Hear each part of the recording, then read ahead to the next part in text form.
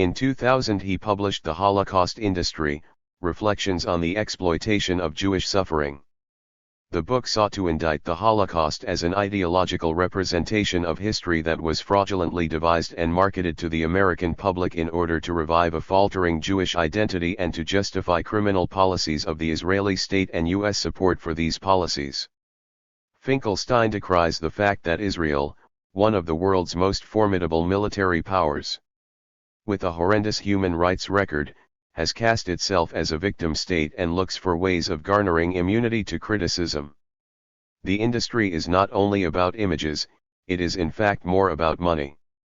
People who have made money out of the misery of the Holocaust, are a repellent gang of well-heeled hoodlums and hucksters seeking enormous legal damages and financial settlements from Germany and Switzerland, money which then goes to the lawyers and institutional actors involved in procuring it, rather than to the actual Holocaust survivors. 17.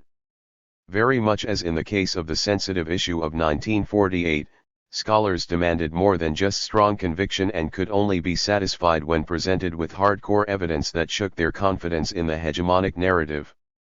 Nor did the archives and the newspapers of the past disappoint on that score either. Reappraisal of declassified documents exposed several issues, of which three were especially important: the Zionist leadership's past stance towards fascism, Nazism, and the Holocaust, the attitude towards the survivors of the catastrophe who arrived as immigrants to Palestine during and after the catastrophe, and the nature and significance of the uprisings in the ghettos. What Italy can achieve, so can Yehuda. The first topic the new scholars dared to tackle in the new and relatively open atmosphere were the sympathies shown in the early 1930s towards fascism and Nazism by some participants in the Zionist movement. Even when leaders of the movement were unenthusiastic about the ideologies themselves, the very fact that Italy and Germany were Britain's enemies, as many Zionist activists saw it, was enough to allow for contact with both powers during the years leading up to the Second World War. In addition, before they became aware that the Nazis planned to exterminate the Jews, pragmatic Zionist leaders wanted to exploit the Nazi wish to expel them, because these leaders saw expulsion as benefiting the Jewish community in Palestine. 18. The picture that emerged when all three themes were fused into one challenging new narrative was, to say the least, embarrassing. Leading intellectuals of the Jewish community, such as Itamar ben Avi, the son of Eliezer ben Yehuda, reviver of the Hebrew language, and Abba Ahimair, sang the praises of fascism loud and clear. Ben Avi even suggested that the Italian fascist model was suitable for the Yeshuv, the Jewish community in Palestine. As he wrote, "What Italy can achieve, so can Judah." 19. In 1928, Abba Ahimair, who became a leading member of the far right wing of the revisionist movement, wrote a regular column in the Hebrew daily Dor-Hayim, edited by Ben Avi. The title of the column was Mipinkezo Shel Fascistan, from a fascist's notebook. In 1931 he played a central role in the founding of Brit Habiryanim, Union of Thugs, an underground group modeled on European fascist groups and devoted to opposing British policy in Palestine. At the trial of members of this organization who were accused of disrupting a left-wing event at the Hebrew University in early 1932, their lawyer declared, "Yes, we revisionists have a great admiration for Hitler. Hitler has saved Germany. And if he had given up his anti-Semitism we would go with him." 20. In the summer of 1932, Ben Avi commented in the pages of Dor-Hayim that one should accept the inevitability of Hitler's rise to power. What he meant was spelled out in another newspaper, Hazed Hayam, edited by Abba Ahimair and Yehoshua Heschel Yevin, which declared that unlike the socialists and Democrats who were convinced that Hitler's movement was an empty shell, we believe that there is both a shell and a kernel. The anti-Semitic shell is to be discarded, but not the anti-Marxist kernel. 21. The mainstream leadership did not exhibit such sympathy, but refused to adopt an aggressive stance against the Nazi regime. The archives revealed a Zionist leadership so focused on the project in Palestine that the boycott declared by Jews around the world against the Nazis in the 1930s seemed to these Zionists the wrong policy. At the time, the leader of the Jewish community in Palestine, David Ben-Gurion, said, Zionism bears the obligations of a state, it therefore cannot initiate an irresponsible battle against Hitler as long as he remains a head of state. The irresponsible battle was the boycott. 22. In order to convince his listeners, Ben-Gurion further pointed out that other countries hostile to Germany, even the Soviet Union, had not severed their ties with the Third Reich. Instead of joining in with the other Jewish communities in a worldwide boycott of German goods, the Zionist leadership adopted a different stance, the only Jewish community to do so. It struck an agreement with the Gestapo that in return for the Zionist movement agreement not to support such a boycott, the Jews of Germany would be allowed to liquidate their holdings and possessions and bring them along when they moved to Palestine. 23. The contacts with the Nazis were less an issue of sympathy and more a matter of practicality, and yet exposing these contacts required a self-assertive, confident academic. Moshe Zimmerman was such a person. 24 He was a well-known expert on German history at the Hebrew University and was used to public notoriety and abuse. He attracted the nation's attention with a very blunt condemnation of the settlers and their youth movement. 25 So perhaps it is not surprising that he was willing to excavate this uncomfortable topic. Greatly assisted by the U.S. historian Lenny Brenner, Zimmerman discovered that Zionist contact with the Nazis had begun in earnest in 1933. The main supporter in Germany of this contact was the German journalist Leopold von Mildenstein, who was close to the Zionist ideologue and leader Arthur Ruppin, a German Jew. Early on, Zionist leaders offered an alliance with Germany, since, at the time, they saw Germany primarily as Britain's enemy. 26. When, a bit later, the anti-Jewish nature of the Nazis' policies was revealed, the Zionists' agenda turned to the promotion of an agreement that would enable the immigration of German Jews exclusively to Palestine. In late 1936, a joint delegation of the Jewish Agency and the German Immigrant Association in Palestine approached the German Consul General in Jerusalem with a proposal that Germany send a representative to the Palestine Royal Commission, the famous Peel Commission, and support the Zionist stance. The plan was rejected. 27. Zimmerman probably went further on the issue than many other scholars would have. Without hesitation, he identified the common goal shared by the Zionist movement and Nazism, the exodus of European Jews from the continent. Of course, when it came to light that the Nazi plan called for the extermination of the Jews, the joint vision evaporated and the Zionist-Nazi collaboration ended.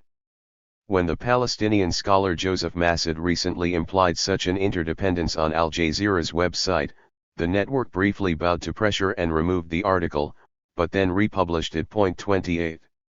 The most elaborate research into the attitudes towards and contacts with the Nazis was carried out by the Israeli journalist and historian Tom Segev, whose area of expertise was German history, specifically Nazi history. Segev's doctoral dissertation dealt with the commanders of the extermination camps, and his other work focused on the mandatory period and early statehood. In his research on Holocaust memory, he showed that the contact continued well into 1937. Not only did he describe the contact but, like Zimmerman, condemned it. Segev exposed meetings between the Haganah, the main Jewish military group, and senior Nazi personalities, the most important being Adolf Eichmann. Most of the meetings involved the heads of the Sicherheitsdienst, or SD, the security service of the SS, in the winter of 1937.29. According to the later claims of Zionist organizations, the Haganah wanted to direct the exiting German Jews to Palestine, not to anywhere else. The German Foreign Ministry did not encourage these meetings, however, as it did not see the formation of a Zionist state to be in the German interest. The Haganah emissary countered by asserting that a Jewish majority in Palestine would in fact serve Germany's purposes, because it would rid the country of its Jews and would serve as an anti-British base. Segev is unsure about this emissary's degree of authority, but as Zimmerman has shown, the line he took was not contrary to the one taken by the Zionist leadership. 30.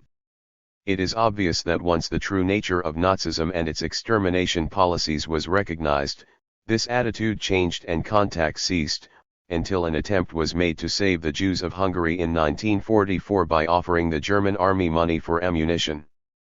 But then a different issue emerged: how much was the Zionist leadership willing to invest in the rescue operations once it came to recognize the fate of the Jews in Europe? On that question, Segev proved to be Zionist policy's severest critic.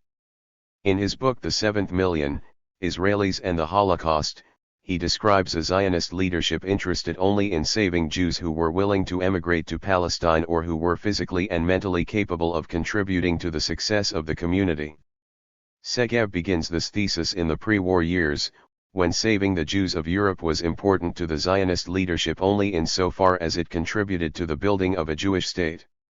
"If I knew," said David Ben-Gurion, "that it was possible to save all the children in Germany by transporting them to England, but only half of them by transporting them to Palestine, I would choose the second, because we face not only the reckoning of those children, but the historical reckoning of the Jewish people." 31.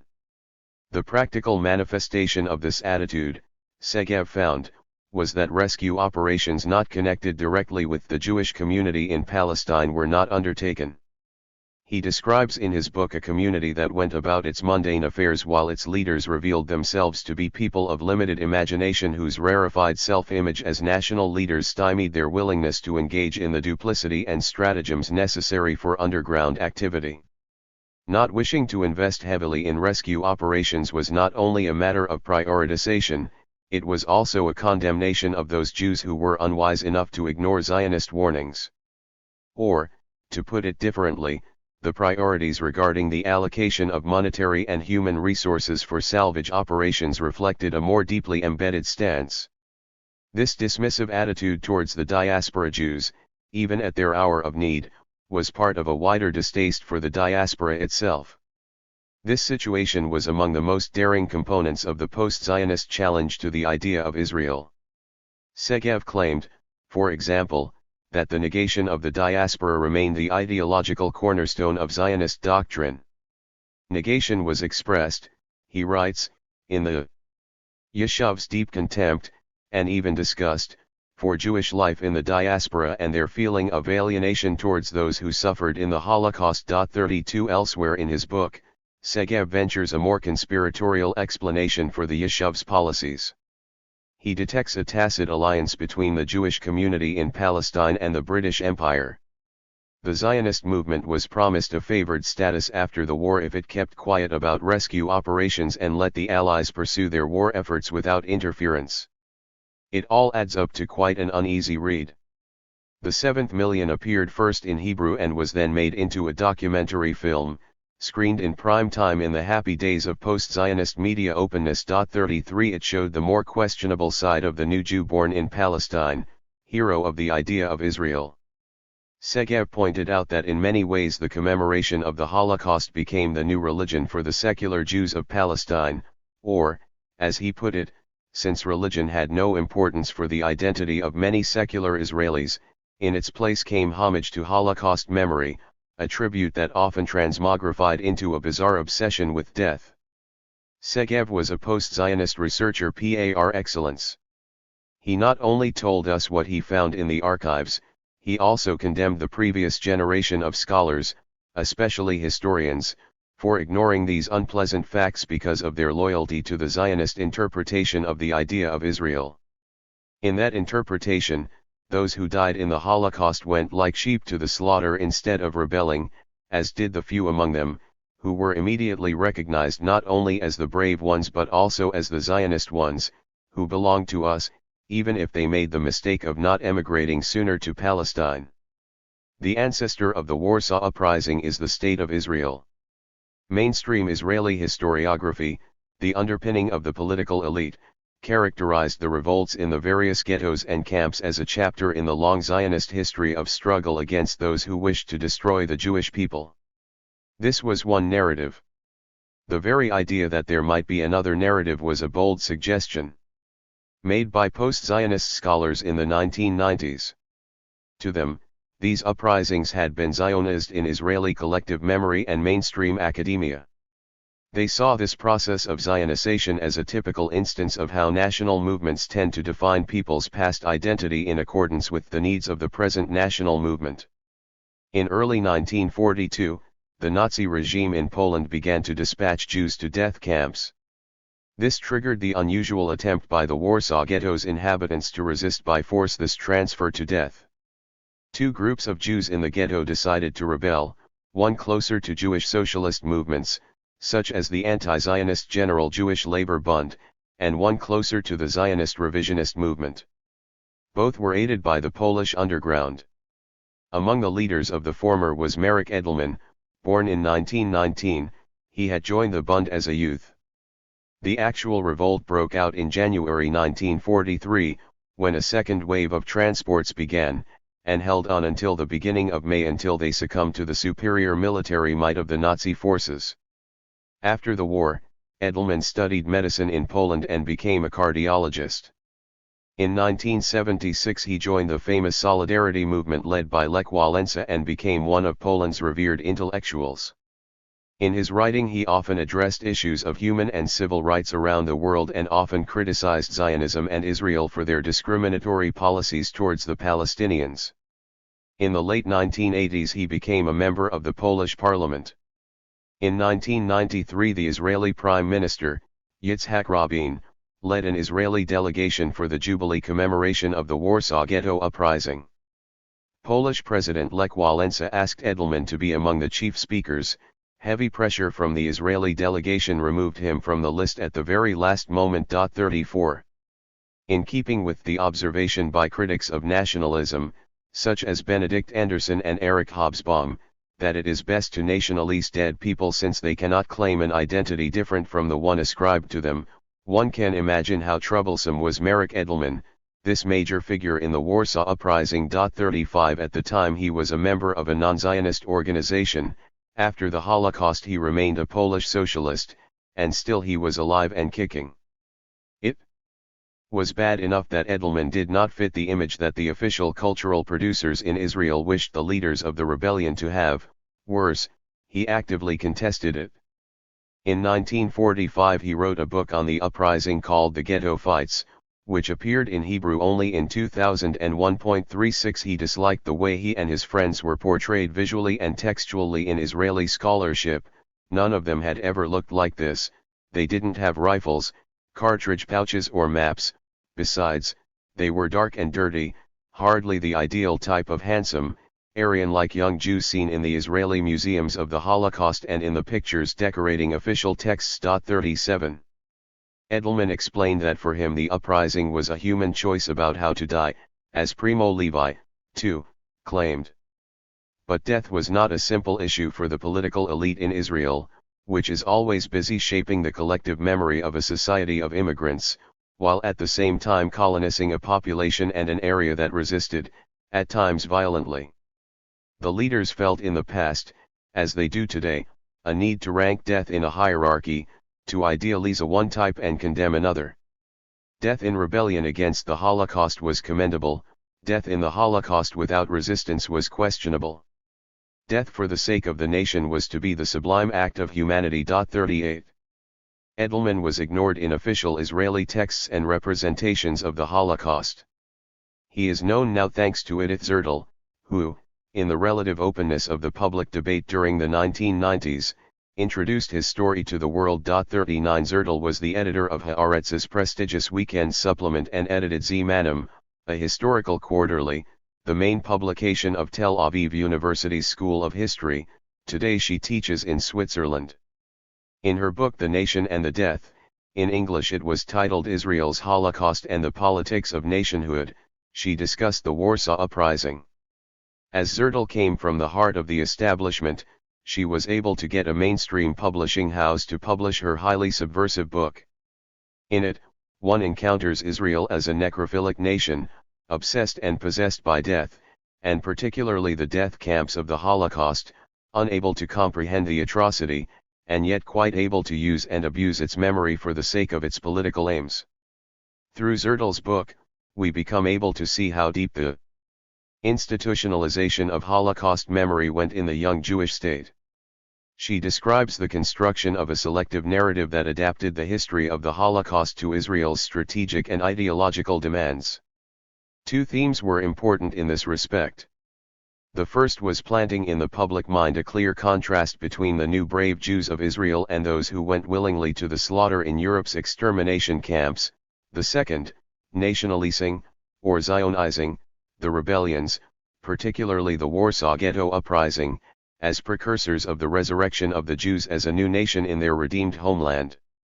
To use a phrase from Benedict Anderson, who served as an inspiration for Zertl's work, the ancestor of the Warsaw Uprising is the State of Israel. 40 When the two themes are taken together, it is clear that the Jews who participated in the uprising were constructed by the young Jewish state as proto-Zionists and not, as Primo Levi and others saw them, as people who wished to choose their own kind of death in the face of massive extermination. 41. In the official version of the collective memory, the uprisings were part of the narrative of Palestine, in which, whether in the Warsaw of the Second World War or north of the Galilee in Roman times, brave Jews stood firm in the face of their enemies. The flame of the rebellion has been ignited in the ghettos in the name of Eretz Israel, declared Zalman Shazar, who later became Israel's third president. 42 According to this account, the rebels drew courage from the Jews who had withstood the Arab attacks of the 1920s. This reductionist approach, explained Zertl, was not just a cynical construction of a tale, it also served a psychological yearning to comprehend the Holocaust. By the rebels' acts, the impossible and inconceivable became both possible and conceivable. 43. Zertl relied heavily on Hannah Arendt's work. In the wake of the Adolf Eichmann trial in Israel in 1961-62, Arendt challenged Israel's crude distortions of the Holocaust. 44 She was even more fiercely rebuked than Edelman and to a degree demonized. Arendt not only philosophized about the historical narrative but, far more important, contemplated the moral implications of nationalism, Judaism, and evil. She offered an alternative humanist and universalist view of the Holocaust and contemporary Judaism. In the 1990s, the educator Yair Oren went as far as to propose a radical change in the way the Holocaust was taught in Israel, suggesting that it be taught as part of the history of modern genocide. 45 He was supported at the time by a University of Haifa philosopher of education, Ilan Gerziev, who in the 1990s was a strong voice in favor of a universalist approach. Gerziev decried what he called the Israeli educational industry's desire to dominate the memory of the Holocaust and to exclude any universalization of the event. The show, he wrote, became the totem of Zionism. 46 The educational system in Israel acts as a conservative, non-reflective, manipulative tool and labels as taboo any other approach to the event and its implications. After the Second Intifada, Gerziev would come to regret his own post-Zionism and embrace afresh the old Zionist narrative and interpretation of the Holocaust. The philosopher Adi Ofer, editor of Theory and Criticism, on the other hand, remained steadfast in his criticism. Already in 1986, he depicted the Israeli preoccupation with the Holocaust as religious practice. He claimed that anyone who would dare to offer a different representation or even claim he or she knows what really happened there would be branded as a heathen and traitor. 47. The embarrassing Jews, demonization of Holocaust survivors. Part of this more humanist and universalist approach to the history of the Holocaust was de-Zionizing the revolts and also providing space for the different narratives of those who had survived the camps and the atrocities. This new angle also enabled a revisiting of the way the survivors themselves were treated once they reached Palestine and, later, Israel. Until the 1990s, Holocaust studies in Israel was a widespread discipline. Almost every university and college had a special department or center devoted to extensive research on it. Their brand of inquiry, however, was quite limited and focused mainly on the Nazis themselves and the uprisings against them. The vast majority of scholars seemed to ignore Yeshayahu Leibowitz's famous comment when he was asked by the filmmaker Eyal Sivan, in the documentary Yizkor, Slaves of Memory, about Holocaust memorialization in Israel. More on this film in Chapter 9. Why should the Holocaust interest us? We are the victims. It is the Germans who should be concerned with what they have done. 48. In the 1990s post-Zionist scholarship, in the course of extending the scope of research, juxtaposed for the first time the Jewish state and its political elite with individuals who survived the inferno and chose to become citizens of Israel, or were forced to do so. These survivors did not fit the image of the Sabra, the new Jew, a disparity reflected in the documentary films of the 1940s and 1950s. This pattern was discovered by Nurit Gertz, a literary scholar at the Open University who contributed significantly to post-Zionist work on cinema. She showed that the survivors appeared in those films as obstinate, strange Jews who were unwilling to integrate into their new society. She called this representation the silencing of memory, as the films gave no room for either the personal or collective narrative of these survivors. Their narrative, wrote Gertz, was stifled by the collective narrative of Holocaust and heroism. 49 Their memories, she continued, erupt in the present and disrupt the Zionist narrative that leads from the obliteration of the diaspora past to the formation of the Israeli present and future. This is the narrative of people who remained foreign and other in Israeli society, who did not exchange their identities as Zionism expected of them. The films attempt to integrate these people into the Israeli collective. 50. And nothing could mitigate this negative image. As Tom Segev noted, even the fact that a third of the soldiers who fought in Israel's War of Independence were survivors of Hitler, or that some of them had indeed rebelled, was of no help to them. The young state of Israel was still, in Segev's words, embarrassed by the Holocaust.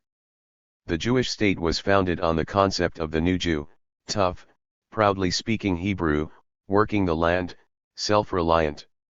The Holocaust victims, it was said, had gone like sheep to the slaughter.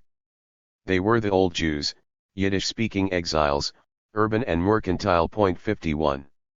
The state of Israel, so it seems, coped much better with dead Holocaust Jews than with Holocaust survivors.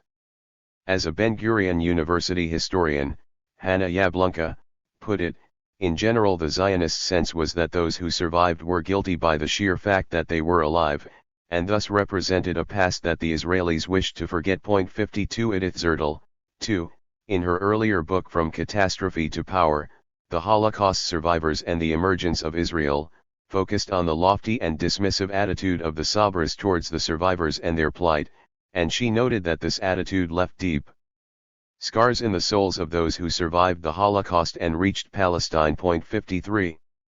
But the survivors were not simply despised.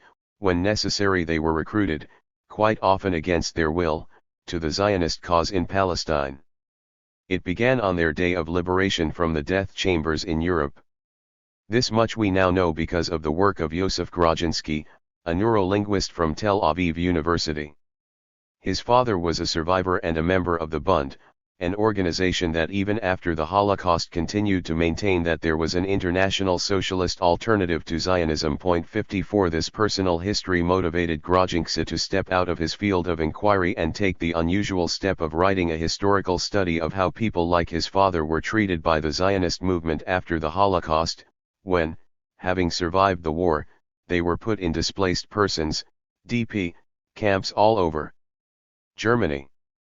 The DP camps played an important part in the Zionist diplomatic battle over the fate of post-mandatory Palestine.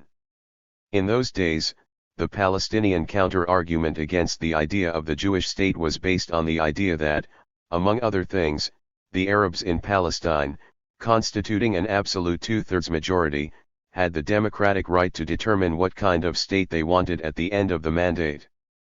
Zionist propaganda worked hard to associate, initially only in vague terms, the Jews all over the world and the fate of the Jewish community in Palestine.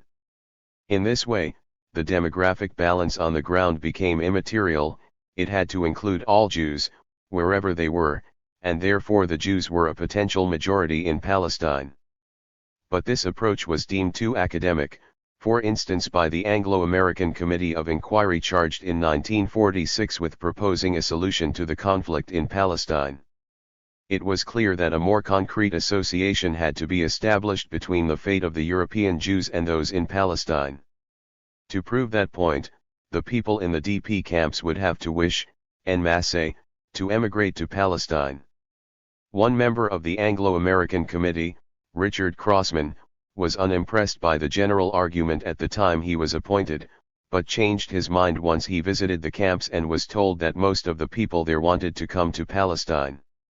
If he had actually consulted the American and British commanders of those camps, they would have told him that the vast majority in fact wanted to emigrate to Britain or the United States. 55. Grodziński found out why the Anglo-American Committee and its successor, the UN Special Committee on Palestine, UNSCOP, heard only one voice in the camps. In his book Good Human Material, he describes a reign of Zionist terror against anyone else trying to help the DPS emigrate to places other than Palestine. The American Jewish Joint Distribution Committee, for instance, was very active in trying to help Jews go to the United States. In the camps were recruitment offices for the Haganah where the DPS were sworn in as soldiers. For such soldiers to change their mind was tantamount to desertion. Grodziński described other unsavory means for Zionizing survivors who were fit for military action and for barring other organizations from establishing a presence in the camps. 56. Moreover, the Zionist leadership continued to utilize the survivors after they left the camps and were on their way to Palestine. This has become evident in post-Zionist scholarship through a reappraisal of the case of the SS Exodus, or Exodus 1947, the ship that sailed from Europe with more than 4,000 Holocaust survivors on board and was refused entry to Palestine by the mandatory government, its passengers ultimately forced to return to Germany. On July 11, 1947, SS Exodus left France in the middle of the night with its cargo of Jewish Holocaust survivors from Europe's DP camps. None of them had a certificate to enter mandatory Palestine. The British Royal Navy trailed the ship and finally intercepted it. This was the intended outcome of the incident, as the Jewish Agency wanted to attract world opinion to the blockade Britain had imposed on large immigrant ships attempting to reach Palestine. A mainstream Israeli historian, Aviva Halamish, showed that the refugees were told to prepare for the interception and were instructed how to resist the British forces when they boarded the ship. 57. The passengers were returned via 3 smaller ships to France, where they refused to disembark. The British government decided not to attempt forced disembarkation and made the ships sail to the place from which most of the DP had departed, Germany. Returning Holocaust survivors to Germany in 1947 was a shocking move, and the Jewish Agency made all the PR capital it could out of it. The incident became part of what Novick, and later Finkelstein, called the Holocaust industry in the United States. A well-known American writer, Leon Uris, wrote a novel on it that was published in 1958. Uris was a freelance war correspondent for several American newspapers in the 1956 Israeli, British, French attack on Egypt. He was, as would be said today, embedded with the Israeli forces, and it was during those years that he used the Exodus affair as a basis for a tale that faithfully reflected the Zionist narrative. The book's protagonist, Ari Ben Canaan, is a fearless kibbutznik who commands the Exodus 1947.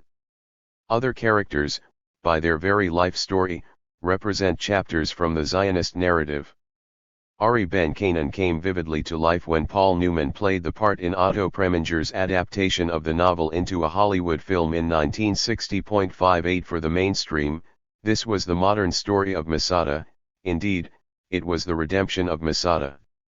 It was such a powerful narration that as a heroic tale, through Leon Uris's book and the subsequent film, it became one of the main media sources through which American public opinion was galvanized in favor of the Zionist story.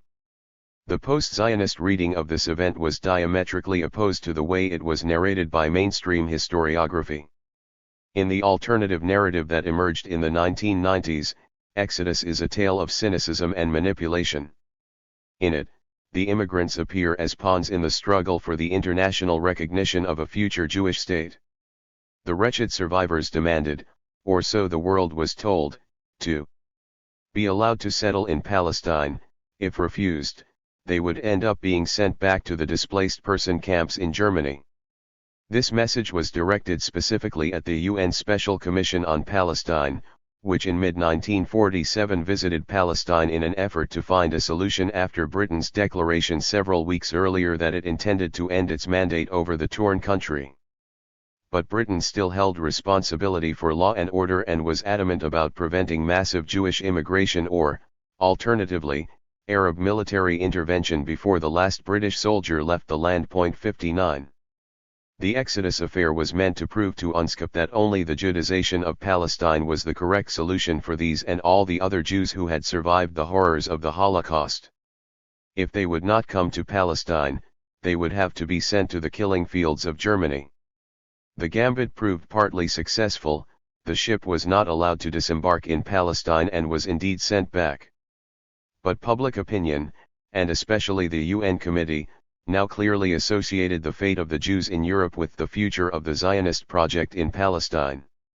Consequently, and also because of the overall strategic decision by the United States and the Soviet Union to support the Zionist project, the UN decided in favor of the Jewish community and recommended the creation of a Jewish state in Palestine. Once that was achieved, however, hardly anyone in the Zionist leadership took any more interest in the fate of the Exodus refugees, who were shipped back to Germany to face horrible conditions. Even after the post-Zionist critics had salvaged the survivors' point of view, few survivors actively challenged the tale told by the state about them and their fate. Their silence did not arise from fear, it was a much deeper response to the horrors they had witnessed, as has already been articulated by Arendt, Levi, and many others. Arendt highlighted silence as a defense mechanism against an inconceivable horror that overpowered reality and broke down all strands we know. 60 Levi pointed to the link between survival and achieving a relatively privileged position in the death camps. This uncomfortable conclusion meant, in Levi's words, that we, the survivors, are not the true witnesses to the Holocaust. 61. But beyond their traumatic experiences, possibly beyond the reach of any description or analysis, the survivors who managed to make it to Israel could not obstruct, but rather had to collaborate with, the construction and manipulation of official memory.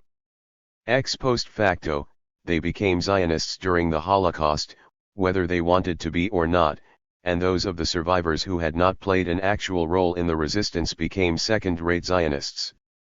Worse, unless they belonged to the leadership of the communities, the Judenrat, which were incorporated into Israel's ruling elite, the survivors were at risk of being judged for their activities in the camps. Some were brought to trial for being ex-capos, which is perhaps understandable, or for collaborating under coercion, in order to survive, in any of the hideous ways made available to inmates by the Nazis. This insane persecution of survivors was the result of the wish to bring the Holocaust itself to trial, with very limited success. Only in 1960 did the Israelis succeed in capturing an arch-Nazi, Adolf Eichmann, and in staging a show trial the following year, which was more of a didactic move than a search for justice. But most of the architects of the Holocaust were dead, gone, or tried at Nuremberg, and in the absence of other arch-Nazis, alleged collaborators were targeted. Such was the case of Elsa Trank, a Jewish survivor who for a while was a forced supervisor of a block in Auschwitz and, as such, did indeed contribute to the misery of her fellow prisoners. She was appointed by the Nazis to keep order in one of the camp's shacks. Trank was identified in Israel by a survivor and brought to trial on the charge of beating her fellow prisoners. In court, it was established that she hit them with her hands, not with any weapon. She was found guilty. 62. The Zionization of the struggle omitted, or deleted, the daily heroic struggles of those who just survived. The main stage for conveying this message was the Eichmann trial. The impact of this trial on the institutionalization of Holocaust memory, when viewed from the post-Zionist perspective, added an angle of which Hannah Arendt was unaware, and which emerges forcefully in the work of Edith Zertel. She connects the trial to the impact of the manipulation and instrumentalization of Holocaust memory on attitudes towards, and perceptions of, the Palestinians within Israeli Jewish society. The most important theme in this connection is the Nazification of the Palestinian struggle. Hence, they too became victims of this manipulation. The Nazification of the Palestinians. Zertel exposed how the case against the Palestinians evolved out of the story of Al-Hajj Amin al-Husseini, the exiled leader of the Palestinians who foolishly flirted with Hitler and Mussolini in hopes of forming an alliance against Britain and its pro-Zionist policies. Palestinians, however, were not the only target of this case building, which was orchestrated and directed by the Israeli Prime Minister, David Ben-Gurion, during the Eichmann trial and coincided with crucial elections for his party. Also under fire was Egyptian President Gamal Abdul Nasser. Already in 1956, Ben-Gurion had equated Nasser with Hitler. The danger of the Egyptian tyrant is like that which afflicted the European Jews, he said in the Knesset to help prepare the ground for an aggressive war against Egypt. 63. Nasser was similarly vilified before the June 1967 war. Israeli propaganda repeatedly likened him to Hitler and raised the threat of a second Holocaust. But the focus on Nazification shifted shortly afterwards to the Palestinians in general and the PLO in particular. The most notorious incident in this respect occurred during the First Lebanon War in 1982, when Israeli troops occupied Beirut, laying siege to Yasser Arafat's bunker. Beirut became Berlin in the last days of Nazism. Arafat was Hitler awaiting his fate in the bunker, and the PLO charter became Mein Kampf. It was the Israeli Prime Minister at the time, Menachem Begin, who continually used these references. On the day the invasion of Lebanon began, Begin declared, "The alternative to fighting is Treblinka, and we have decided there will be no more Treblinkers." 64 Even some Zionists at the time found that too much. The novelist Amos Oz wrote of Begin, again and again, "You reveal to the public eye a strange urge to resuscitate Hitler in order to kill him every day anew in the guise of terrorists." 65. Another of the many illuminating examples of Nazification was provided by Peter Novick, which is that the Al-Husseini entry in the Israeli, American Encyclopedia of the Holocaust is longer than that of any other person apart from Hitler. Apparently Himmler and Göring paled in comparison to the crucial role played in the destruction of the European Jews by a pathetic Palestinian leader whose sin was to serve as a wartime broadcaster to the Arab world from Berlin. 66. A less obvious objective was to manipulate Holocaust memory in such a way as to help the political and military elites in Israel to move public opinion behind them when they needed support for taking a crucial decision during the struggle against the Arab world or fending off a real or imagined threat. From vindication of the brutal killing of Palestinians in 1948 and subsequently, in the war against Palestinian infiltrations, through the instigation of public panic on the eve of the 1967 war, to the justification of intransigent official positions on peace following the war, to the present oppressive policies against the Palestinians in the occupied territories, Holocaust memory has been a supremely useful and accessible means of silencing criticism and pushing a policy of belligerence. And so we now arrive back in 2005, where we began this chapter. How easy, how familiar it was for the fanatical settler movement in the territories occupied by Israel in 1967 to exploit Holocaust memory in order to justify its expansionist, theocratic, and racist version of Zionism, which eventually turned against the state itself. Maintaining a nation in trauma. Compelling a nation to be constantly at arms was not just a matter of Nazifying the enemy, there was a need for continual angst, which could easily be conjured via Holocaust memory. Even this kind of manipulation became a subject for post-Zionist academic research. Notable among those who did such research was the philosopher Ilan, who asserted that a universalist commemoration of the Holocaust would liberate society from such manipulation. 67. Even more important in this respect, however, was the work of Moshe Zuckerman, a Tel Aviv University sociologist who showed how the powers that be seek to re-traumatize the newly formed Jewish society and keep alive its constant angst about a second Holocaust. Zuckerman introduces as a prime example the Israeli government's attitude during the Persian Gulf War of 1991. His book Holocaust in the Sealed Room describes in minute detail how Israeli society was unnecessarily exposed to a trauma that was meant to bring them back to the Holocaust and learn the lesson that only the Jewish state could save them from a similar fate. 68. The Sealed Room, Hadar Hadim in Hebrew, refers to the safest room in the house, in which, during that 1991 war, you sought refuge from a possible chemical or biological attack. Once the siren was sounded, you ran to the room, put a gas mask on your face, and sealed the room. For many, like my late mother, the combination of gas, siren and a sealed room, was an enactment of the extermination chambers of the Holocaust, reinforced by depictions of the man who might launch such attacks, Saddam Hussein, as a new Hitler. In fact, Saddam's army launched primitive missiles that could kill you only if they hit you directly in the head, and the only Israeli casualty of the war was an old Jew who panicked because he got entangled in his gas mask. One important segment of Israeli Jewish society was not easily manipulated this way was the Jews from Arab and Muslim countries. When post-Zionist Mizrahi Jews engaged with the subject of the manipulation of Holocaust memory, they discovered that all the Arab Jews were victims of this official and collective manipulation. As a result, certain leading activists decided in the 1990s to commemorate the Holocaust in a new way, different from that favored by the state.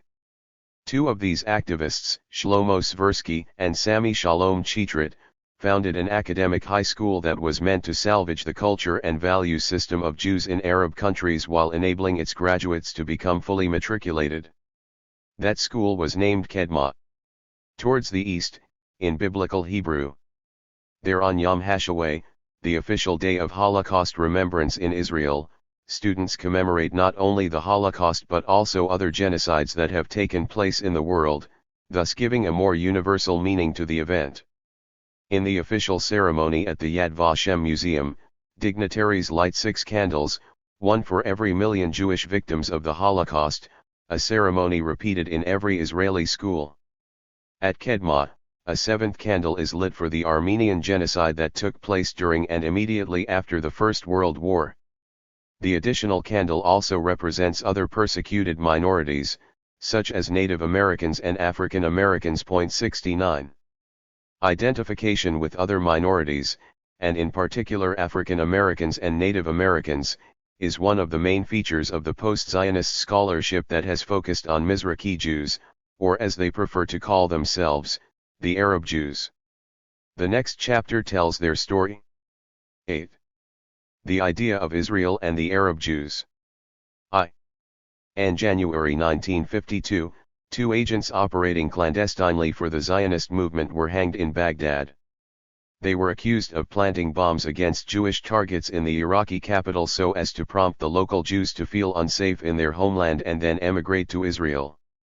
Acts like these rattled a veteran community that was probably the oldest in Iraq, an organic part of the society and its history.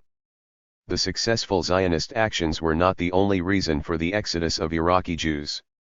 The nationalist government, headed at the time by Nouri al-Said, wrongly suspected that the vast majority of Iraq's Jews had become Zionist and hostile to the state.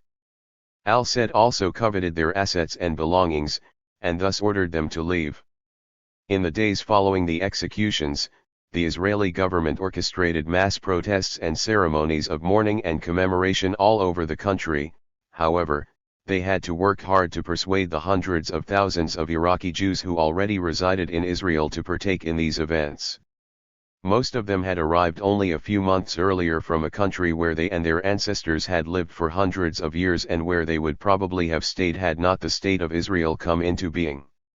Declassified documentation, released in the late 1980s, revealed that an astonished Israeli political elite learned that quite a few of these immigrants, who were crammed into refugee camps upon arrival, reacted by exclaiming, "This is God's revenge on the Zionist movement that got us where we are, namely, in the hated camps." 1.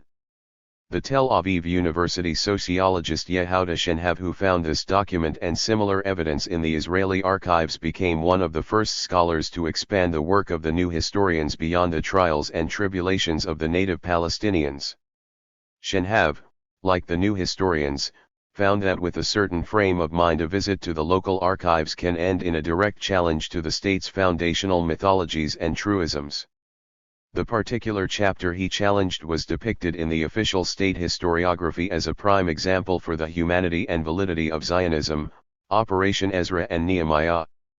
This was allegedly an operation to save the Iraqi Jewish community by repatriating them to the lost homeland. Ezra and Nehemiah were biblical prophets who instigated the return of the exiled Hebrew tribes from Babylon in the 6th century BCE, and were said to be the builders of the Second Temple in Jerusalem. 2. In the Zionist narrative, the repatriation of the Iraqi Jews occupied the same heroic pedestal as the attempt to save the Jews of Europe from the horrors of the Holocaust.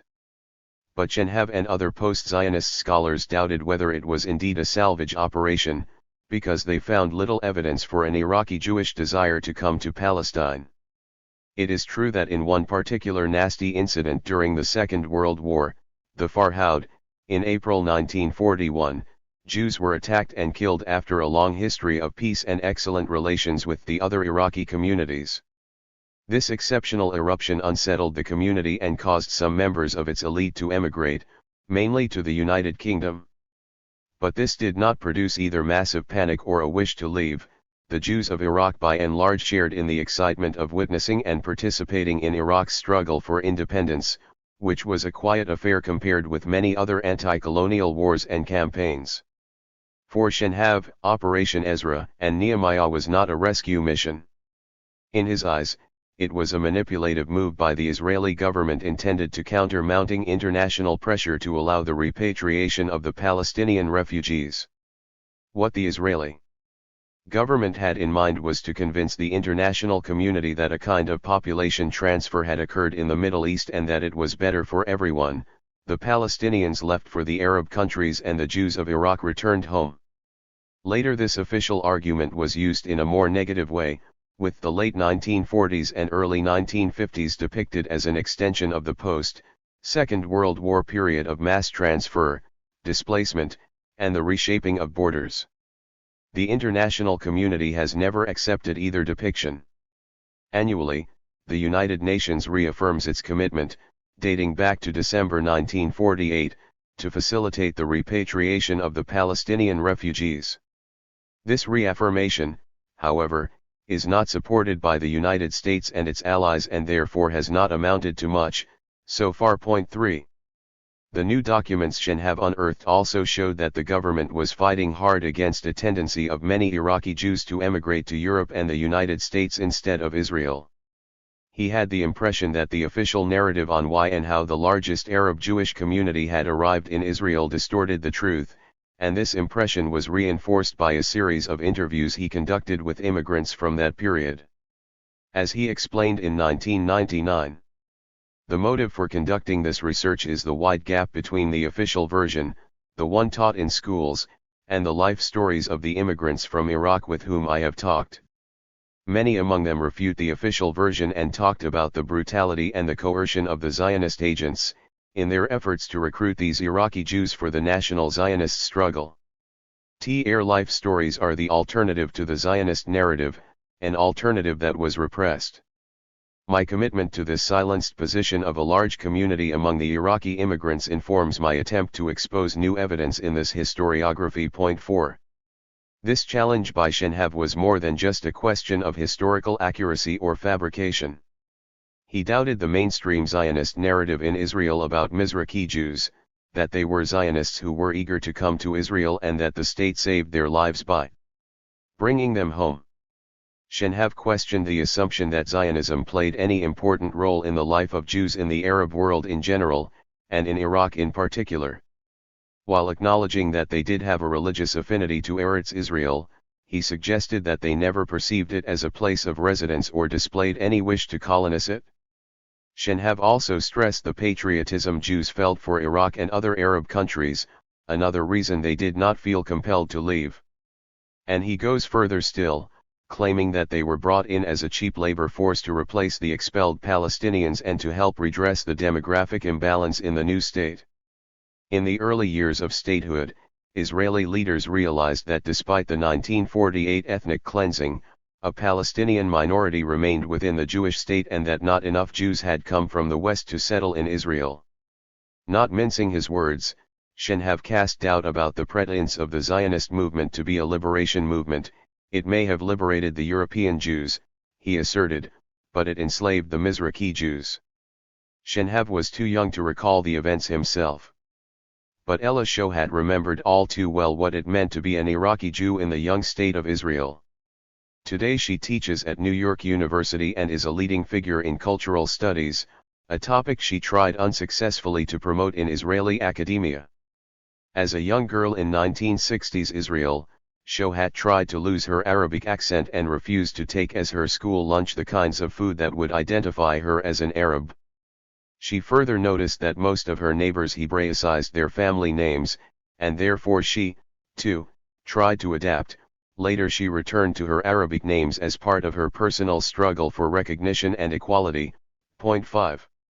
Out of this experience came a long career of activism and scholarship that acquainted her with the world of textual and cinematic analysis, and a close association with the works of Edward Said and his deconstruction of Orientalism.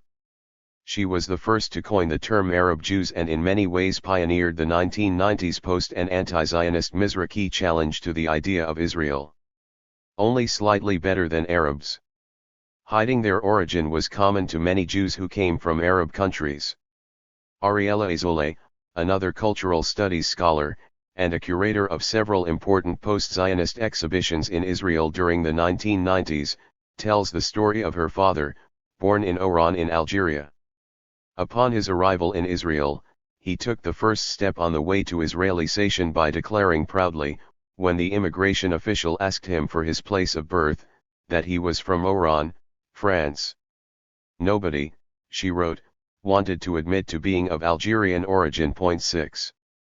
What Ella Shohat and Ariella Azoulay's father went through was individually and collectively experienced by many Arab Jews upon arrival to Israel.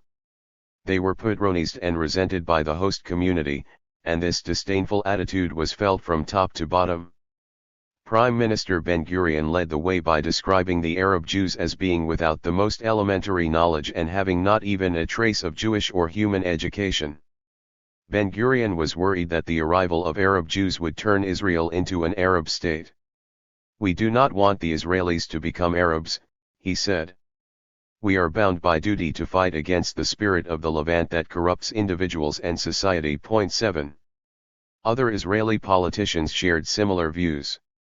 Abba Eban was worried about the prominence of immigrants of Oriental origin. 8. Nahum Goldman, at that time the chairman of the Jewish Agency, asserted that a Jew from Eastern Europe is worth twice as much as a Jew from Kurdistan and suggested repatriating only a small number of them. 9. And Golda Meir wondered aloud, will we ever be able to elevate these immigrants to Western civilization? 10. The politicians' views were echoed by Israel's leading journalists. Already in 1948 one of them wrote, "We are dealing with people whose primitivism is at a peak, whose level of knowledge is one of virtually absolute ignorance and, worse, who have little talent for understanding anything intellectual. Generally, they are only slightly better than the general level of the Arabs, Negroes, and Berbers in the same regions. In any case, they are at an even lower level than what we know with regard to the former Arabs of Israel. These Jews also lack roots in Judaism, as they are totally subordinated to savage and primitive instincts. As with Africans you will find among them gambling, drunkenness, and prostitution, chronic laziness and hatred for work. There is nothing safe about this asocial element. Even the kibbutzim will not hear of their absorption." 11. By the early 1970s, Mizrahi activists had had enough. They went on a campaign to convince the establishment that they were not Arabs. Are we Arabs? From very early on, Mizrahi activists and politicians rebelled against these negative images. Much of the wrath was directed at the Labour Party establishment, which ruled Israel from 1948 to 1977, and so it was not surprising that the natural home for such frustration was the right-wing opposition parties, led by the Likud. Menachem Begin, Likud's Polish leader, captured the anger and channeled it into his electoral campaign in 1977, a campaign that brought him and his party to power. The Likud is still there today, helped by a new group of frustrated immigrants. Now it is those who were brought from the former Soviet Union and the Eastern Bloc. Likud's main answer to these negative images was that the Mizrahi Jews were modern and Jewish, not Arab, that they were in fact as European as the other Jews. Scholarly proof of this assertion was provided by mostly left Zionist scholars whose expertise lay in Jewish communities in the Arab world. Their approach was to show that these communities had their own identity, culture, and life, untainted by the surrounding Arab culture. Alas, the European Jews still perceived the Arab Jews more as Arabs than Jews. This explains the desire felt by many Arab Jews to become integrated as quickly as possible as Jews and Westerners in the only democracy in the Middle East. The fact that many of them had an Arab appearance complicated the integration. Quite often, their appearance led to arrest or maltreatment by the security forces. Thus they were forced to work hard at de-Arabicing themselves in the eyes of the Ashkenazi community around them. Wearing a huge Star of David medallion on the chest and a conspicuous yarmulke reduced the instances of mistaken identity by the powers that be. That desire was very different from the one that motivated the post-Zionist Mizrahi scholars and activists of the 1990s. What they claimed was that their Zionist and Jewish credentials were being overlooked, denied, or ridiculed by the Ashkenazi Jewish establishment. On the other hand, the new generation also wanted to be recognized as Arabs, both ethnically and culturally, if not necessarily nationally. This, as we will see towards the end of this chapter, opened an unbridgeable gulf between the 1990s challengers and their natural constituencies. However, there was also a common thread. The scholars' revelations about the scope and depth of past discrimination were welcomed by the community of Mizrahi Jews, who also accepted the allegations that the Mizrahim were still being discriminated against in modern-day Israel. Yet they detested the comparison with the Palestinians and rejected any non-Zionist visions of the future, such as cultural integration of the Jewish community within the Arab world. In this challenge too, there were trailblazers. Certain members of the most influential Mizrahi movement of the 1970s, the Black Panthers, not only took issue with the labor establishment, they did not support Likud in its stead, moreover they also had doubts about Zionism as a whole. This is why some leading members of this movement developed close ties with the Israeli Communist Party, whose leadership saw the plight of the Mizrahi Jews and the Palestinians as a class issue. A well-known leader of the movement, Charlie Biden, served as a member of the Knesset on the Communist Party's parliamentary list.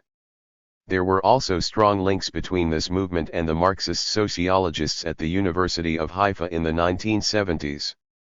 As a result, Marxist analysis remained a possible basis for Mizrahi action, provided that the former dimmed its critique of Zionism. But the post-Zionist scholars of the 1990s who were Mizrahi Jews themselves or were Ashkenazi Jews concerned about the plight of this community were far more interested in the politics of identity than in issues of class. The most important impact on their work came from post-colonial studies, especially the work of Edward Said. The Orientalist Jewish State and its Jewish Orientals. The impact of Said as a Palestinian and as someone who confronted Western Orientalism head-on was quite significant during Israel's post-Zionist moment. Said himself did not always move easily between his general critique of Orientalism and his commitment to the Palestine issue, and this open-ended twin interest explains also the nature of the post-Zionist engagement with his work and thoughts. It was possible to engage with him as a universalist when convenient but not as a Palestinian nationalist if that posed a problem. There is a tendency to separate Edward Said's theoretical work on literature and culture from his writings on Palestine. It is true that he dealt with the two themes in separate books and essays, in which not only the content but also the style differed. However, it is possible to trace a dialectical relationship between them. This is particularly true with regard to his writings on Palestine, in which he directs the reader to theoretical contexts when discussing certain issues specifically connected to Palestine, but it is also present in his theoretical writings even where he does not explicitly mention Palestine. This interconnection between the general situation and the Palestine case study, however, created a permanent tension within Said's work. The former entailed a sharp critique of nationalism, while the latter had to be more tolerant, if not reverent, towards it. This may explain why so few other authors on Palestine employed Said's paradigms. It may also account for the paucity of Palestinian historians who followed his lead. The reasons for this are complex and understandable, but it was not until the Oslo Accords of 1993 and the unattractive manifestation of statehood under the Palestinian Authority in the occupied West Bank and Gaza Strip that pioneering works began to denationalize Palestinian history in the same way Said did.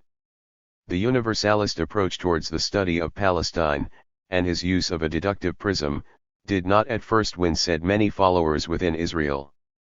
As we have shown, until the arrival of post-Zionism, academic work in Israel was primarily Zionist. But when Zionism was eventually challenged, Said became a natural source of inspiration. It seemed that quite a few critical Israeli academics, media pundits, and literati could not resist Said's desire, and ability, to engage with humanity. Said's impact can be detected in several major areas: the analysis of Israel as an Orientalist state, the examination of the dialectical relationship between power and academic knowledge within the local context, the introduction of the post-colonial prism into the study of the society, and the critique of the current peace process and the search for an alternative way forward. But more than anything else, it was Said's methodology of exposing images of the Orient and his assertions of what those images signified that had the most notable effect on how Mizrahi scholars and intellectuals viewed the past and present conditions of the Arab Jews within the State of Israel. 12. Among the early work in this vein was that of Eli Avraham, who investigated the media portrayal of the Mizrahim in the 1980s and 1990s. He found a number of recurring themes, including violence, crime, social unrest, unseemliness, and neglect, and other unsavory attributions such as having a primitive, herd mentality that disabled them from ever being like us, the Ashkenazim. 13. The most notable Sedian work in this respect, as mentioned, was the research of Ella Shohat. Inspired by Edward Said's essay Zionism from the Standpoint of Its Victims, Shohat wrote about Zionism from the standpoint of its Jewish victims. 14. In her view, the Arab Jews were part of the Orient, disparaged by the West and, in particular, the European Jewish settlers. By taking that approach, Shohat drew different lines of conflict on the land of Palestine, not between Israelis and Palestinians, but between ethnic Arabs, belonging to all three monotheistic religions, and European Jews. In her eyes, it was primarily a clash between East and West. Indeed, Said's main impact was to allow these scholars to understand the delicacy of identity politics in a Jewish state that had brought in more than 1 million Jews from Arab countries in the 1950s. This re-examination began by looking at how Zionism affected the question of Jewish identity in modern times, arguing that the transformation of Zionism from a national movement in Europe, where a Jew was defined as a non-Gentile, into a colonialist project in Palestine produced a new definition of a Jew, a non-Arab person. The issue of identity appears prominently in the writings of the Mizrahi challengers. This new, Orientalist definition of a Jew in the context of Palestine owed much to Said's claims in Orientalism, that the notion of the Orient helped to define Europe, and the West, as its ultimate opposite in perception, in ideas, in personality, and in experience. Thus, from this Sedian angle, Zionism destroyed the Arab-Jewish sense of community and culture and superimposed on it the Zionist and Israeli identity, which was an Orientalist construction, a collective identity that idealized European features by demonizing Arab characteristics. In many ways, however, these Mizrahi scholars went beyond Said. They not only deconstructed Orientalist Israeli attitudes toward the Jews who came from Arab countries, they also tried to offer a different narrative on how the Arab Jews lived before they arrived in Israel. They negated the depiction of life in the Arab and Islamic countries as supposedly primitive and pointed out that the cities where these Jews lived and were active were far more culturally developed than the small shtetls of Eastern Europe. The assertion that the prior identity of the Arab Jews was not merely different but also contributed to peace played an important role in the new Mizrahi challenge. Moshe Beer, an important activist of the 1990s who now teaches at the University of Manchester, saw the superimposition of a Western identity, which was in Middle Eastern terms a colonialist one, as a crucial factor in making any reconciliation in Israel and Palestine a failure. Thus, he introduces a narrative that is accepted all over the world but denied by mainstream Israelis. Life as a Jew in Arab and Islamic societies was a life of integration and coexistence. 15. As Beer insisted, only once in ancient history were Jews forced to choose between Arabism and Judaism, and suffered from communal schizophrenia as a consequence. This was during the days of the Caliph Harun al-Rashid, 763 to 809, who forced Jews to wear yellow patches. Zionism, it seems, reintroduced the schism in modern times. On the other hand, for the Mizrahi scholars, this history of organic cohabitation made the Arab Jews the ideal facilitators of peace and reconciliation between Israeli Jews and the Palestinians, including the refugee communities. Sadly, this view remained a matter of wishful thinking, and the role of facilitator has not yet been fulfilled. 16. The Setian prism explained why the attitude of the nascent Jewish state was so hostile and indeed racist. From a Zionist perspective, the new state promoted the arrival of 1 million Arabs after expelling exactly that number in order to ensure Jewish supremacy and exclusivity in Palestine. As the works of Chitrat 17 Shenhav and others clearly show, the Zionist leadership would have preferred to leave the Arab Jews where they were had it not been for the Holocaust and the lack of any significant immigration from the West after 1948. The dilemma was solved, however, by de-Arabising those Jews upon arrival. Once de-Arabist, the new immigrants contributed to the demographic balance and minimized the number of real Arabs inside Israel. It is because of this paradigm shift that questions such as those posed by Shenhav were asked about the motives behind the immigration of Jews from Arab and Muslim countries to Israel. The Zionist narrative asserted that the main reason for such immigration was the Arab Jews' devotion to Zionism. It was a groundless replication of the story of the rise of Zionism in Europe. The critical scholars, however, showed two reasons for the immigration: aggressive Zionist lobbying and the emergence of local, anti-Jewish Arab nationalism. Similar revision of the official narrative was offered with regard to the motives behind the government's discriminatory and abusive treatment of the immigrants.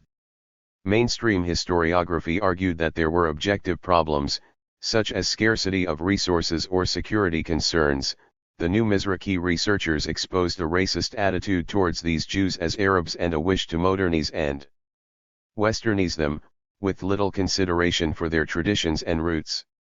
Under Said's influence, Mizrahi scholars exposed the sociological, anthropological, and historiographical discourses used in research on Arabs, whether they were Palestinians in Israel, the inhabitants of neighboring Arab states, or Mizrahi Jews. Therefore, when the early critics at Haifa made Arabs, Palestinians, and Oriental Jews a single subject for scholarly research in Israel, they revolutionized the field. This tendency was strengthened in the post-Zionist discourse of the 1990s, and it made even more sense if one adopted the critical paradigm of Orientalism offered by Said. In fact, for years, such a grouping or reification was taboo, as Ella Shohat learned when she was faced with the condemnation that forced her to leave the country. On this score, a highly unusual development in Israeli knowledge production occurred as a result of the deep engagement with Said's work.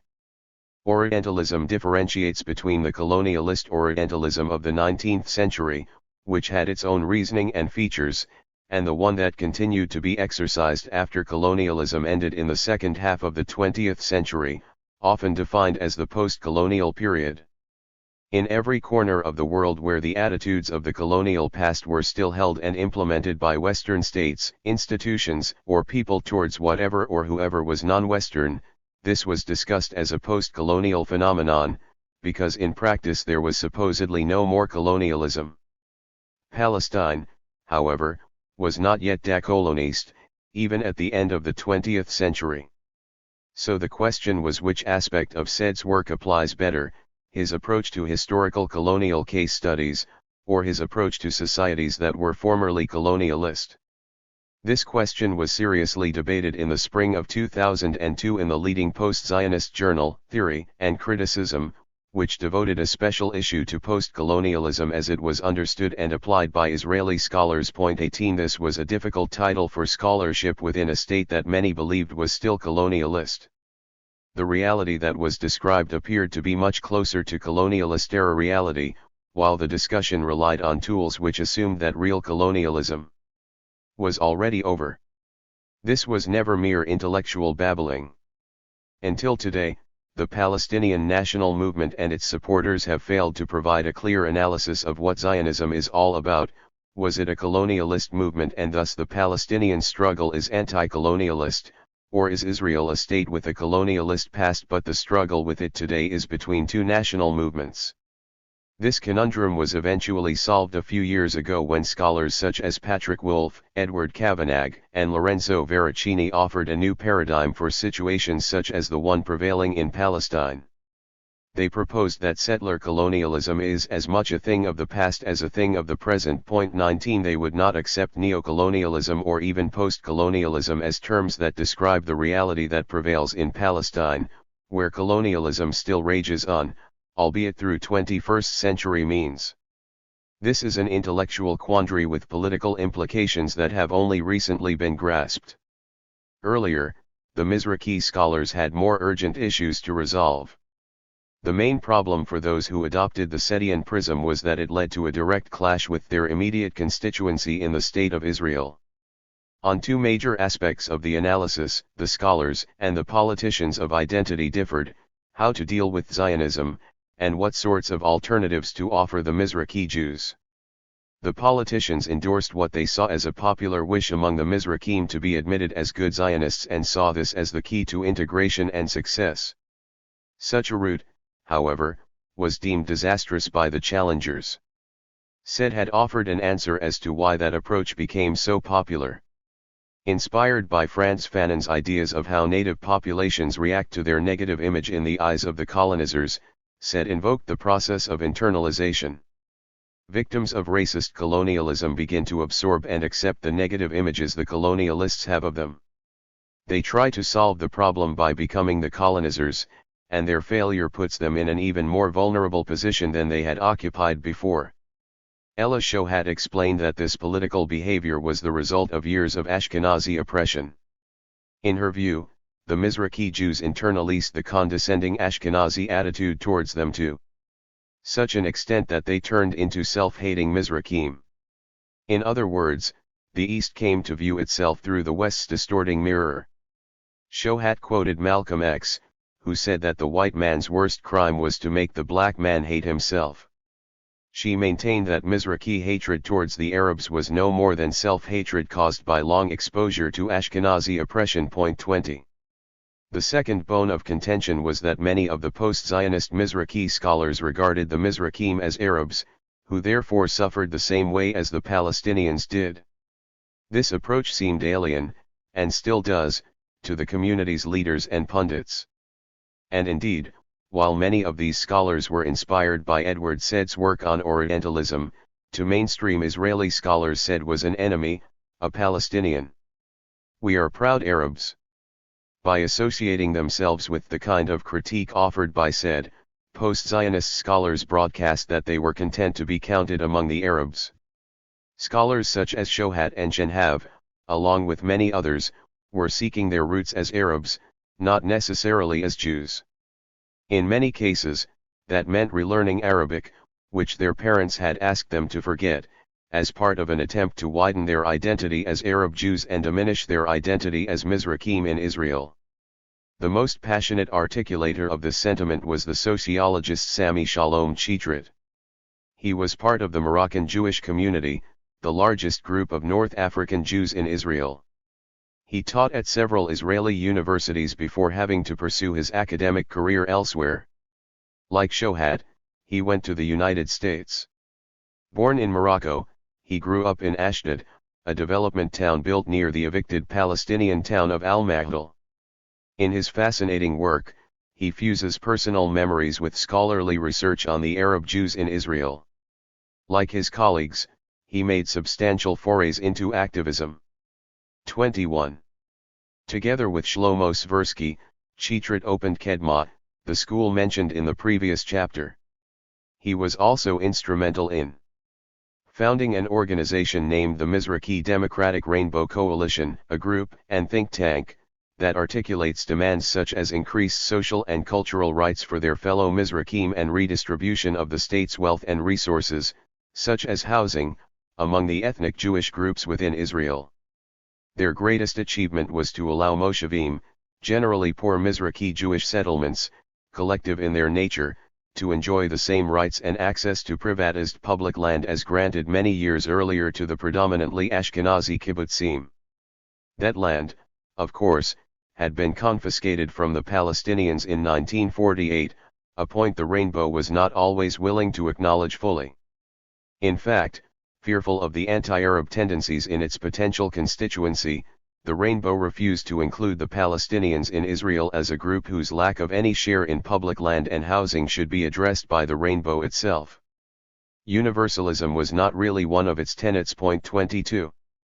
The Second Intifada fractured the Rainbow. The wish to be part of a newfound consensus in Israel in the wake of the demise of the Oslo Accords, the effects of which are discussed in the final chapter of this book, pulled most of the Rainbow members back into the Zionist fold.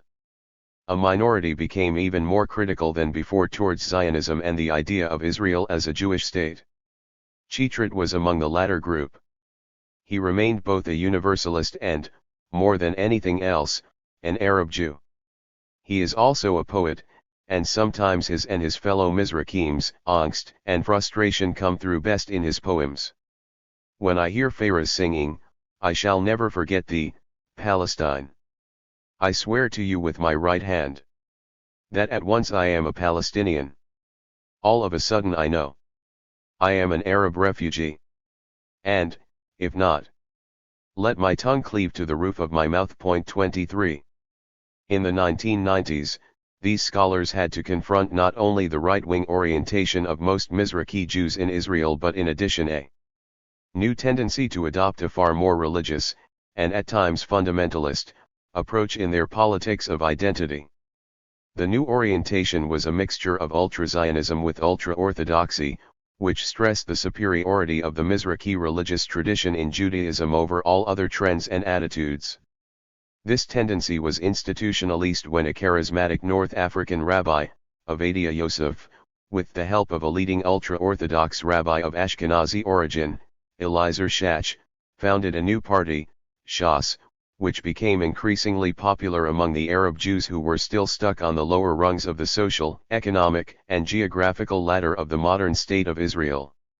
The slogan of Shas, Eli Hazar Atara El Yoshna, to return the crown to its place, in other words, to redeem our greatness, was by itself not something the critical Mizrahi intellectuals were opposed to. They shared the wish to salvage a forgotten, repressed, and marginalized religious and cultural tradition. But the wish to reinvent this tradition as a Zionist one, and at the same time as a pointedly anti-Arab and anti-Palestinian one, separated the politics of identity of the scholars from that of the Mizrahi politicians. And yet what is really impressive about the post-Zionist Mizrahi scholars of the 1990s is that they were quite a large group, and that they persisted in their defiant outlook into the next century, at a time when their immediate constituency rejected their agenda even more categorically than before.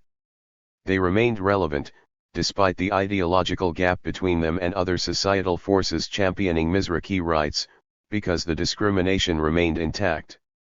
The combination of Shas and a relatively open door for Mizrahi politicians within Likud, and later, even in the Labour Party, did reform the status of this community in the political and cultural realm in the late 1990s. Mizrahim held key positions in government and in the army. But there was still good reason for a scholar or any other kind of knowledge producer to continue the search for the roots and realities of discrimination against Mizrahi Jews, since the socio-economic gap did not narrow and in many ways worsened. One of the main reasons for this was the mass immigration of Russian Jews in the 1990s. This led to a prominent voice in the anti-Zionist group of Mizrahi challengers, Smadar Levi, who attacked the Israeli government for its attempt to whiten the Jewish people by bringing in large numbers of Russian Jews, many of whom were in fact Christians. 24. By the end of the 20th century, still nearly 90% of upper-income Israelis were Ashkenazi Jews, while 60% of the lower-income families were Mizrahim.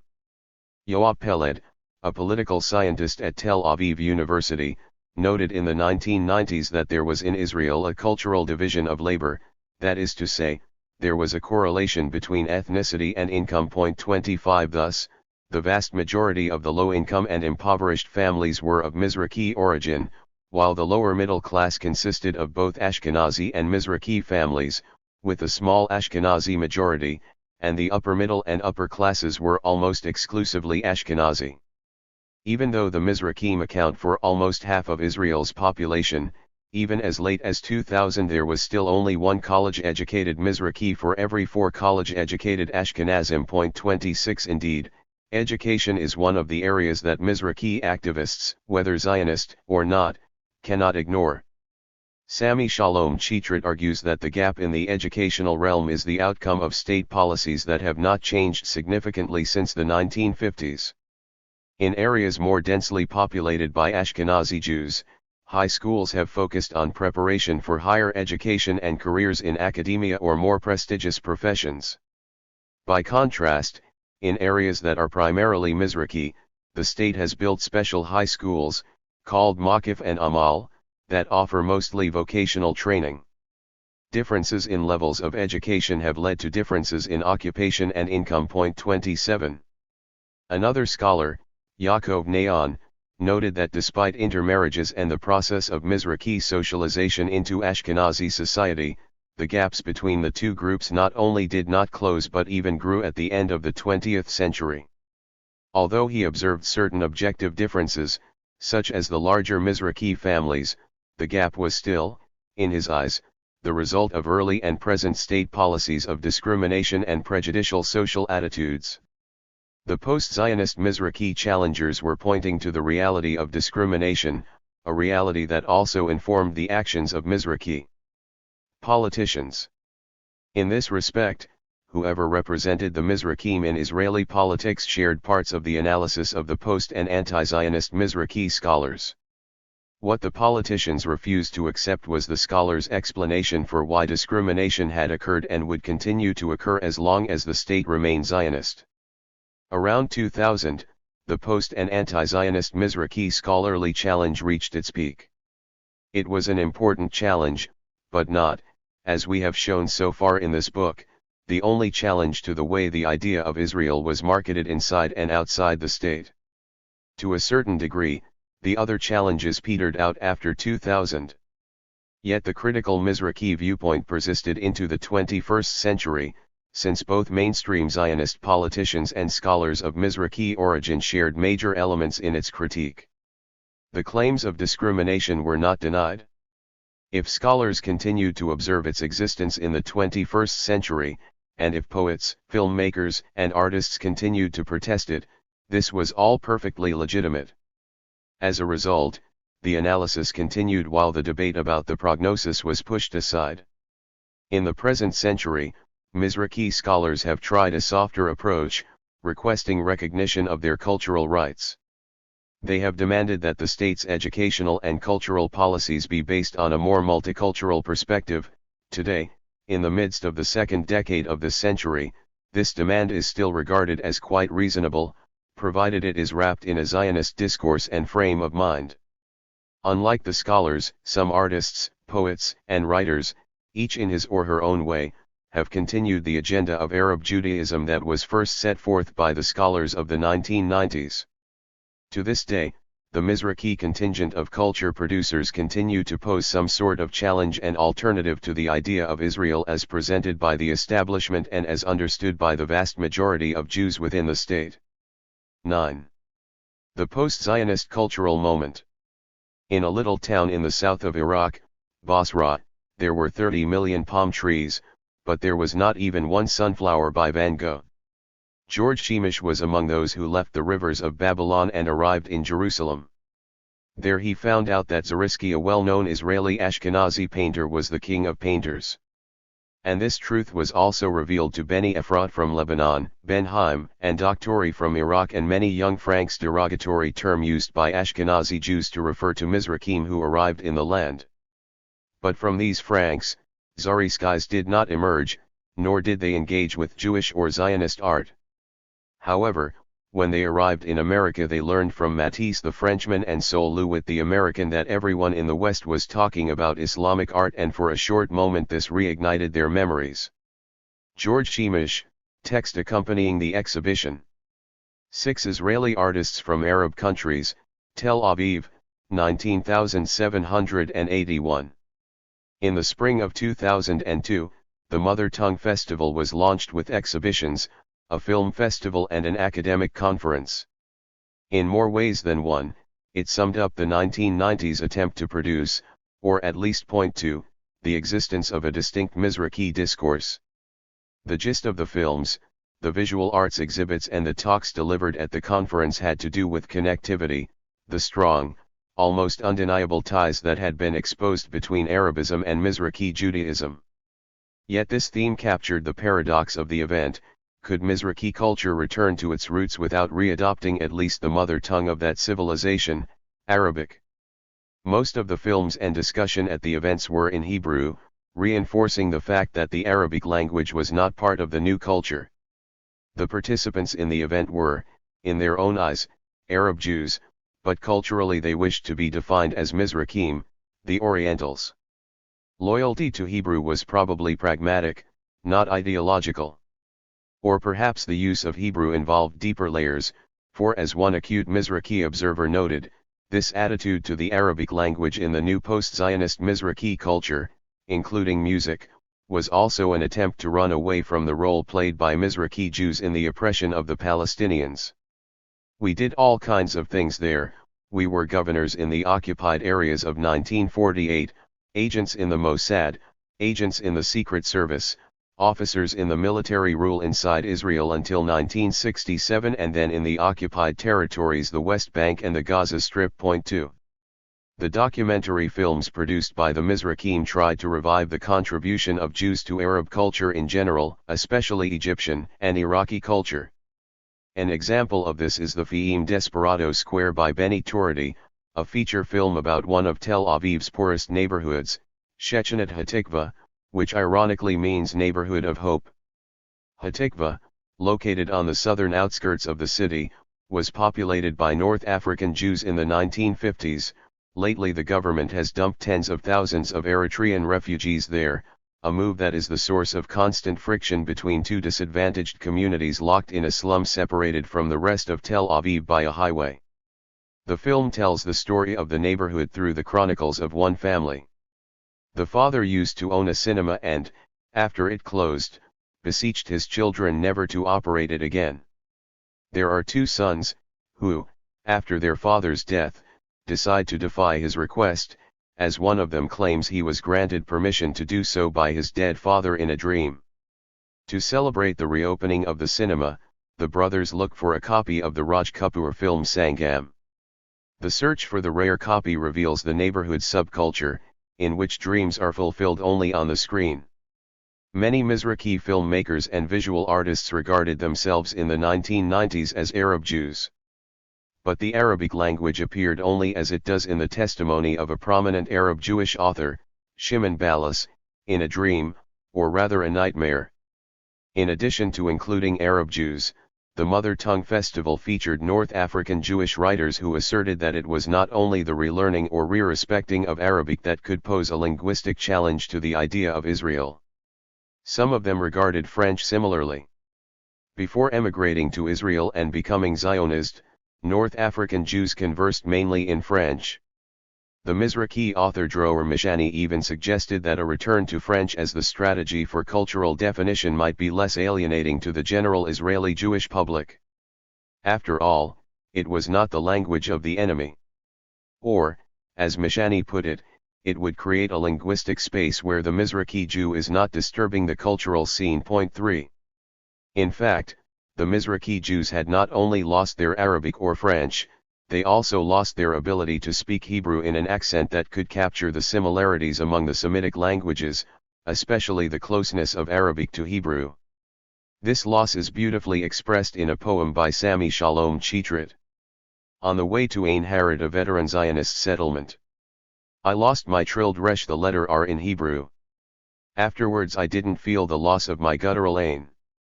And the breathy het, the letter H in Hebrew. I inherited from my father, who himself picked it up. On his way to the land. Point 4. Post-Zionist music. If there was a clear point of dialogue between the Mizrahi constituency that emerged in the 1990s and the post-Zionist challengers, it was a longing for the music they had left behind but could still listen to on the radio and television, and more recently via the internet.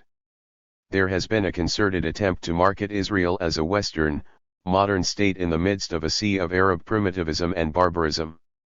But music is part of the local culture and, like Arabic food, it may have the potential to play a more significant role someday in integrating a new kind of Israel into the Arab world. At present, however, it serves no such purpose. This was the motivation behind the West Eastern Divan Orchestra, the Arab, Israeli Philharmonic Orchestra founded by Edward Said and Daniel Barenboim. If the fortunes of Arabic music in Israel are any indicator, one cannot be too sanguine about the prospects. The popularity of Arabic music demonstrates a process of appropriation by local Mizrahi musicians of Arabic music as exclusively Mizrahi music.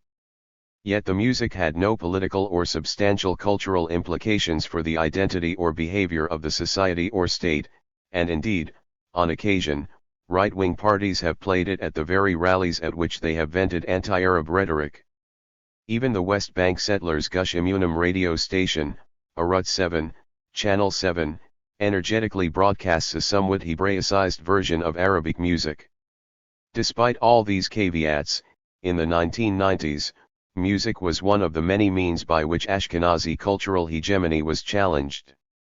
Mizrahi music, minus any Arabic language, became a salient feature of the post-Zionist musical revolution that took place in the 1990s. It became a genre by itself, Hebrew lyrics set to Arabic-style music. Today, Israel's national airline, El Al, offers an audio channel designated Mizrahi music, a category that also appears in music shops and on radio and TV channels. Back in the 1990s, even Arabic music itself, that is, the music emanating from the Arab world, became popular, whether classics such as Kulthum or the new genre of North African Rai. The optimistic mood of the 1990s meant that Mizrahi scholars regarded the growing popularity of such music as an indication that Israel was slowly integrating into the Arab world around it. They saw the musicians, especially the early ones who, since they did not have the money or connections to employ established studios, had to produce music on illegal audio cassettes, not only as subversive activists against the law or challengers to hegemonic Western music, but also as harbingers of a new age in Israel. Their cassettes were even compared with those used by Ayatollah Ruhollah Khomeini in Iran. Since cassettes were the medium through which his revolutionary words were spread, other political Islamic movements, too, have relied on cassette tapes. Post-Zionist music tended to be more Arabic in style and dotted with lyrics that conveyed some sort of challenge to basic Zionist truths. But in the domain of mainstream music, few of Israel's pop singers who imitated Western models were willing to risk their relationship with the wider public by being political. One interesting exception was the pop star Aviv Geffen, at least until 2000, when he, like many others, winced under the ideological pressure. His lyrics included sharp, though simplistic, criticisms of Israeli militarism, and he himself refused to serve in the army. It was, however, his Michael Jacksonesque performance and histrionics, rather than his message, that made him popular. Nevertheless, his continuing appeal did signify an increased local tolerance for nonconformist lyrics that could perhaps have heralded a wider acceptance of less nationalistic ideas among the youth. Alas, it failed to do so. 5. A new written word? While music appealed to all walks of life, in the 1990s the more educated elite were exposed as never before to the possibility of narrating the idea of Israel through literature and poetry in ways that could be confrontational and, occasionally, even subversive. It is somewhat difficult to ascertain whether there really was a post-Zionist literature. Reading was an important pastime in Israeli society, which was always endowed with excellent writers in the Hebrew language.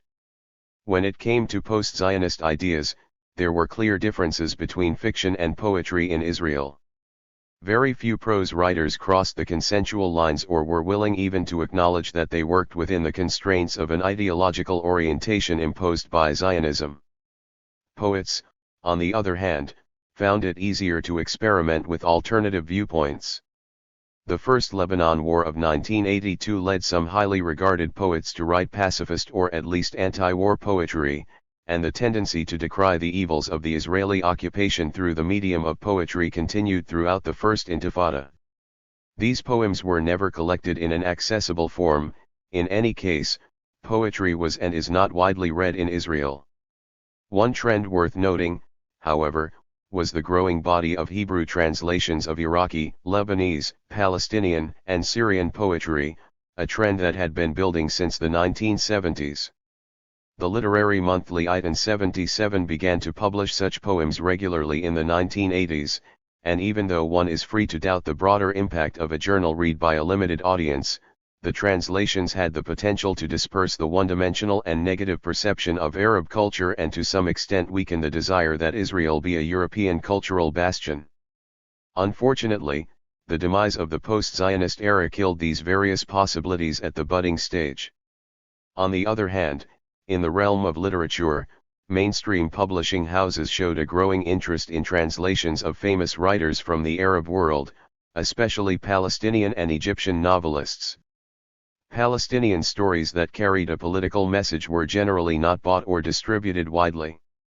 On the other hand, the Hebrew translation of a novel by the Palestinian-Israeli novelist Emil Habibi that reconstructed the evil days of the military regime imposed on the Palestinians in Israel until 1966 introduced the Jewish public to a period and to crimes by the state of which they would otherwise have known nothing. His early works were translated by fairly esoteric publishing houses, but he later became a household name, included on the lists of leading publishers, and in 1992 he was awarded the Israel Prize. When mainstream interest in Habibi and in novelists throughout the Arab world petered out in the late 1990s, there was a noble but ultimately failed attempt to continue this important work. Usually the publishers that took on the task were one man, or, in the case of the most prolific among them, Andalus, one woman, enterprises. In the opening decade of the present century, Andalus specialized in translations from Arabic to Hebrew. The works were sensitively chosen by the owner, Yael Lehrer, who was willing Israeli readers to a variety of Palestinian and Arab works, including works focused on how the West and Israel are perceived by the Arab world and the Palestinians. She thus enabled Israeli readers to become more deeply acquainted with the Egyptian Nobel laureate Nahib Mahfouz, who had earlier been translated by a mainstream publishing house, and to be introduced to more avant-garde writers such as the Sudanese Taib Saleh. One important landmark in this respect was the Hebrew translation of the epic Bab al-Shams by Elias Khoury, the powerful saga of the Nakba and its consequences. As for works originally written in Hebrew, so far only a handful have provided anything approaching a new view of Palestinian or Israeli society. Such writers were located on the margins and certainly were not part of the national canon. Shimon Balas, for example, was quite well known in Iraq, where he had grown up as a communist, but was either neglected by mainstream critics in Israel or denigrated as having produced a primitive form of literature. Needless to say, publishing houses followed suit. Balas's works, which criticized Zionist or Western Orientalism as well as the willingness of Arabs in general to internalize Orientalism, were rejected as unprofitable or as having inadequate cultural value. In his book Zionism, The Limits of Moral Discourse in Israeli Fiction, published in the 1990s, Yurak Gover commented that Balas, by presenting himself as an Arab Jew, offered a counter-narrative, a self-declared identity as an Arab Jew who was bound to be perceived by genuine or cynical upholders of Zionism in Israel as someone who betrayed his nation. Albert Swisse, who was born in Casablanca in the late 1950s, emigrated late to Israel, 1963.6. His most famous novel, Bound, Akud in Hebrew, tells the story of the trials and tribulations of Ayush, a Moroccan boy in 1970s Israel. The tale, and the many articles Swisse wrote, presented a softer Arab Jewish counter-narrative, which is probably why he won a prestigious literary prize in 1991. But he never published another book and left off writing to manage a cafe in Jerusalem. The most influential writer within this trend was Sami Michael, who was widely read and was better known in Israel than Ballas or Swisse. His main contribution lay in his ability to reveal to Hebrew readers the Palestinian perception of Israeli reality.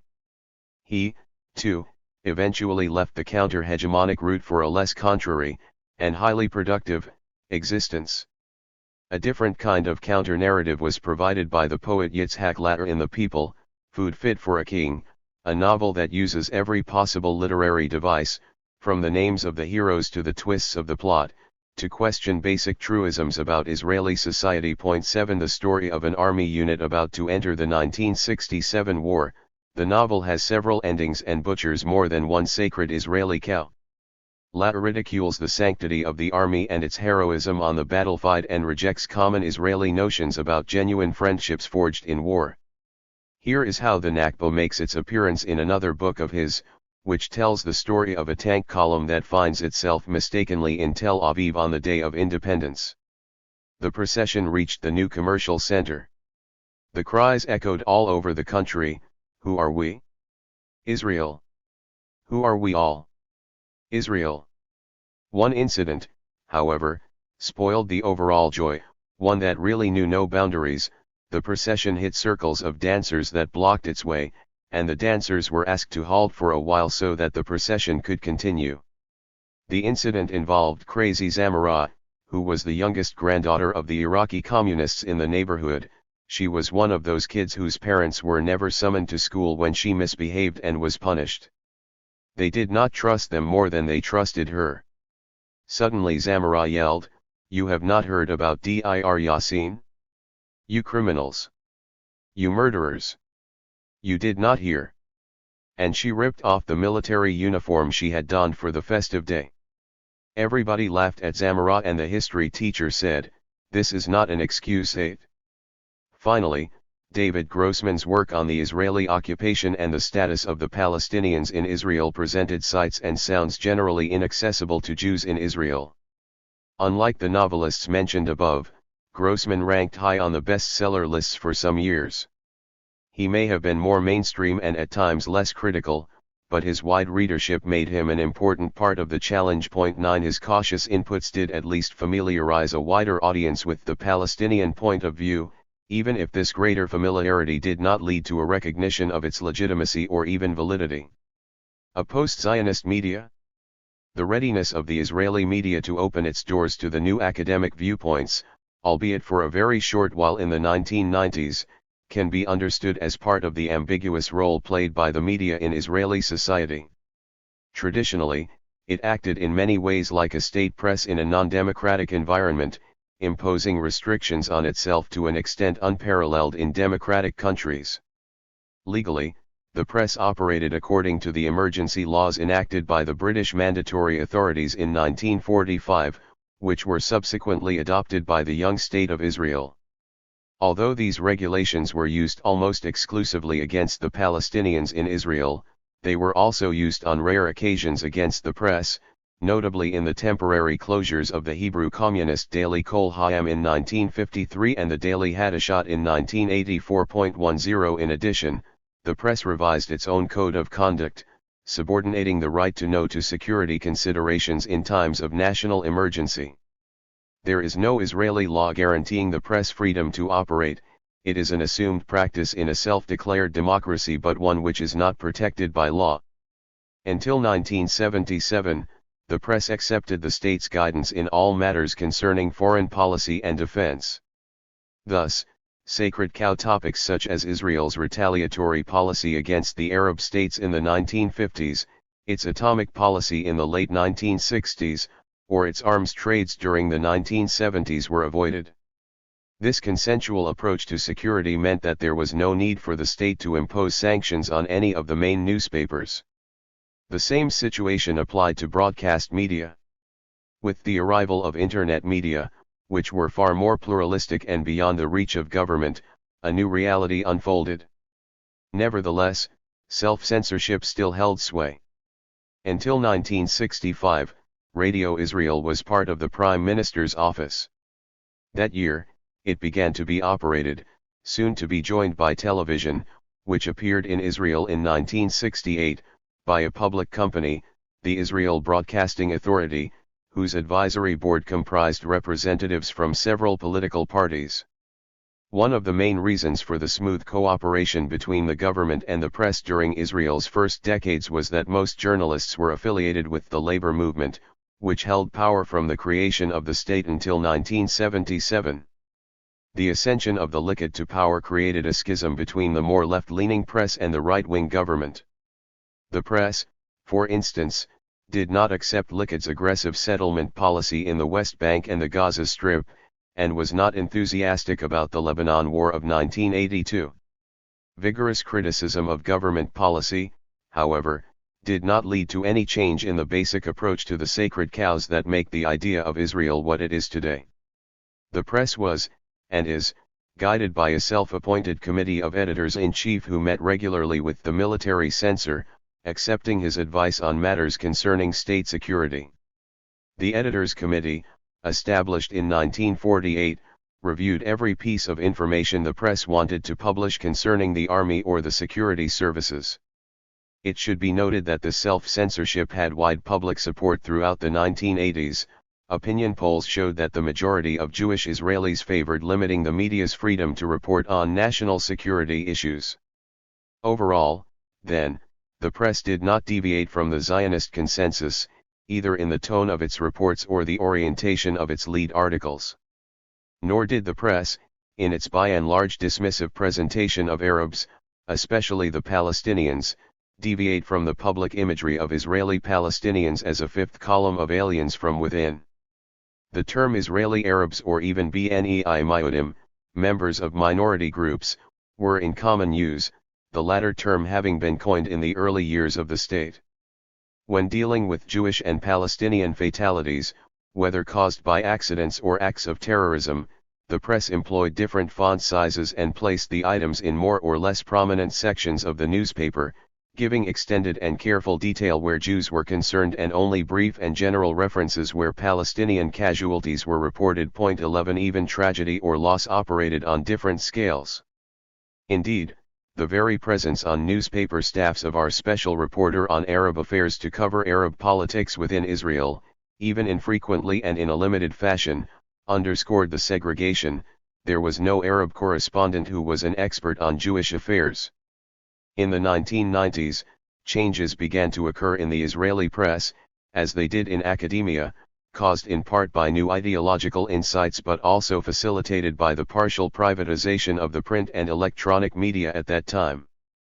The three leading dailies, Haaretz, Ma'ariv, and Yedioth Ahronoth, were owned by three families, and Israel's second TV channel, which appeared in the 1990s, as well as Channel 10, which arrived with the advent of cable TV, was run by private companies that shared time on the screen. 12 This turned the media into a kind of liberal watchdog, a function it had not previously fulfilled.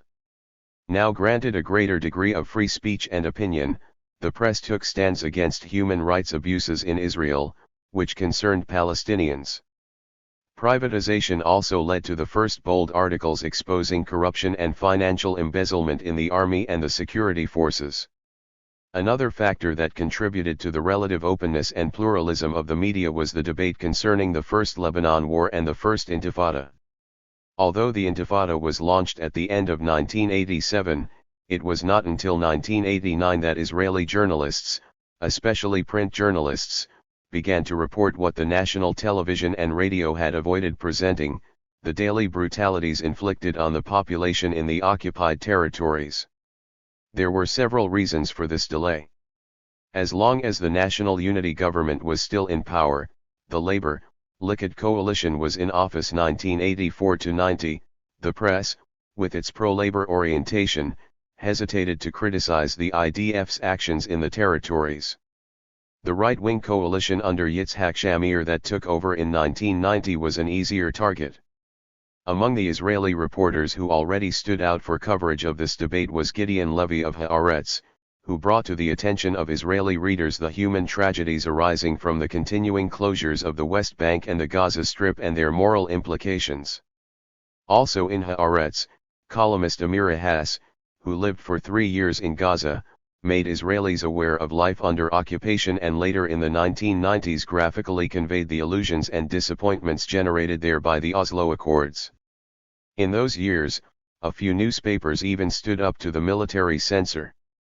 Since the early 1990s on a number of occasions, for example, Haaretz chose not to cooperate with the censor.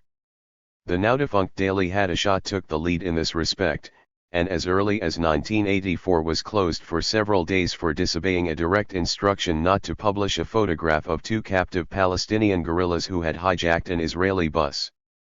The Shin Bet objected to the photograph because it was the only evidence showing that the guerrillas, who were battered to death by senior commanders in the organization immediately after the photograph was taken, had been captured alive.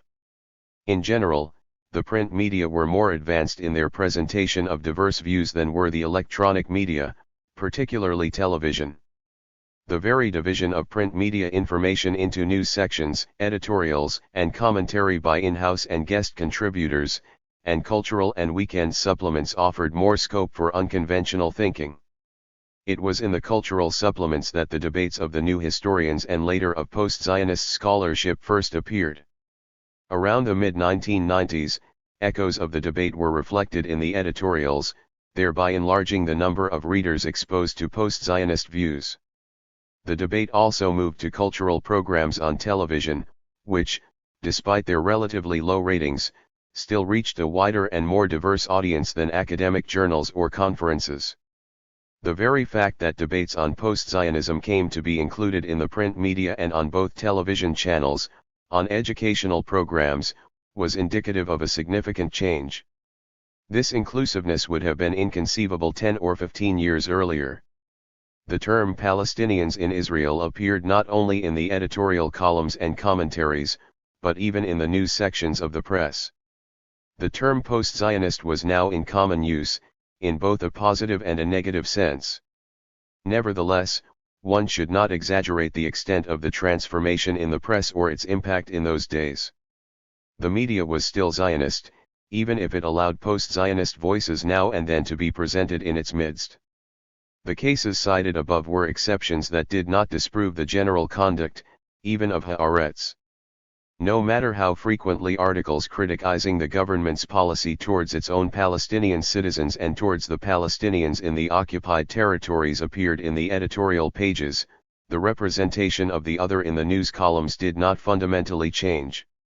The factual news reports, radio, television, and print, continued to reflect an overall national agenda and employ a nationalistic discourse. TV and radio interviewers of Palestinians or Arab personalities continued to act as if they represented the government, or at least the consensual point of view.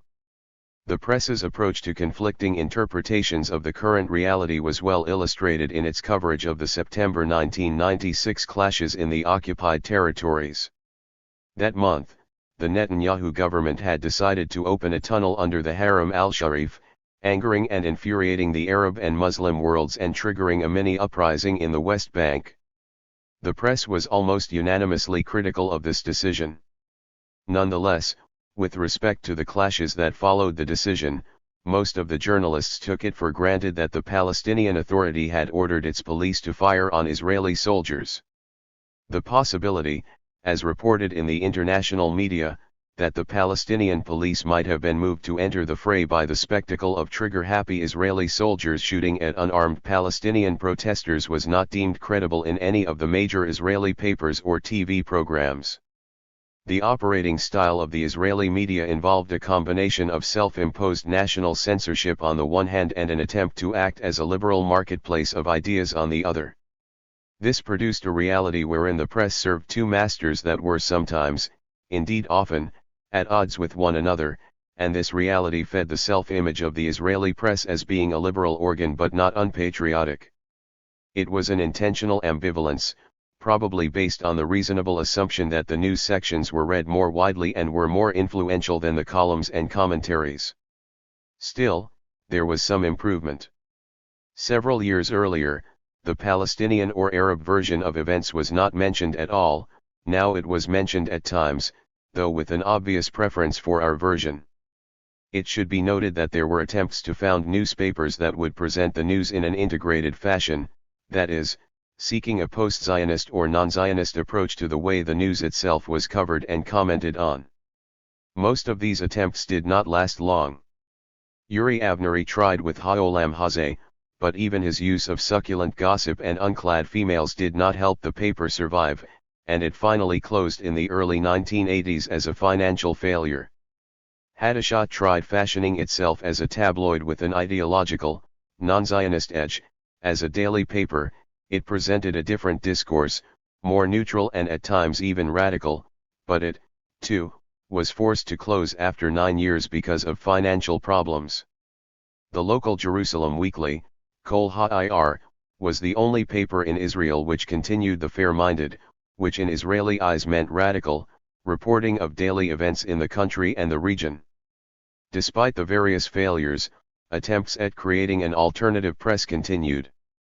A Hebrew version of the weekly report prepared by the Alternative Information Center appeared in the 1990s, aptly called Mitzad Sheni, the other front.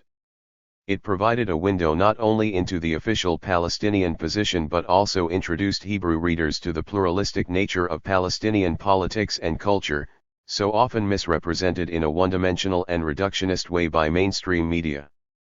Behind such a publication stood the still unfulfilled goal of establishing a common front between all those who have been victimized by Zionism in modern times. In those days, the potential partners included Hamas, the leftist Palestinian anti-Oslo organizations, Palestinians in Israel, Mizrahi Jews in the development towns, and feminist organizations. But it appeared that Mitzad Sheni was read only within the world of activists and did not reach the wider public. It was simply a weekly circulated among interested people. One should wait and see if, in future, similar enterprises will be able to open the eyes of the conventional Israeli reader. Socialism now tried presenting an anti-Zionist agenda for a short period. Mitten, the Hebrew word for both a bomb and a burden, is still in print. The Democratic Front for Peace and Equality, Hadash, publishes a Hebrew weekly, Zohad Resh, This is the Way, and 2005 saw the founding of an excellent monthly edited by Yitzhak Latter, Mid'am, not an easy term to translate. It means both on behalf of, either the authority or the counter-forces, but is also associated with the Hebrew word for taste, which ceased publication after 7 years of providing one of the few genuinely critical spaces for public debate. In recent years, the media struggle around knowledge and information has moved to cyberspace. Several very active websites and blogs are there for any Israeli reader who wishes to know the truth about the occupation and the oppression inside Israel, or to be introduced to more profound analytical pieces about Zionism, globalism, U.S. imperialism, or anything else that places local realities in a regional and international context. It is still difficult to tell at this point how influential these efforts have been. While Facebook networking enabled a toothless and depoliticized Israeli protest movement to emerge in the summer of 2011, neither Facebook nor similar electronic arenas have had an impact on the continued allegiance of knowledge producers and consumers to the classically Zionist idea of Israel or even, of late, its new, neo-Zionist interpretation. The most vibrant among these websites is Ha'oketz, The Sting, a rare open forum for challenging views in a society rigid with censorship. The Diet Zionist media. Finally, what of the journalists themselves? Except for the notable cases of Gideon Levy and Amira Hass, and also perhaps Tom Segav, who has displayed similarly critical instincts. Few other names from either the 1990s or the present day can be added to the list. For the media, post-Zionism did not signify a legitimate position. It was not the left pole of the political field, it was located outside it. Left in Israel meant, and still means, a willingness in principle to give up territory for peace and to recognize the Palestinian right to self-determination. It is a definition which had very little to do with a socialist point of view or economic issues. Consequently, the journalists on the left have presented an agenda very different from that of the academics and artists of the 1990s. They limited their criticism to post-1967 Israeli policy and conduct towards the Arab world and specifically the Palestinians. In this way they legitimatized what the State of Israel, and before 1948 the Zionist movement, had done to, and in, Palestine up to 1967. They adopted what might be called an Israeli-centric or Judeo-centric concern about the effect of the continued occupation of the Palestinian territories on Israel's external image and on its internal and eternal soul. The plight of the Palestinians was of secondary importance, if indeed it figured at all. Their desire for peace with the Palestinians derived more from a wish to enclave, if I may coin a verb, the Palestinians in a way that would absolve Israel from any future responsibility for them, and less from a desire to redress historical injustice or to end immoral behavior. Their approach also excluded from any future solution two Palestinian groups, the refugees and the Palestinian minority within Israel. The refugees, according to this point of view, could return to whatever would be defined as the future Palestinian state. Any other suggestion, such as the return of the refugees to Palestine as a whole, was and still is regarded as an existential threat to the Jewish state. As for the sizable Palestinian minority within pre-1967 Israel, a problem that cannot be solved by the creation of a Palestinian state next to the State of Israel, any inclusion of them in peace talks is interpreted in a similarly hysterical way. Indeed, left-leaning journalists have avoided including the Palestinians in Israel in any discussion on the question of Palestine. To do so could open a debate on the very nature of the state, bringing to the fore its more racist and non-democratic features, issues no one on the Zionist left has been willing to address. This point of view would also garner substantial support among mainstream academics who viewed themselves as left but fought the post-Zionist and anti-Zionist scholars of the 1990s harder than anyone else. These journalists and academics had a political home, the Liberal Zionist Party Meretz, although some remained loyal to the Labour Party, and a daily paper, Haaretz.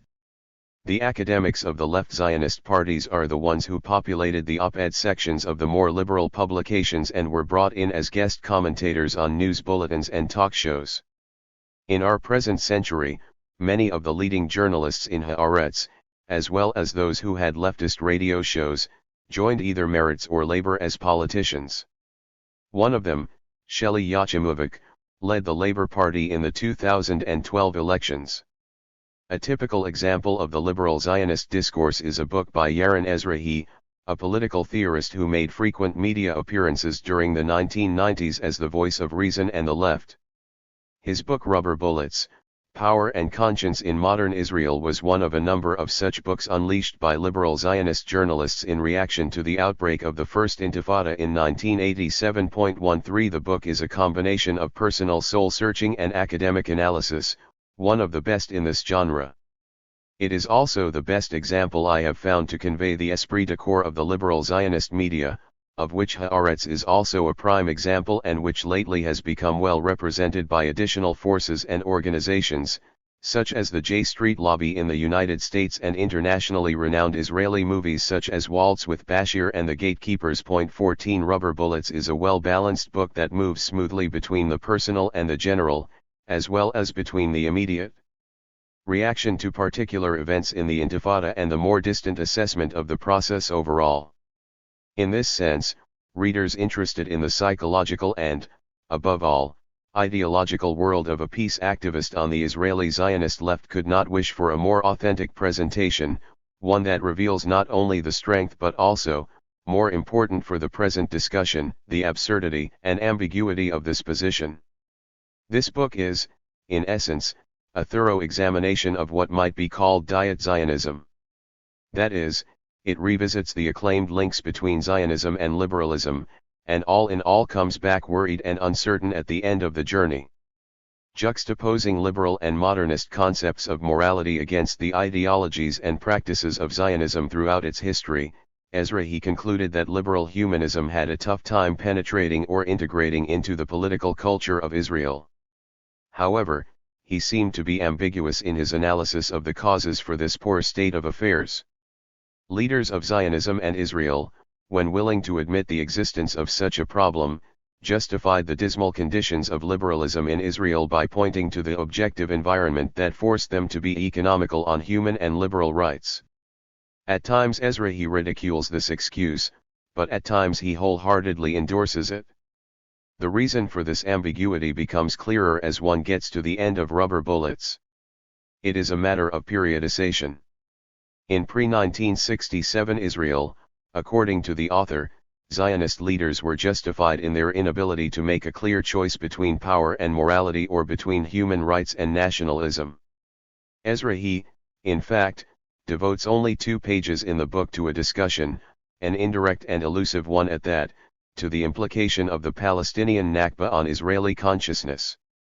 Beyond those 2 pages, readers will not find in the book either the term Nakba or other references to the 1948 Palestinian catastrophe. Ezrahi describes the immorality of the choice made after 1967 in an original manner, by highlighting the use of rubber bullets during the Intifada. Israelis considered this ammunition to be more humane than live ammunition. In the book, the phrase rubber bullets becomes a concept, not just a kind of ammunition.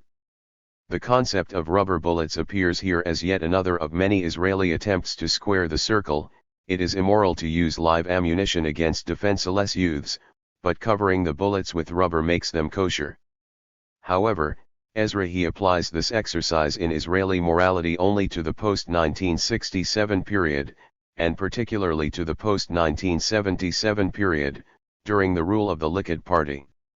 This ambiguity is inherently imbued in the psyche and outlook of the Israeli Zionist left. This is why the words of praise attached by Shimon Peres to the book ring true. This excellent book will serve as a means for the non-Israeli to understand the contemporary reality of Israeli society well beyond the fog of myth and conventional wisdom. Point 15. Indeed, the book is a manifestation of the Zionist left interpretation of the present reality in Israel, but the fog of myth still lingers, the myth of the small and harmless pre-1967, and especially the 1948, Israel. As the opening words of the book convey so clearly, the images of the Intifada were indigestible to Ezrahi. This gut reaction, analyzed in a lucid manner in the book, led to the development of a moral and logical position supporting the rights of the Palestinians for their own state and was an important factor in pushing a sizable proportion of Israeli Jewish society behind the Oslo Accords. However, people like Ezrahi perceive peace as constituting only a termination of the Israeli occupation of the West Bank and the Gaza Strip, an end that will cleanse the Hebrew language from absurd terms and free the army from immoral actions such as the use of rubber bullets. Point 16. But the Palestinians expect more than that. They want compensation or rectification of past evils dating back to 1948. Thus, what is missing in this approach is a gut reaction, similar to the one prompted by what Ezrahi witnessed during the Intifada, to the ghastly images from the criminal Israeli uprootings and massacres that took place during the 1948 war and afterwards. Palestinians are not likely to get such a reaction from Ezrahi, who does not want, as he clearly shows in the book, to confront his father with the past follies of Zionism, although he does want to educate his own son on the basis of the horrific pictures from the Intifada. The book reveals an only partial foray into the darker side of the Israeli collective soul. It comes from within the Ashkenazi yuppie groups of Israelis, who are willing to compromise with the Palestinians provided it will extract them from the Orient, the Middle East, the Arab world. They become less liberal and compromising when they encounter their own Palestinian minority or those Arab Jews who succeeded in escaping the efficient machinery of de-Arabization within the State of Israel. Rubber Bullets is a genuine description of the paradoxes that currently tear Jewish society apart. It is also convincing proof that there is a meta-narrative of Zionism, the implementation of which omits from a perspective solution of the Arab-Israeli conflict, the Palestinians in the refugee camps, the diaspora, and those inside Israel itself. The book thus describes the transformation of the Zionist left within the boundaries of that meta-narrative. When, optimistically, I wrote in the 1990s about a post-Zionist media, I wrongly assumed that the liberalism of the left Zionist media would allow more confrontational views on Zionism to be aired freely and engaged with fully. But it was impossible for the Israeli press to display such tolerance for long. The filmmakers had a far more interesting divide, between non-Zionist and liberal Zionist artists, and their post-Zionist legacy has lingered longer and might even have a more lasting effect on the idea of Israel in the future. The next chapter, which is this book's last to describe this unusual decade in the history of knowledge production in Israel, is devoted to it. 10. On the post-Zionist stage and screen. We kiss your ass, General Boom. If it were not for you we would have kissed klum, nothing in Hebrew. I remember how you lowered your shoulders when the soldiers fell, General Boom. I have lost my 2 sons, but if it were not for you I had klum. I remember how your red eyes were flooded with blood, General Boom. I was also flooded a bit with blood, but if it were not for you I would have nothing left but klum. This is why we love you, General Boom, your blushy cheeks in the receptions. And your upright chin in the evening papers. Therefore we kiss your ass, General Boom. If it were not for you we would have been left with klum. In this passage from You, Me, and the Next War, the Israeli playwright Hanoch Levin ridiculed the most revered group of people in Israel's ethos and history, the combat generals. Levin was born in 1943 in Tel Aviv and staged this play at a small cabaret in the summer of 1968, when the Israeli public was engulfed by messianic euphoria after the June 1967 war. 1. From then on, scores of his plays displayed this unwillingness to accept the militarist, nationalistic, Zionist nature of the local culture, politics, and human attitudes. He also masterfully brought to the stage the ordinary life of ordinary people, with all their miseries, cruelties, and dreams. His play The Queen of the Bathtub, staged in 1970, was a series of sketches that left very little of the Israeli ethos intact. The bruised political elite reacted by censoring the play. Years would pass before it would be allowed to be shown again. Other, no less biting plays followed suit in the 1980s and 1990s, always accompanied by public outcry and an attempt by the public censor to silence this highly original and gifted playwright, who died in 1999. Levin was not the only courageous Israeli playwright, though. Long before the 1990s, Yosef Mundi, Joshua Sobel, and many others understood that the stage was a space where the worst could be said through the voices of others. When theater became less popular, and hence less important in the eyes of the powers that be, these playwrights became even bolder and began to touch the rawest nerves of Zionism, as did the scholars and artists of the post-Zionist age. But they were only a handful. Israeli theater, apart from these exceptional cases and the relatively open period of the 1990s, was not only loyal to Zionism, it was a blunt reflection of the idea of Israel. In his comprehensive 1996 book The Image of the Arab in Israeli Theater, Dan Urian showed that in most plays, Arabs were portrayed as shallow, one-dimensional figures, the objects of the playwright's hatred, fear, and hostility. 2 Directors generally embellished the racist texts on stage with typical Arab traits such as sloppy clothing and slurred speech. These stereotypes were present in plays as early as 1936 and were not limited to the work of right-wing cultural producers alone. Self-criticism in the theater, as in other artistic domains, was largely limited to post-1967 Israel and focused on the moral implications for Israeli Jewish society of the never-ending occupation of the West Bank and Gaza Strip. This self-imposed limitation, namely, not to pry beyond 1967, was particularly clear in the plays written by liberal and left-leaning Zionists, which appeared in the wake of the First Lebanon War. Since the focus was the effect on the Jews, not the experiences of the Arab victims, in even the more seemingly subversive plays the Palestinians appear as cardboard figures playing secondary roles, while the fully developed Jewish heroes engage in shooting, killing, and torture, but then regret their actions. There was a non-Zionist approach in the theater as well, but it was marginal in commercial terms and had no political impact on the society at large.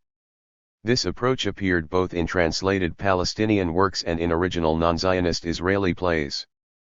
One of the translated works was a Hebrew adaptation of Ghassan Kanafani's story Men in the Sun. 3 The play, which appeared on the local stage in the 1980s, was a commercial disaster but hinted at the potential of such a glimpse into Palestine cultural production. It is the story of 3 Palestinian refugees who are trying to escape from Iraq and go to Kuwait, a journey that reflects the despair of being a refugee because of the Nakba. Original Hebrew works, however, were more popular. For example, some of Sami Michael's stories were adapted for the stage, becoming the first plays to humanize Palestinians by endowing the traditionally shadowy figures with names, histories, and ambitions. 4 In this context, one might mention fringe theater, where one was able to see plays written by Palestinian Israelis depicting the occupation and the lives of Palestinians in Israel through personal and individual stories. An example of this was the 1994 national co-production in Jerusalem, by Palestinian and Israeli theater groups, of a contemporary version of Romeo and Juliet. 5. Yitzhak Latter, although primarily a poet, was one of the few Israelis who created clearly non-Zionist work for the stage, incorporating his general critique of Israeli militarism. Unlike the extroverted liberal Zionists, Latter was less interested in what happened to Israeli society as a consequence of the occupation than in the suffering of the Palestinians themselves.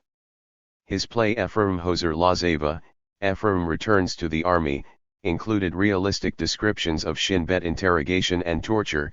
When staged in the mid-1980s, it was censored for a time because of the connection it made between Nazi behavior and Israeli occupation policies. 6. Joshua Sobel may have been less willing to tackle the essence of Zionism, but he was very clear when it came to the evils of the occupation.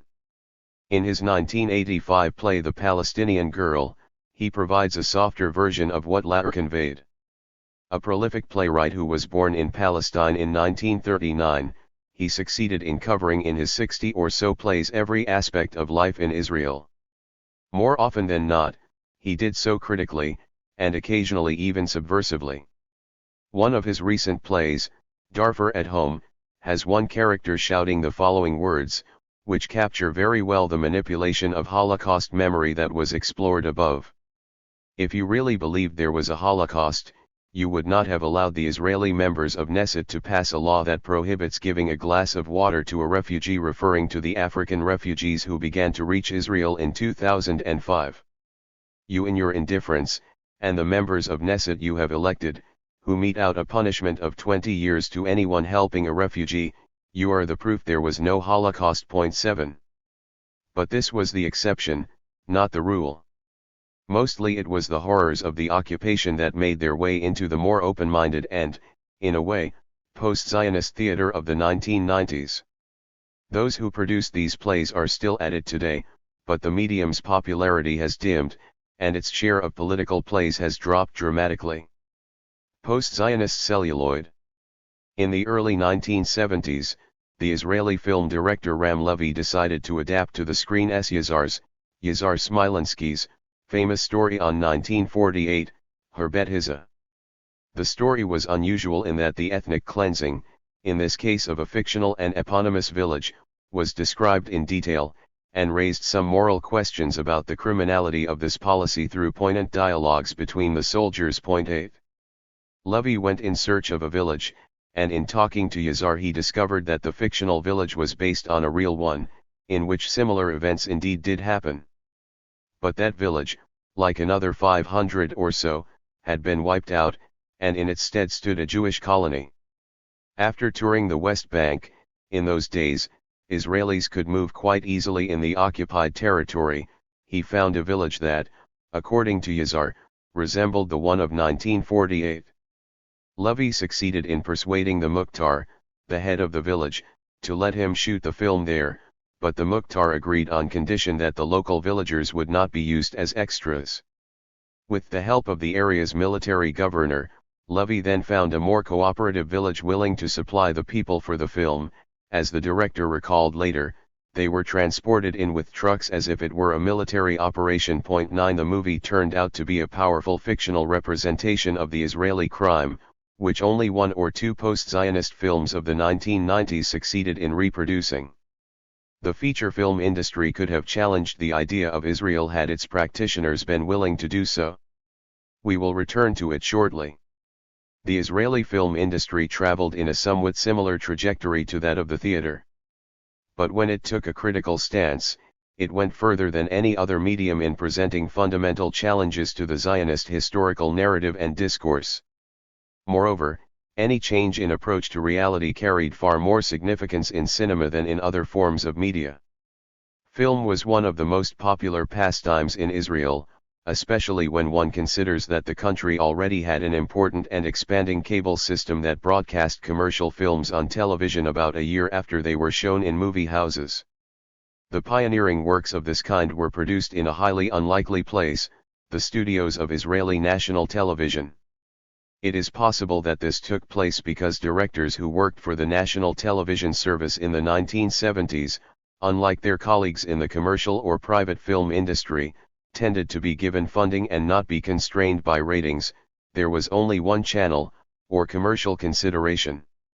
As a result, if they had a radical idea, they could at least make an attempt to translate it into a film, unless they were stopped by politicians, which did happen every now and then. Moreover, as long as there was only one state-owned television channel, considerable effort was invested in creating local drama, much of which was highly politicized. Levy's Herbet Hizza was screened in 1976 on the national television channel, Channel 1, and not in the movie houses. In those days, television programming was supervised by a council of politicians, and when the film was pre-screened, they banned it. In an unprecedented reaction, technicians and journalists in support of freedom of speech managed to darken the TV screen at the time that had originally been scheduled for the screening of the now banned film. A public and legal campaign enabled its brief reappearance. Subsequently, still using the national television channel, Ram Levy became one of the more prolific contributors to a genre of docudrama that heralded a wave of post-Zionist productions in the 1990s. It began with Ani Ahmed, I Am Ahmed, produced in 1966 before television existed, which criticized the state's treatment of Israeli Palestinians, and continued with Bread, 1986, a powerful exposure of Mizrahi life in Israel's development towns. Outside the television channels, the film industry followed the nationalist agenda until the early 1970s more closely than any other cultural form except for children's books. Arabs were depicted on the screen as stereotypical figures, evil, cruel, stupid, pathetic, who end up yielding to the superior Israeli hero. As mentioned above, a not uncommon plot involved Israeli school children single-handedly capturing armed Arab terrorists or invaders. In what I have been calling the post-Zionist cinema, that approach was radically transformed into a more complicated and humane representation of the Palestinians, in particular those who resisted Israeli aggression and occupation. The First Lebanon War of 1982 catalyzed local cinema's move in this new direction. Israeli filmmakers began to give voice to underprivileged individuals and groups within Israel, though the transformation was of the Diet Zionist variety. None of the films deviated from the Zionist meta-narrative or from the major chapters in the mythical historiography taught in the schools, rather, they limited themselves to Israel's post-1967 Palestinian dilemma. Even so, and despite the fact that the filmmakers preferred to tell the story of the conflict through romance, this was an impressive development if compared with the 1960s.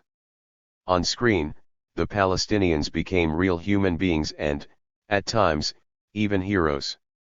Diet Zionism was replaced for a while during the 1990s with a bolder cinematic effort to engage directly with the essence of Zionism. In fact, film became the vanguard in the local Jewish attempt to reassess Zionism. The relative political openness of the early years after the signing of the Oslo Accords meant that critique and the representation of voices of the deprived could also sell well. Selling is the key factor for cinema, as it is for culture in general, and for a short while it transpired that a film with a radical message could be relatively profitable. Compared with the academics, the filmmakers appeared to be more open about their own ethnic, national, or gender agendas, which they discussed in interviews and seminars that followed film screenings as well as in dialogue written into the scripts. Films for the first time represented the world of Israel's Arab Jews, whose socio-economic status had only slightly improved since 1948. The films portrayed their growing frustration with the prospering Ashkenazi upper classes, their geographical and social marginality in the development towns and peripheral slums, their limited access to financial resources, and their distorted image in the national narrative. Some of the filmmakers who portrayed Mizrahi life also dealt with the Palestinians. Ram Levy, for example, whose above-mentioned films Herbet Hiza and Ani Ahmed addressed the Palestinian situation, dealt with the development towns in Lehem, Bread, a tale of the helplessness and hopelessness of a North African Jewish family pushed to the geographical and social margins of Israeli Jewish society with very little chance of extracting themselves from the dismal reality. Jad, Yehuda, Naaman, a filmmaker and scholar who was a powerful voice in the 1990s, commented that those new films conveyed through their texts and subtexts a radical criticism of Zionism. Point 10 Thus far, both fictional and documentary exposure of the abuses of Zionism or the problematic involved in the idea of Israel had had only limited impact on the society. The main reason had to do with the socio-economic background of the filmmakers. For all its radicalism, there was still an Ashkenazi predominance in this new wave cinema. Most of the films that could be classified as having a non- or even anti-Zionist stance depict the Arab-Jewish relationship in Israel from the perspective of yuppies in Tel Aviv. In the 1980s, Ashkenazi filmmakers still dominated the film industry, and they were more interested in the conflict with the Palestinians than in the plight of the Mizrahim. A radical, leftist agenda was defined by one's position on the Arab-Israeli conflict, not on social issues. Thus, because their agenda was political rather than social, these films could appeal to people living in relative comfort, who could afford to identify with the other. They were, of course, accepted warmly by Israel's Palestinians, and in that sense strengthened Arab-Jewish cooperation, but mass audiences in the more deprived areas may have received them differently. Nonetheless, the fact that some of the films that depicted the Israeli as occupier and colonizer and the Palestinian as victim were shown for several weeks was an indication that they were intriguing enough to create empathy, or at least interest. Indeed, it does seem that the critique genre, whether hidden or fairly overt, was quite popular for a while. This popularity was the result of the curious fusion of an aggressively free market political economy with the rise of multiculturalism in Israeli society. The continued capitalization of the Israeli economy also explains the success of, and even the drive for, a more critical response to the local cultural market, not just as a fulfillment of an ideological agenda. As Pierre Bourdieu commented so aptly, both academic and cultural products represent not only political and social transformations but also economic products that need to be marketed. Point 11 This is clearer in the case of the cinema than in that of academia. In some instances, however, commercial considerations were secondary. What such filmmakers wished to do was to connect, or reconnect, to the world they came from, and this was particularly true of Mizrahi and Palestinian filmmakers. The Mizrahi filmmakers were producing their more critical work at a time when the Mizrahi Jews' overall economic, judicial, and political conditions had improved. But improvement was not enough, at least in the eyes of these artists. They, like other members of their community, were in fact frustrated at the persistent social and economic polarization within Jewish society in Israel and in particular with the marginal position of their own community in the national myth and narrative. Yet despite these impressive forays into other perspectives, the treatment of the other in films and plays was inhibited by the projection of an Israeli image onto the Palestinian. It was as if the other side could be understood only if its heroes acted like Israelis or subscribed to an Israeli concept of reality. For instance, in the 1986 film of Antipopolo, an Egyptian soldier, speaking in a Palestinian dialect, which Israeli Jewish viewers would not notice, conveys the message of human values common to both sides by quoting Shakespeare's Shylock. An Anglophile Egyptian common soldier must have been a very rare sight on the Sinai battlefield, and yet he was invented to provoke sympathy from the Israeli audience. 12. Some of the bravest attempts to show the world through the eyes of Zionism's victims, as suggested by the late Edward Said, were woven into fictional or real tales of impossible love. 13. Romance and sex sell, and romance was the main sweetener for the new views offered to Israeli filmgoers. Most of these films were modeled on a Romeo and Juliet sort of plot.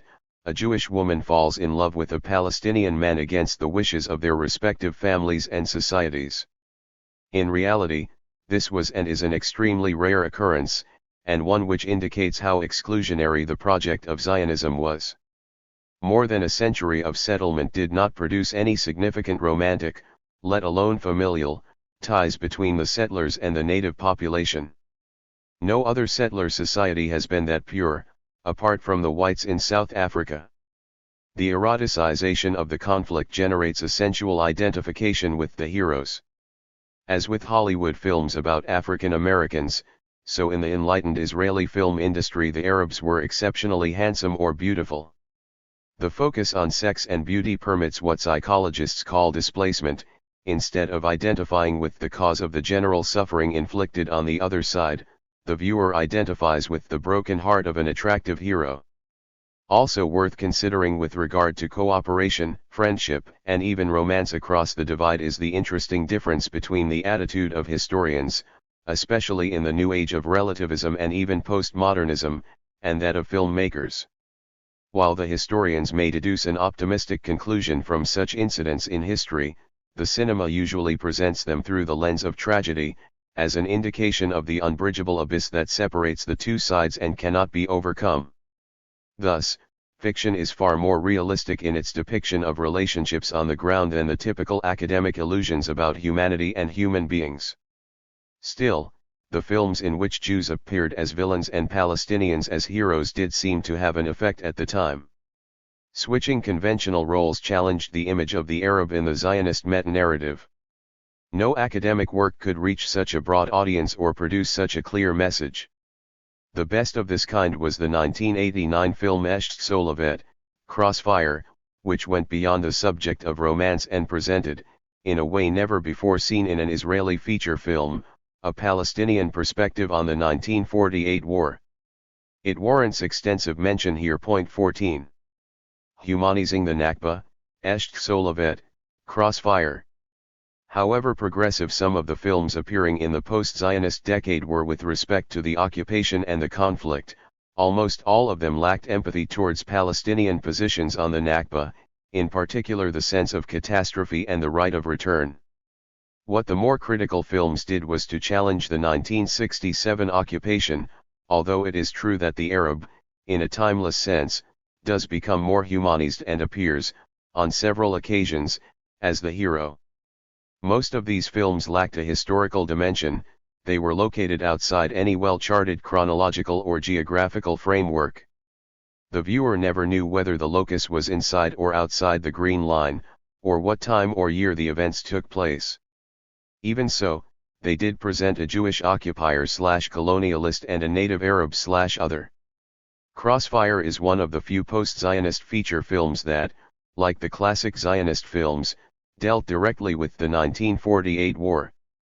Very few people in Israel have seen the film, either when it first appeared or afterwards, and its maker, Gideon Ganani, does not belong to the ranks of Israel's hegemonic culture producers. Therefore it is not a good example of any salient trend or development. Yet it clearly shows the potential for an alternative representation of the idea of Israel. The film is based on a true story, an impossible love affair between George Khoury, a Palestinian, and Miriam Seidman, a Jew. They meet accidentally at a British checkpoint circa 1947. While searching Miriam's belongings, the soldiers toss her basket on the ground, spilling its contents. George helps her collect her things and thus they become acquainted with each other. Miriam works in her mother's restaurant in northern Tel Aviv, and George makes his way there on the pretext that he had to stop nearby because his car's engine got overheated and he needed water. On his second visit, he is thrown out by Miriam's brother, a member of the Haganah, and his mates.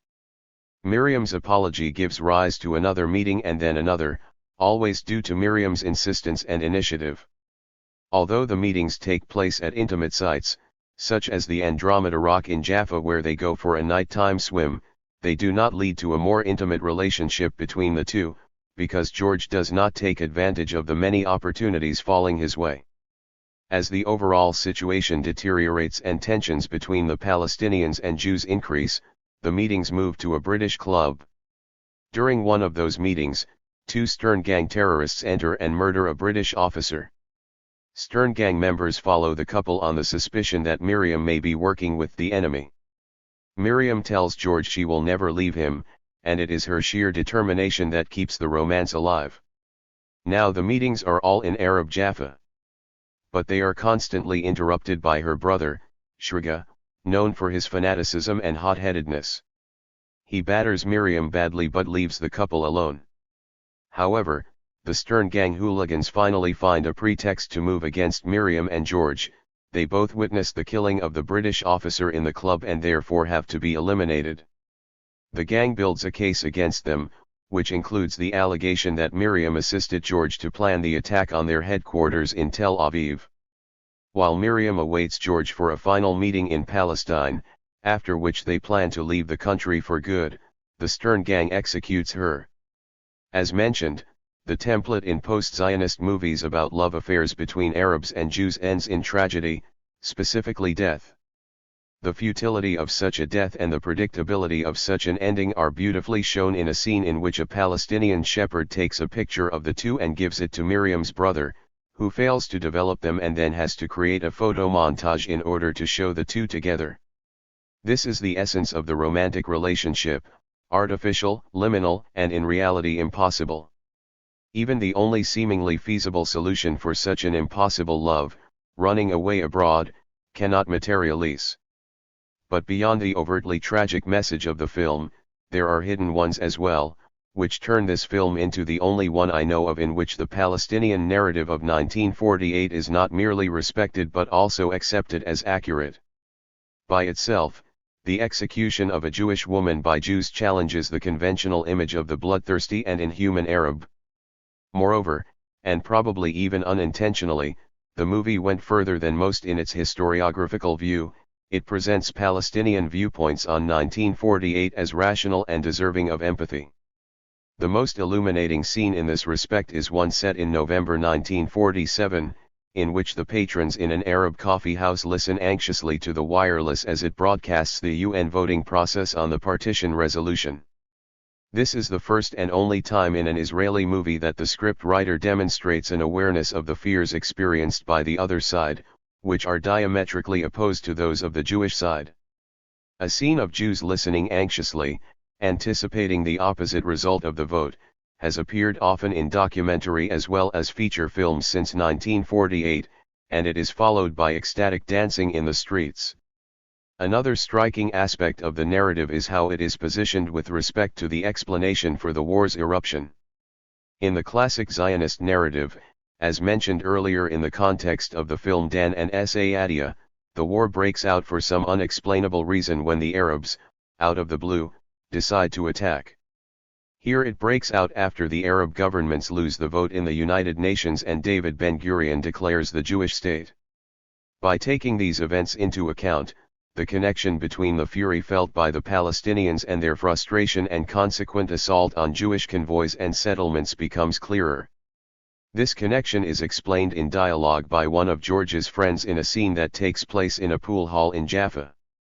He speaks about UNSCOP, the UN Special Committee on Palestine, appointed in the spring of 1947 to propose a solution for the conflict in Palestine, and the fact that it permitted Jewish immigrants to flood Palestine while it discussed the country's future. It was clear that these new immigrants would be staying put, regardless of what the UN ended up proposing. And now the Arabs will stay defenseless, after the British leave, when they face these immigrants, says George's friend. This narration reflects not only the Palestinian narrative of the war, but also some of the claims made by the new Israeli historiography about it. Yet another aspect of this film is that it brings out the human side of the Palestinians, who appear as victims of Jewish attacks on Jaffa. In one of these attacks, George's friend and relative Pierre is killed. George is seen stooping over his body and caressing his face. George is handsome and elegantly dressed, he drives a fancy car and is far more educated than Miriam. His English is flawless, and this we know because Miriam needs him to help her speak to the Brits. As it happens, all the major Palestinian characters in the film are Christians. This is first and foremost out of loyalty to the true story but tends inadvertently to suggest that the positive Arab image is limited to Christians.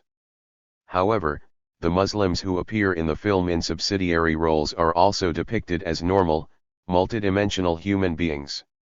Unlike in Dan and Saadia, here we know what they aspire to and what they fear, and more than anything else we learn what drives their actions. They win our empathy because their conduct is rational and because we are exposed to subtle and intelligent dialogue among themselves. What contributes to the film's credibility is that not all the Palestinians are positive and admirable human beings. Thus, for instance, after Pierre is killed, George and his friends plan to exact revenge. But this is in fact the reverse of the way Zionist historiography characterizes not only the 1948 war but every conflict with the Arabs, an Arab action and an Israeli retaliation. Here the Israeli action comes first.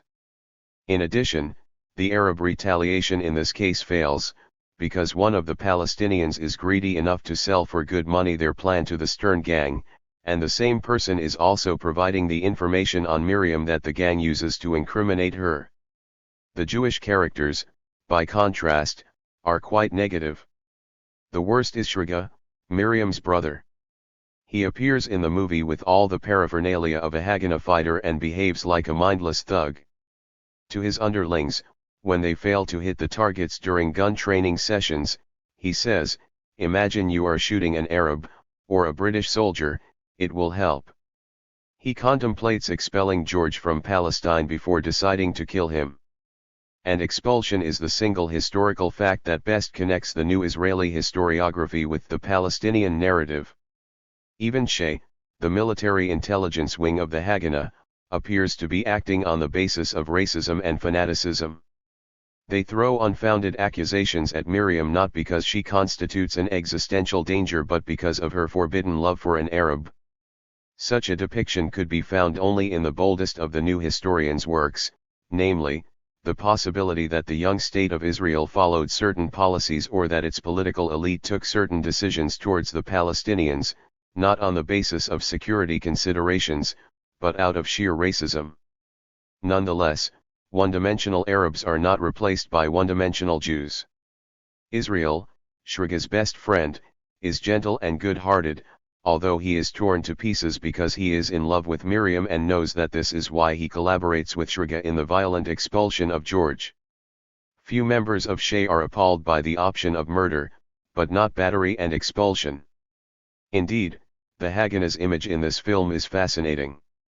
Its representatives do engage in direct killings, but they debate and hesitate, much more so than the stern terrorists. So, in a typical Zionist way, they are absolved from the accusation of violence for the sake of violence. It thus seems easier to attribute the violence in the film to the Stern gang and not the Haganah. George asks Miriam, "Have you known any of the assassins of the British officer?" and adds, "You are all brothers in arms." He also associates the murder of another British officer with a potential death threat to Miriam, posing the rhetorical question, you know what these murderers will do when they finish the British? The terms murderers or assassins appear in the film many times when the Stern gang is mentioned. In the final scene of the movie there is a photo montage of the couple, along with a text which reads, "Miriam Seidman was executed and shot by the Stern gang after being found guilty of treason. Her guilt was never proven, her name was never cleared, and those responsible for her death were never brought to justice. But this is not just a story of the Palestinian tragedy. It aspires to be a more universal tale about humanity in general. In general, when dealing with issues such as this, cinema has an advantage over historiography, as is made clear by the immediacy of this film, which could not easily be produced by a written narrative. It pointedly associates geography and politics. Thus, most of Miriam's encounters with George take place on the beach where the border between Jewish Tel Aviv and Palestinian Jaffa runs.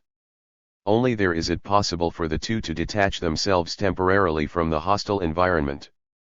The director juxtaposes these encounters on the shore with discussions at the Haganah's headquarters about Miriam's fate. The stark contrast between the two protagonists and the murky, hostile, violent environment is also achieved through the way George and Miriam appear on the screen, as well as the physical surroundings where they meet.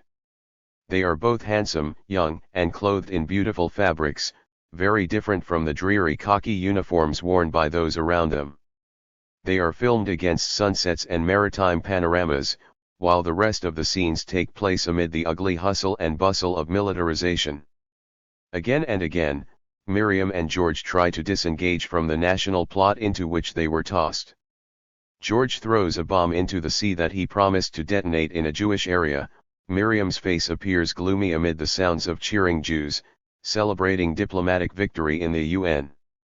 All this comes across in the film, despite the filmmaker's more limited ability to identify with the other side compared with the capabilities of the historians. Cinema focuses on individuals, and its creators can therefore more easily display sympathy with the other side, and with respect to one's own national myth and narrative, calling up that sympathy poses a challenge. Generally, sympathy arises from emotive identification with a screen hero or from a more universal and critical view on life. Rarely is it based, as is the case with historians, on new facts. New documentation for a film with a historical dimension is essential, but it is not the crucial component in the creation of a new historiographical picture of the past. Historical films of course have script writers and directors who must support a historical plot with documentary material, but they can readily identify the more imaginative parts of the story. Even if a film tells a basically true story, such as Oliver Stone's JFK and Frost/Nixon, or Richard Attenborough's Gandhi, they are still an admixture of fiction and reality. Such license is obviously a luxury that documentarians cannot permit themselves. The documentary post-Zionist challenge. Esht Solovet was not the only film in Israel that exposed dilemmas and taboos. A few films went so far as to take on the manipulation of Holocaust memory in Israeli politics and discourse. Ilan Moshinson's 1979 movie Rove Juliet, The Wooden Gun, for example, conveyed Israeli uneasiness over the possible link between the Nazi wish to annihilate the Jews in Europe and the Zionist desire to see the expulsion of the Jews from Europe for the sake of the Jewish community in Palestine. Some of these themes were treated in television docudramas. Moti Lerner's 1994 three-part TV miniseries The Kastner Trial, for instance, was based on the true story of a Zionist activist who saved Hungarian Jews by bribing Nazis and who later tried to cleanse his name in a libel trial but failed. The film highlighted the uneasy connection between the Jewish leadership in Palestine and the Holocaust, and put forward the uncomfortable conclusion that the survival of the community in Palestine always came first. A 1995 docudrama by Benny Brunner, based on Tom Segev's book The Seventh Million, focused on Jewish leaders' decision not to become involved in operations to save Jews that did not bring survivors to Palestine and to concentrate on efforts to save Jews who were physically and mentally fit and likely to contribute to nation building. Beyond the makers of docudramas are the documentary filmmakers, who intervene very little in the raw reality they film, believing strongly that it speaks for itself. One of the best among them is Eyal Sivan.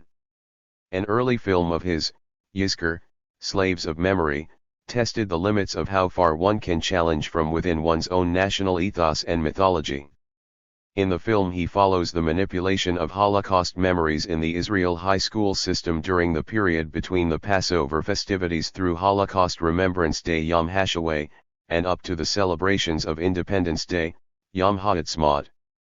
The camera hardly leaves the classroom or schoolyard, and an extended version includes an extremely poignant interview with Yeshayahu Leibowitz, who was mentioned in Chapter 4 above. For me, the unforgettable remark in this interview was that the Holocaust is not a Jewish problem, we did not do it. The Germans did, and it is therefore their problem. By contrast, the occupation should concern the Israeli Jews, because this is an evil of their own doing.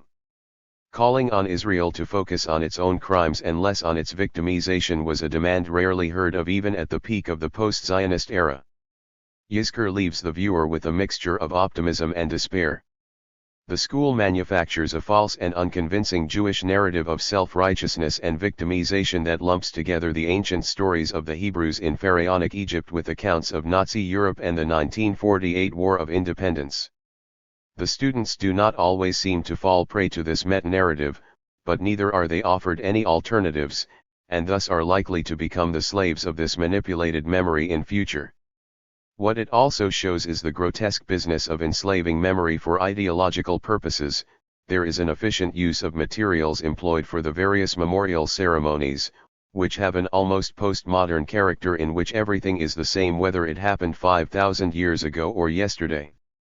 An efficient teacher, then, will instruct the students not to waste the posters describing the Exodus from Egypt so that they can be used again in a Broadway-style presentation on the various death camps of the Holocaust.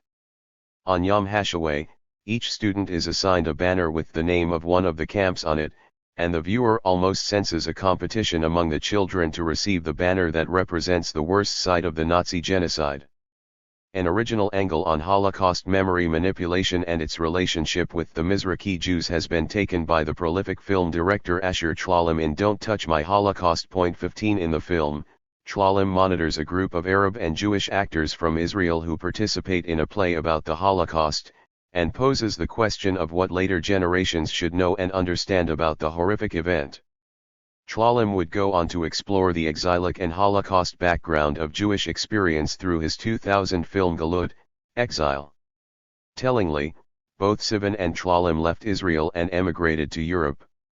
In Exile, Sivan would make 10 films, 2 of which dealt with the history of Palestine.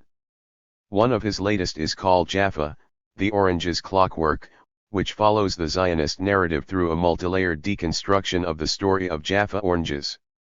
It uses the Zionist takeover of the citrus industry in Palestine as a microcosmic struggle that represents the conflict in the land as a whole.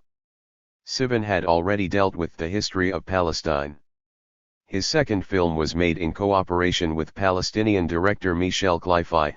Together they made Route 181, Fragments of a Journey in Palestine, Israel, a film that follows the fault lines of UN Resolution 181, the partition plan, and thus allows them to tell the story of the Nakba through the eyes of both victims and victimizers in a fascinating cinematic conversation. 16.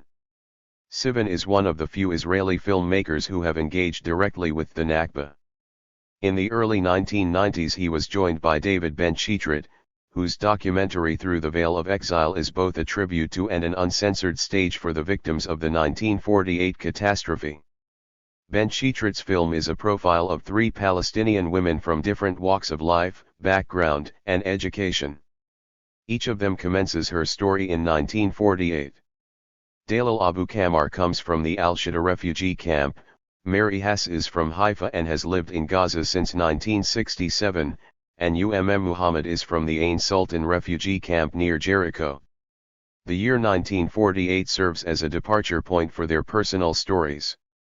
The story accepts, without any caveats, the chapter of refugeehood as it appears in the Palestinian narrative.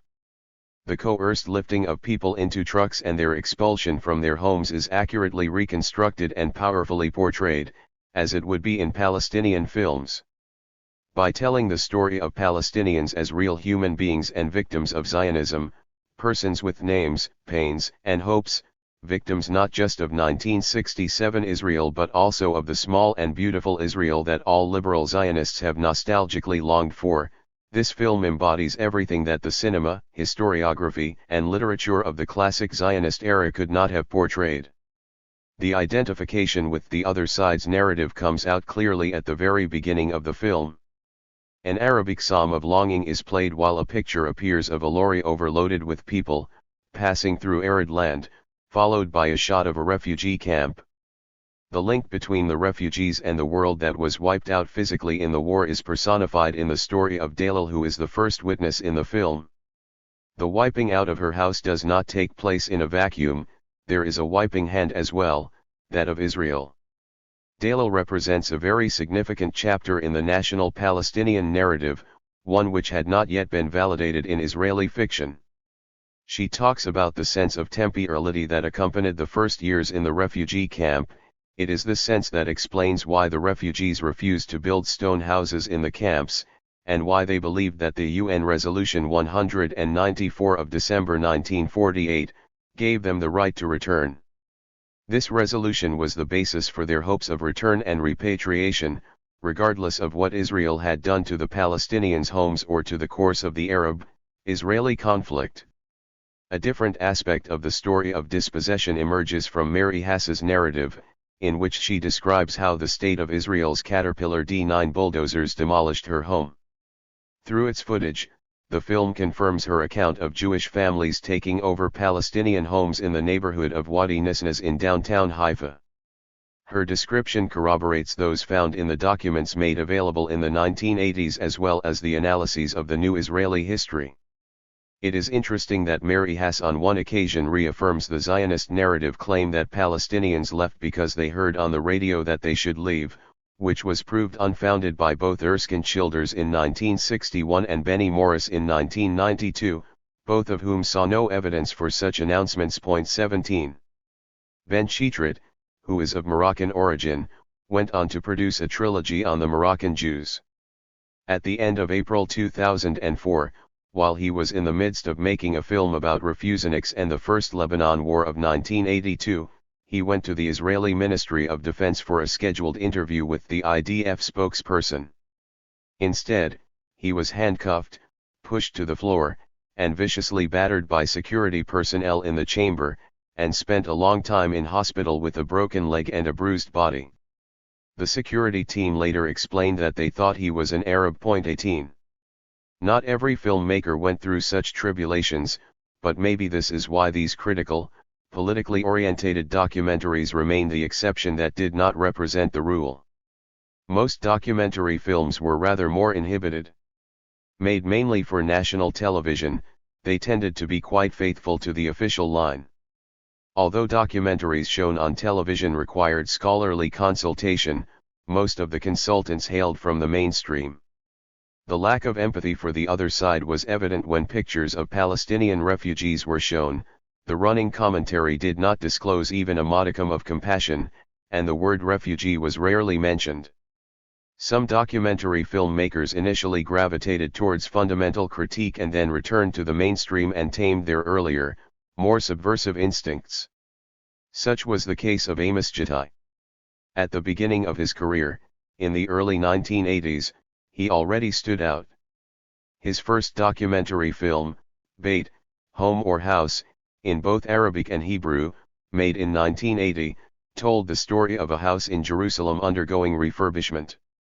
The house had belonged to a Palestinian physician until 1948 when it was expropriated by the authorities and sold to an immigrant couple from Algiers. The film introduces all the tenants and all those involved in maintaining the house, including the Palestinian masons.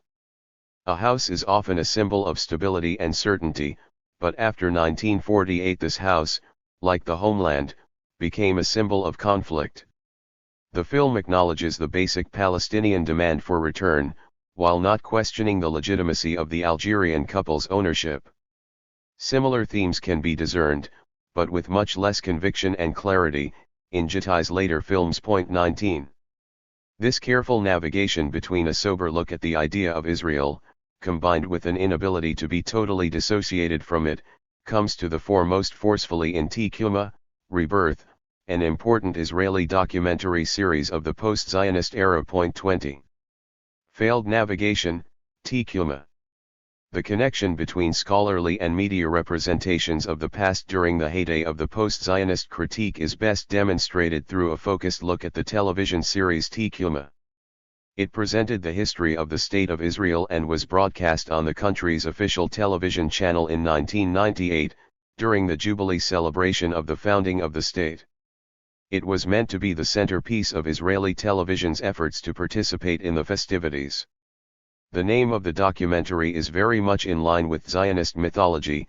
THIRD-WORLDISM means the resurrection of the Jewish people in the redeemed land of Palestine.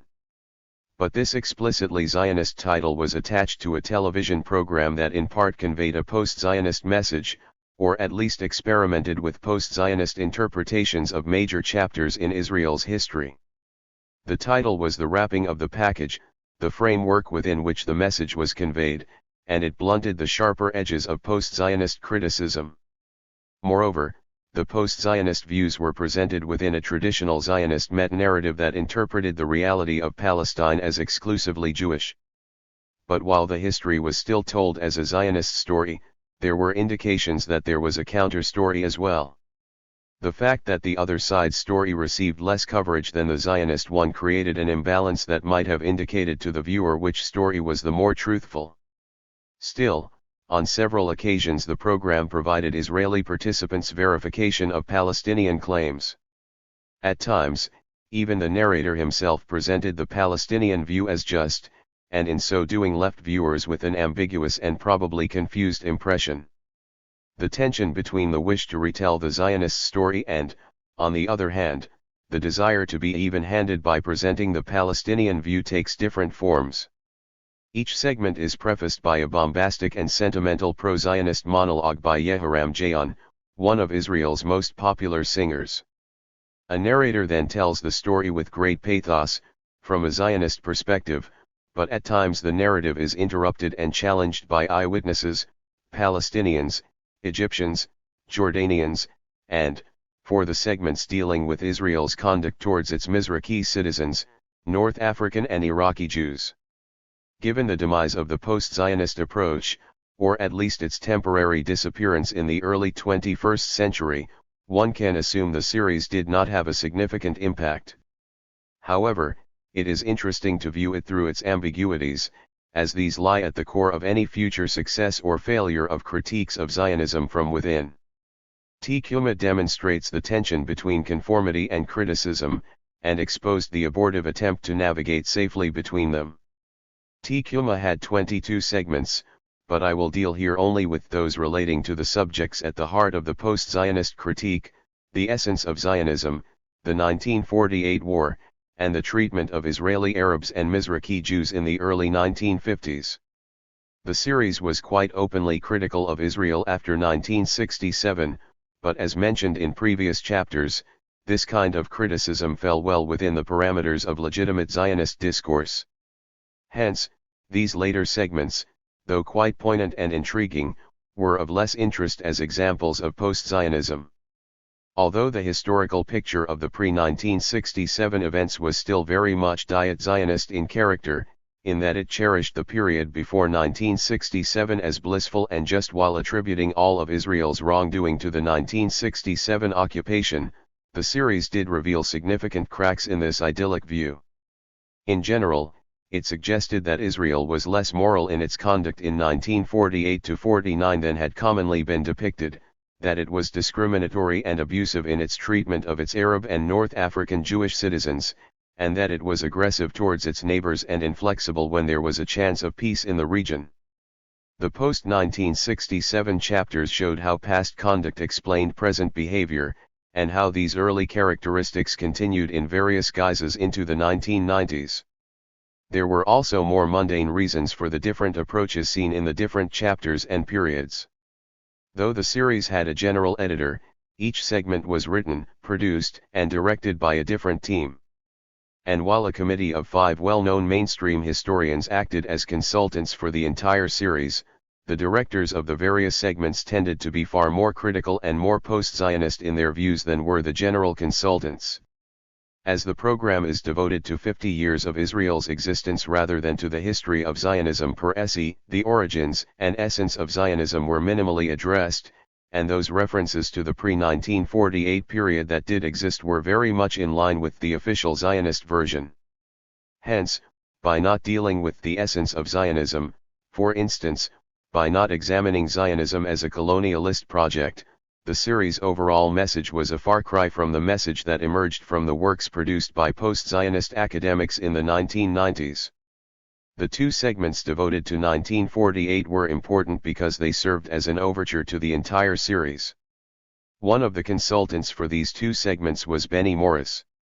He was not a chief consultant, that is, a member of the consultative committee, but he was mentioned in the credits, and more important, one can feel his imprint.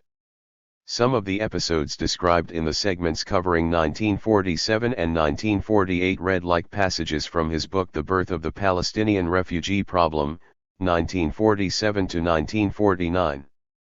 The most important effect of Morris's involvement was the relative centrality accorded to the refugee problem in the historical discussion of the 1948 war. Hitherto, the refugee problem had occupied only a marginal place in the overall picture drawn by official Israeli historians. Not only did the refugee issue assume greater importance in the story presented here, but also included was a discussion of why the Palestinians had left their homeland. The answer, however, was a deluded Zionist and Morrisian one: half the population fled, and half were expelled.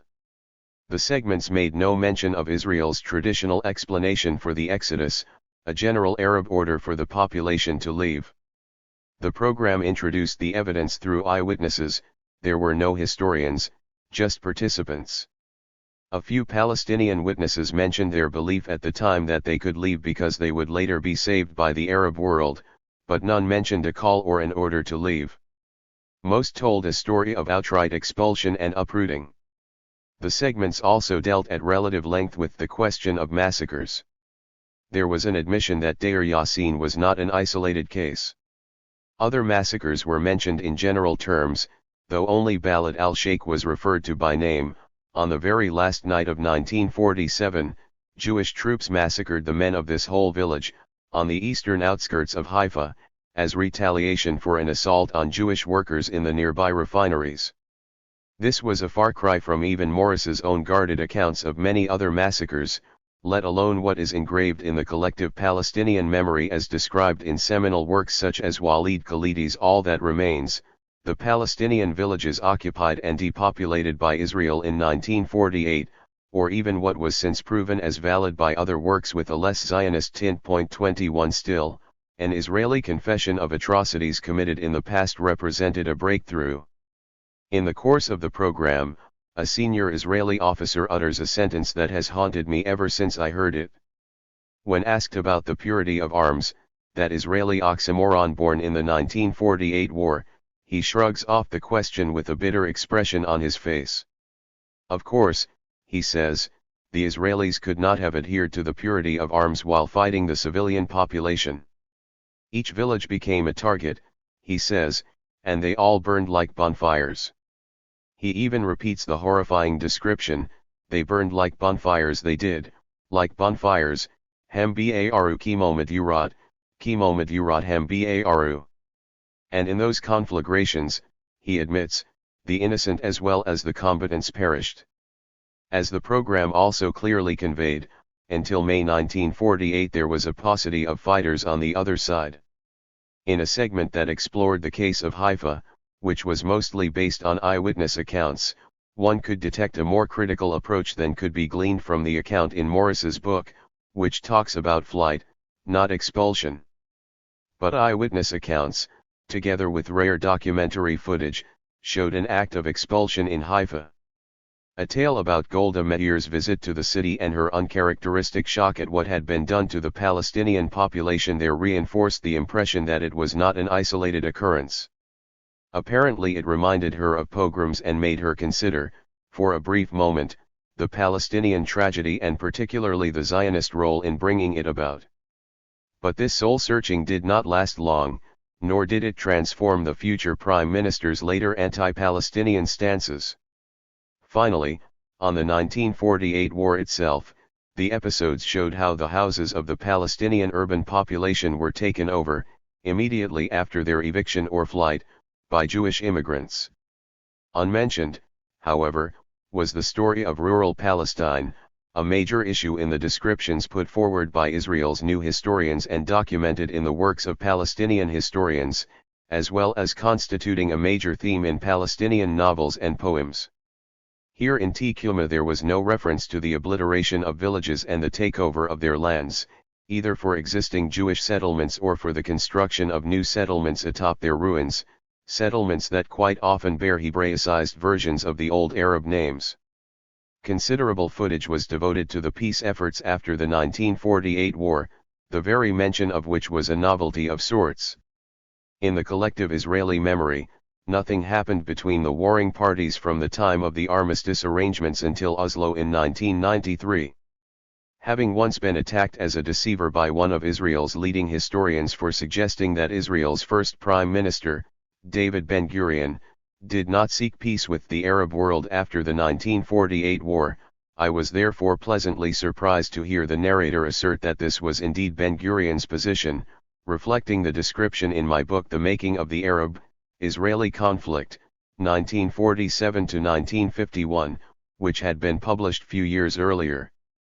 Nonetheless, the same narration ended not with the view, held by Morris, Avi Shlaim, and myself, that we missed out on peace because of Israel's intransigence, but rather with the view offered by the mainstream Zionist historian Itamar Rabinovich, Israel's ambassador to Washington and then the president of Tel Aviv University, who claimed that peace was elusive. 22.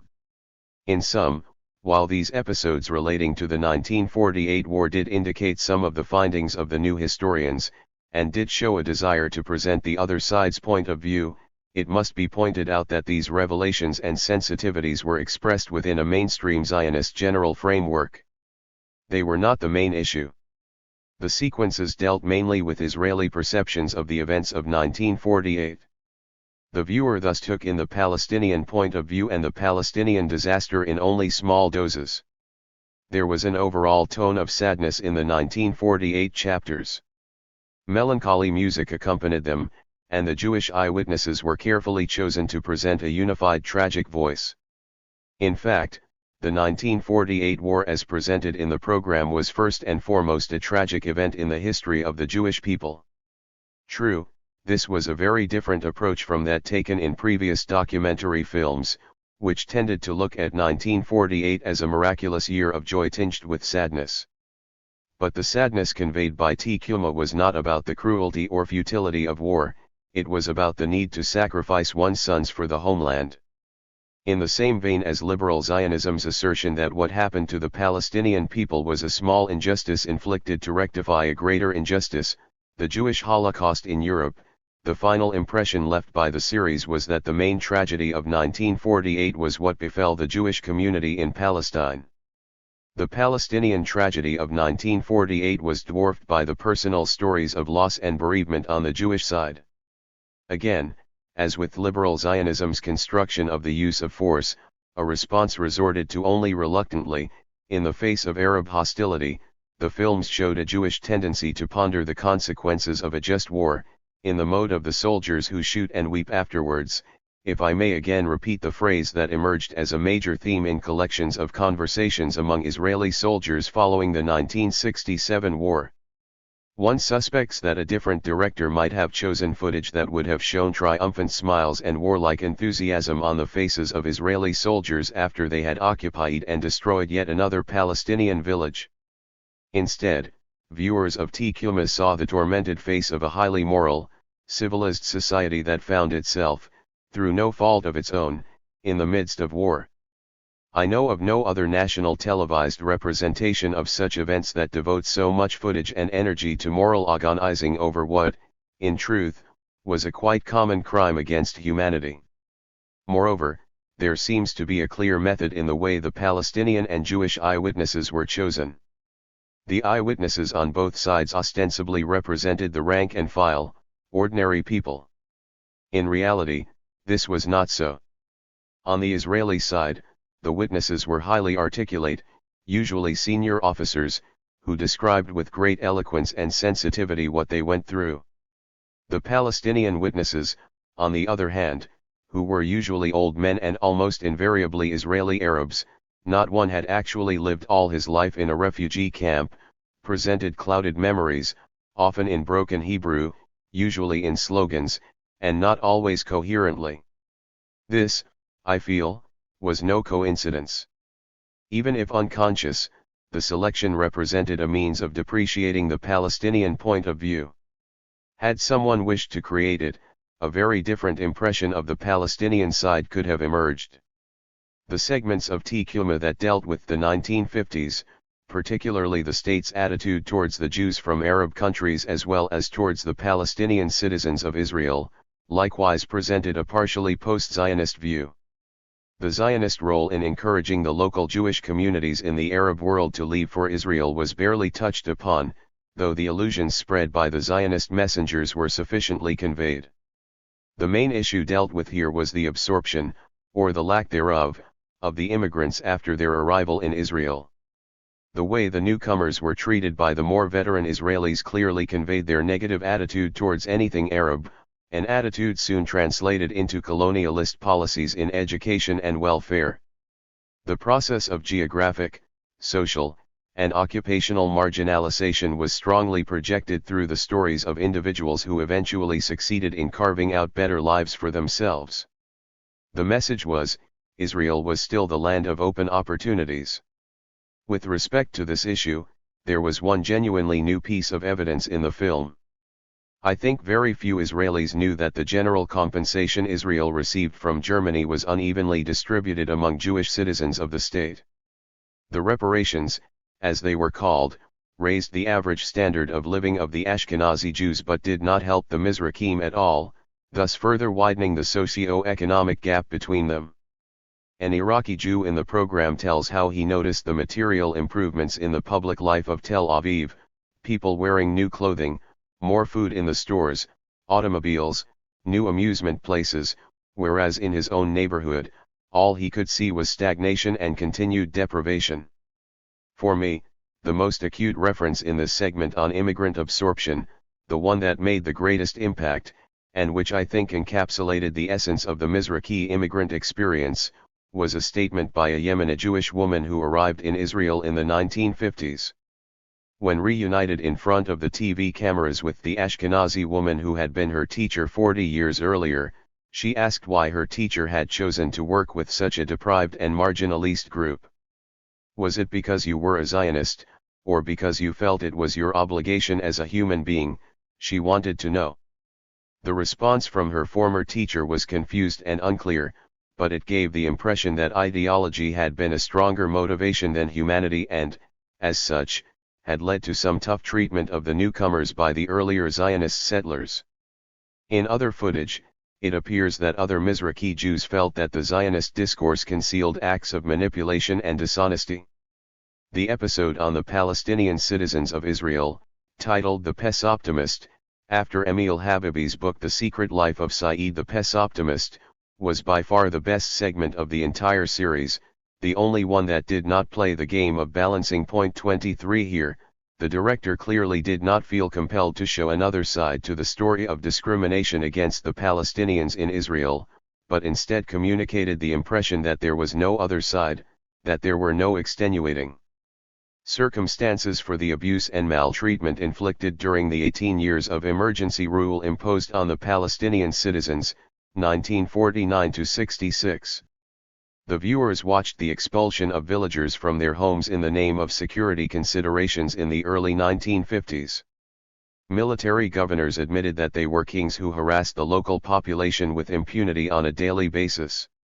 What was missing from the analysis in The Pes Optimist, unfortunately, was the connection with the situation of the Palestinians in Israel in the 1990s. This chapter conveyed a picture of an almost inevitable process of modernization and Israelization of the local Palestinian minority. In any case, this segment, together with another one on Israeli behavior during the First Intifada, provoked a political upheaval and caused the prominent Israeli singer Yehoram Jayon to resign as the chief narrator of the segments lest he seemed to be supporting Palestinian fighters. Interestingly, though THIRD largely ignored the Zionist right, it was the Zionist left that it held responsible for the expulsions, massacres, discrimination, and manipulations involving the Arabs.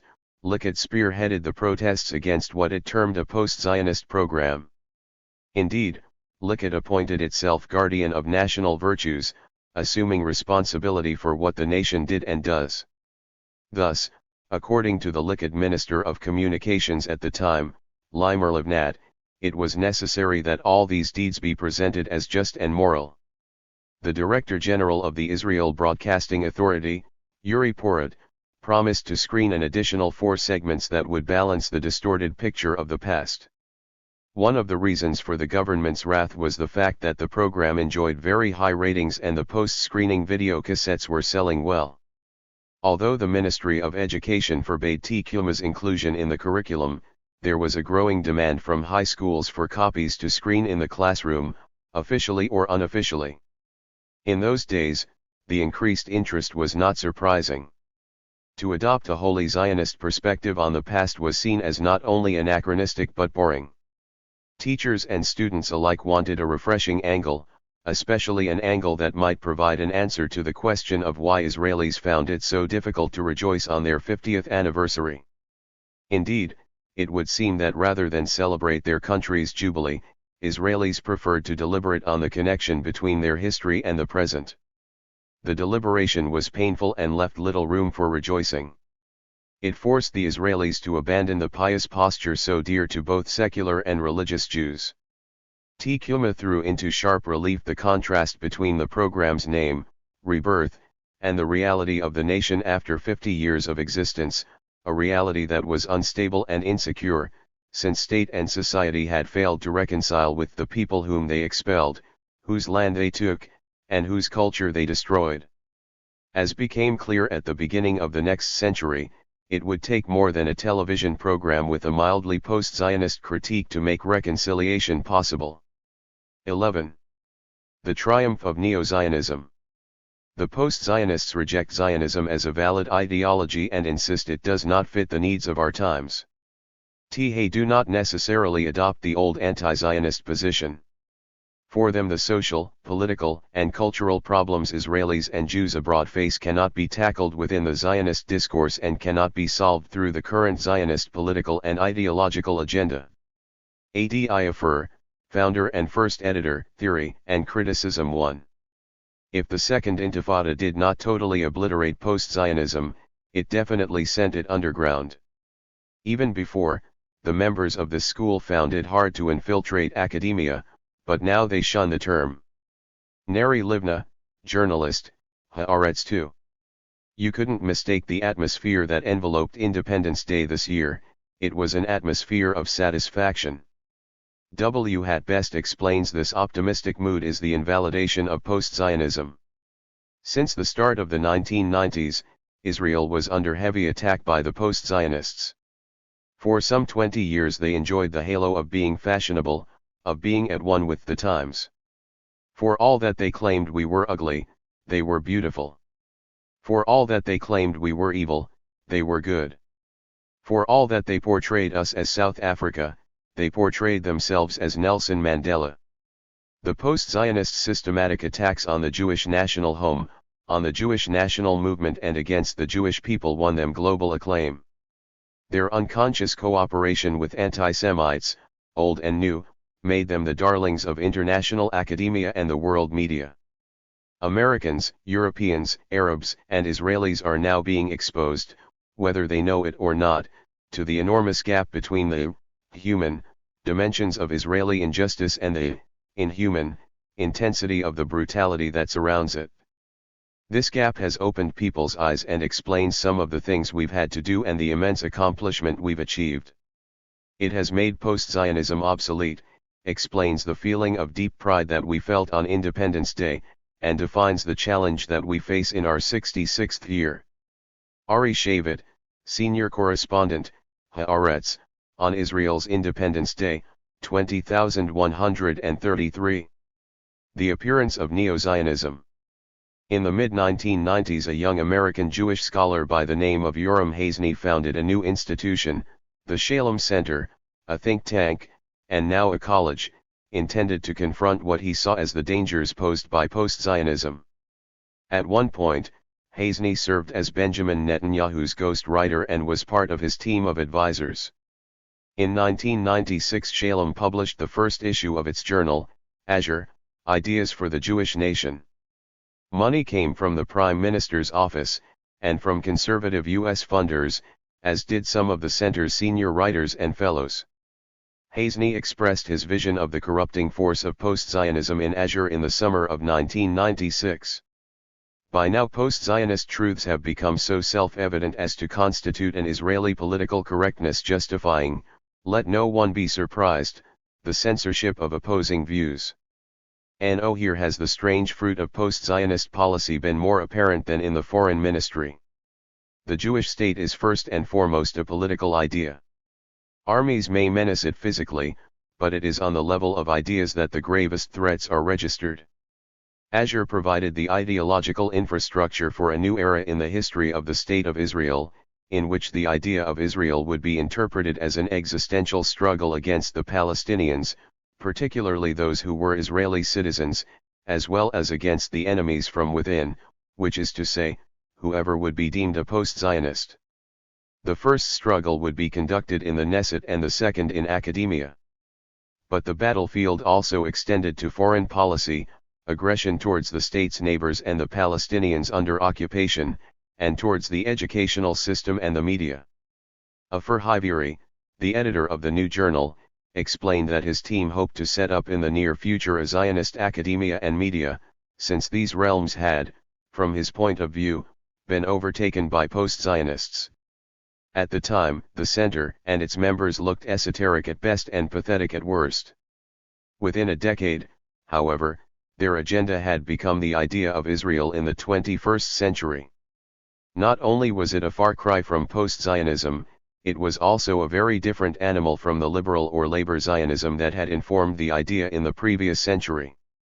The gist of it is quite familiar today: a highly nationalistic, racist and dogmatic version of Zionist values overrule all other values in the society, and any attempt to challenge that interpretation of the idea of Israel is considered unpatriotic and in fact treasonous. The impact of post-Zionism.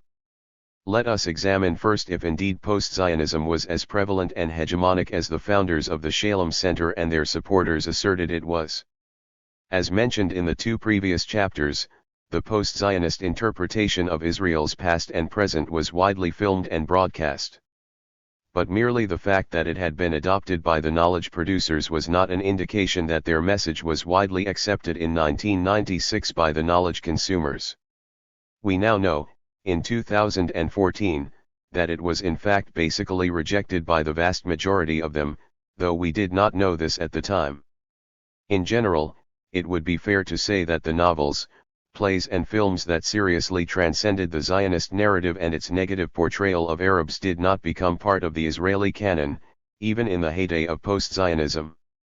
They did not represent a dominant cultural position, and their producers were not among the leaders of the Israeli cultural scene. Nonetheless, the new historians, poets, writers, filmmakers, and playwrights did operate within the system that produced and shaped the country's cultural identity, and they could conceivably have affected the society had they been able to persist with their critique beyond 2000.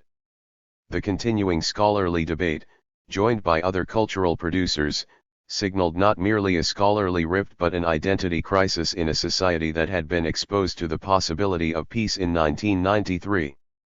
Peace had the potential to undermine the national consensus, which was based on the need to act jointly against common enemies. Relative economic success and security had already led deprived groups to demand a fairer share, just as it encouraged the Palestinians in Israel to lay bare the tension between the country's pretense of being a democracy and its insistence on remaining a Jewish state. Genuine peace demanded a radical change in the Israeli mentality and in the basic Jewish views about Arabs, specifically Palestinians. So a small number of people, with access to the public via the universities, schools, press, and movie screens, began to offer starting points for such a transformation. The point of departure was the acknowledgement that reality could be interpreted in a non-Zionist way, or at least that Israel's cultural identity must be more pluralistic. The cultural identity of a society is shaped by historical and contemporary reality as well as by how this reality is interpreted by those who control socio-political power.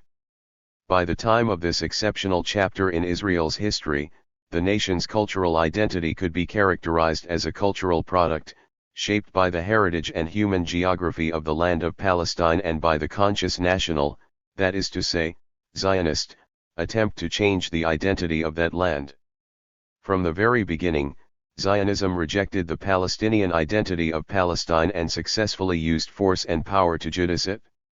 However, certain people and groups challenged the Zionist identity, Palestinians, some of the Jews who had been brought in from the Arab countries, and a small number of individuals, such as this writer, who were born in the country after the establishment of the state and who voiced their dissent in the 1990s. The Zionist identity of the land and the society was continuously the challenged not because of new historians or anti-Zionist novelists.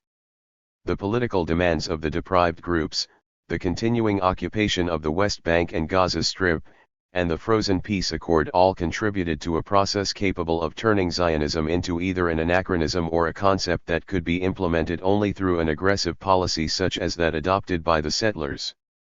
These processes of challenge began in 1977, when the hegemony of the Ashkenazi elite was questioned.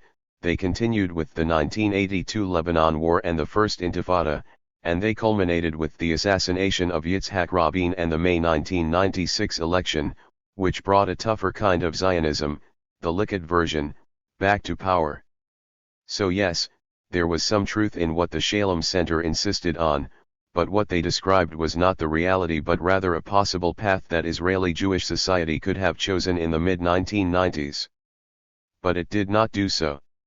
Not only was the path not taken, but those who pointed to it were gradually silenced and crushed. And in fact, it was not Hazni and his colleagues who began the counterattack. Instead, it was the liberal Zionists who took the lead in closing the minds of those whose job and duty it was to produce knowledge for the benefit of the society as a whole. Initial reactions. From the perspective of mainstream Zionists, the post-Zionist interpretation of the past had gained a large following within Israeli universities and centers of cultural production by the 1990s. It was further believed that although every known historian in the Zionist camp had been recruited to refute the post-Zionist version of the past, it won legitimacy in the Western world. At the time, it was also wrongly assumed that because of its relative academic success, post-Zionism won over large segments of the Israeli public as well. For the briefest moment in the state's history, its parliament discussed post-Zionist legal initiatives that all, in one way or another, pointed towards a transformation of Israel from a Jewish state to a state of all its citizens. These suggestions had no chance of being endorsed by the parliament, but it was not forbidden by law to present them. As a result, at this peculiar juncture, these initiatives were put on the Knesset's agenda. But that chain of events was a rare exception. The rule was that the critical, and therefore far more pro-Palestinian, evaluation of past and present has not led to the wide acceptance of a non-Zionist, let alone an anti-Zionist, vision of the future. When it became clear that a sizable number of Israeli academics were not towing the ideological line, mainstream academic institutions and persons began to react. As the dominant group, these mainstreamers could best be called, in hindsight, classical Zionists. Later they would be challenged not only by post-Zionist scholars but also by neo-Zionist academics, the kind associated with the Shalem Center, which helped to define their boundaries in a clearer way. Classical Zionists were those who were neither non- or anti-Zionist Jews in Israel nor fundamentalist or ultra-Orthodox Jews. Ever since 1948, and even when classical Zionism's political fortunes had run down as they did in the 1970s, mid-1990s, and early 21st century, they continued to occupy a prominent, indeed a hegemonic, presence as a socio-ideological group within Israeli academia and media. Many, if not a majority, of those who controlled the academic and polemicist venues in Israel defined themselves as Zionists who were utterly opposed to both extremes of the Israeli political spectrum. For a long period there was no need for articulators of the classical Zionist view to clarify their positions on the past. It was the appearance of what was dubbed post-Zionist scholarship that forced the gatekeepers of classical Zionism to reassert their historiographical interpretations as well as their moral convictions. Collective memory and moral self-perception are closely linked, and it is no wonder that the post-Zionist critique on the past triggered a public debate from which much can be learned about classical Zionism's position on history. This position fed the policies of the first Netanyahu government, as well as the Barak, Sharon, and Olmert governments, which takes us to the spring of 2009. Several members of the classical Zionist camp have remarked, albeit disparagingly, that the only merit they saw in post-Zionist scholarship was that it compelled them to redefine, clarify, and update their understanding of the Zionist and Israeli past. The first scholars to attack the post-Zionist position did so in a very angry way. They denounced the new works as a purely ideological attempt to de-Zionist Israel or as a typical intellectual maneuver by self-hating Jews in the service of the enemy. Yoav Gelber, the head of the Herzl Institute for the Research and Study of Zionism at the University of Haifa, likened me and my colleagues to collaborators with the Nazis.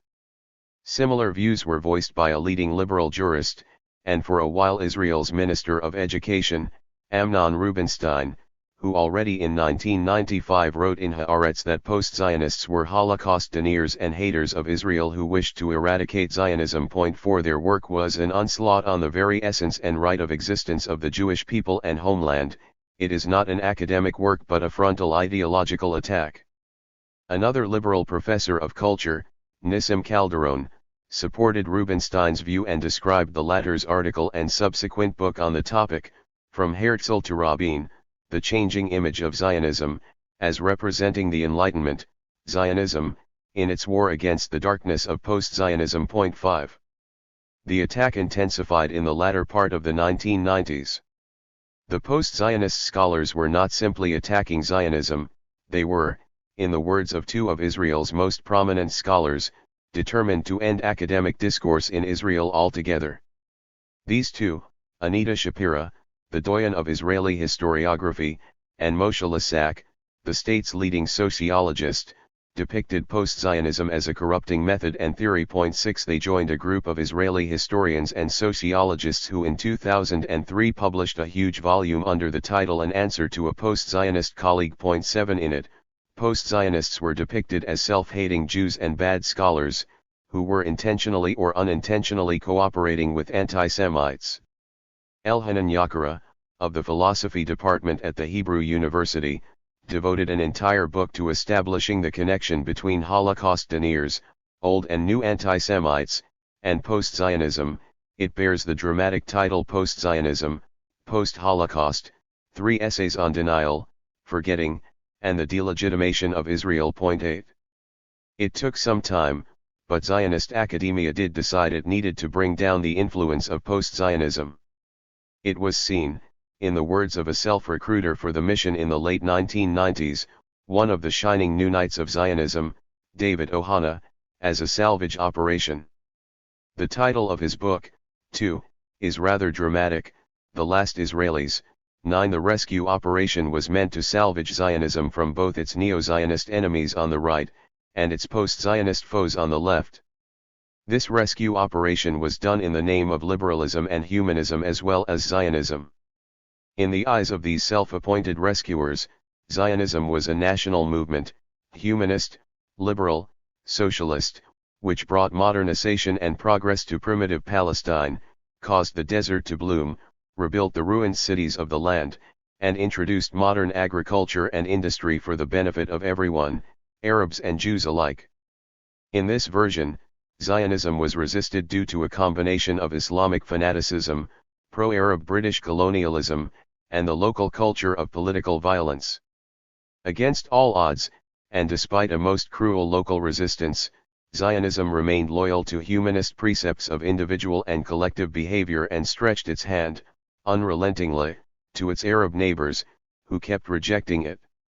Against all odds, the Zionists also miraculously established a state in the face of a hostile Arab world, a state that, notwithstanding an objective shortage of space and means, absorbed 1 million Jews who had been expelled from the Arab world and offered them progress and integration in the only democracy in the Middle East. It was a defensive state, trying to contain ever-growing Arab hostility and world apathy. It was a state which took in Jews from more than 100 diasporas, gathered them in, and made of them a single, new Jewish people. It was a moral and just movement of redemption, which unfortunately found other people on its homeland, but nonetheless offered them a share in a better future, which they foolishly rejected. This idyllic picture, so runs the Reconstruction, was undermined and riven by the evil consequences of the 1967 war and the political earthquake of 1977 that brought the Zionist right to power. After and because of 1967, the state may have developed negative features, such as territorial expansionism and religious fanaticism on the right, and self-doubt and hatred on the extreme left. But it was a reversible development, which could be stopped by returning to old and traditional Zionist values of humanism, democracy, and liberalism. The U-turn. Despite these volleys of angry prose, the post-Zionist point of view continued until roughly 1999 to be held by a relatively large number of academics, artists, filmmakers, and educators. Local academia's ability to tolerate, and even for a while to listen to, challenging voices depended very much on the country's general political mood. As long as the mood was sanguine and the Oslo Accord seemed to be leading somewhere, the mainstream was reasonably tolerant. Oslo's demise returned the society to a mood of intransigence and narrow-mindedness that left no room for critiques from the left, only from the right. Israel was back at war. It was with the assassination of Prime Minister Yitzhak Rabin in 1995 that optimism began to wane. Pessimism set in, along with a growing distrust in the Palestinians, a move to the right, and a scaling back of Oslo's implementation and goals. At the same time, the popular appeal of the new historians and their post-Zionist manifestations began to fade away until they were perceived as not only irrelevant but also as embodiments of national treason. What brought the post-Zionist decade, and the historiographical debate on 1948, to a definitive end was the outbreak of the Second Intifada in late September 2000. To be more precise, it was the Israeli narrative of the causes for the Intifada and its overall description that contributed to the conclusion of this rare moment of grace in the history of the State of Israel. Almost as soon as the first news about Palestinian mass demonstrations and disturbances began to circulate in the early days of October 2000, journalists, academics and politicians re-embraced the Zionist consensus. This newfound unity, arising from the abyss that the Rabin assassination prized open, was greatly facilitated by the fact that Israel's mainstream media uncritically accepted and widely disseminated the government's propagandist version of why violence had erupted. In that version, Yasser Arafat and the PLO were not only the initiators of the Second Intifada, they were also fully to blame for the failure of the 2000 Camp David summit at which Arafat and Ehud Barak, with their host, President Bill Clinton, were supposed to tie up all the Oslo loose ends and present the world with a final settlement to the Palestine question. From the viewpoint of Jewish society and its political elite, Israel had done all it could do to achieve peace but was met with extremism and intransigence, forcing the government to shift from peace to war. The Palestinians had proved themselves to be enemies, thereby justifying the brutality of the Israeli response to the Second Intifada and the closing of the public mind. Ariel Sharon's election by a wide margin in February 2001 confirmed the magnitude of public support for the new policies, while the events of 9/11 facilitated the government's depiction of Arafat as an arch-terrorist associated with Osama bin Laden and of Israel's response to the uprising as part of the global war on terror. As in the past, the media and academia were the principal agencies providing professional and even scholarly scaffolding for these interpretations. The uprising in the occupied territories and especially in Israel itself, where a large number of Palestinian citizens in Israel joined the Intifada in demonstrations of an intensity and scope never seen since 1948, had a devastating effect on the movement to foster a post-Zionist critique. Within a few weeks after October 2000, public discourse in Israel had been reshaped along strictly consensual lines. The new discourse of unity engulfed everyone. New historians such as Benny Morris and post-Zionist philosophers such as Ilan and others, appeared with mea culpa statements, reasserting their allegiance to Zionism, declaring their distrust of the Palestinians and their animosity towards the Palestinian minority in Israel. Here is how a right-wing newspaper, the Weekly Makorishan, described Gurziev's transformation. He was the assistant of the notorious post-Zionist philosopher, Adi Iafur, who underwent a philosophical and ideological metamorphosis. Gurziev told the paper, "I was part of an intolerant faction with which I was supposed to collaborate, and even be one of its main heroes," and he declared, "What we were preaching was a new anti-Semitism." 10. The public discourse revealed a sense of relief. A decade of disintegration and disunity was over, replaced by a unity which re-embraced even the settlers' movement in the occupied territories. This newly birthed consensus was reflected in the new political formations of the 21st century. In the century's opening decade, Israeli politics were dominated by a party named Kadima, Forward. Founded by Ariel Sharon, it comprised major sections of the Labor and Likud parties of the past and was the recipient of two significant electoral successes in 2006 and 2009. In ideological terms, Likud, Kadima, and the Labour Party, currently reduced to insignificance, shared a similar understanding of the idea of Israel, and their interpretation regained the space that had been occupied for a short while by the post-Zionist version of that idea. From 2000 onwards, there remained no trace of the formerly impressive presence of the post-Zionist point of view. It was replaced by the new, consensual interpretation of Zionism, represented in the Knesset by the main parties. This consensual takeover competed with an even harsher and less compromising version of Zionism, which I shall call here Neo-Zionist. In the 2012 elections, its representatives in the Knesset were grouped under a new party, the Jewish Home. The power base for this harsher Zionism were the settlers in the West Bank and in pockets within pre-1967 Israel where fundamentalist Judaism had grown exponentially in recent years. While classical and Neo-Zionism seemed to collaborate well politically, they clashed culturally on the degree of religiosity that the society should require and on the optimal tactics for truly achieving the Zionist project, given the fact that there were still larger numbers of Palestinians than Jews inhabiting the land of Israel. But since the debates were tactical, and the two streams were equally unwilling to make changes in the occupation or in the oppression of Palestinians inside Israel, the sense was that the Jewish state had nothing in particular to worry about. Hence Ari Shavitz's sigh of relief expressed in Haaretz on the occasion of the state's 65th birthday, as quoted above. 11 The way he saw the situation, the only ideological rift in Israel was created by post-Zionism, but following its defeat, a more complete Jewish Israel was able to emerge. The announcement of the untimely, some would say, and long overdue, most Israelis would say, death of post-Zionism was broadcast, as expected, by the liberal Zionist paper Haaretz as part of the paper's overall attempt to assess the impact on Israel of the Second Intifada, then entering its second year. 12 Tom Segev, who in 2001 had just published a book in Hebrew on post-Zionists, remarked that post-Zionism had been sent into exile abroad and could become quite popular there. 13 In retrospect, one would say he might have been right.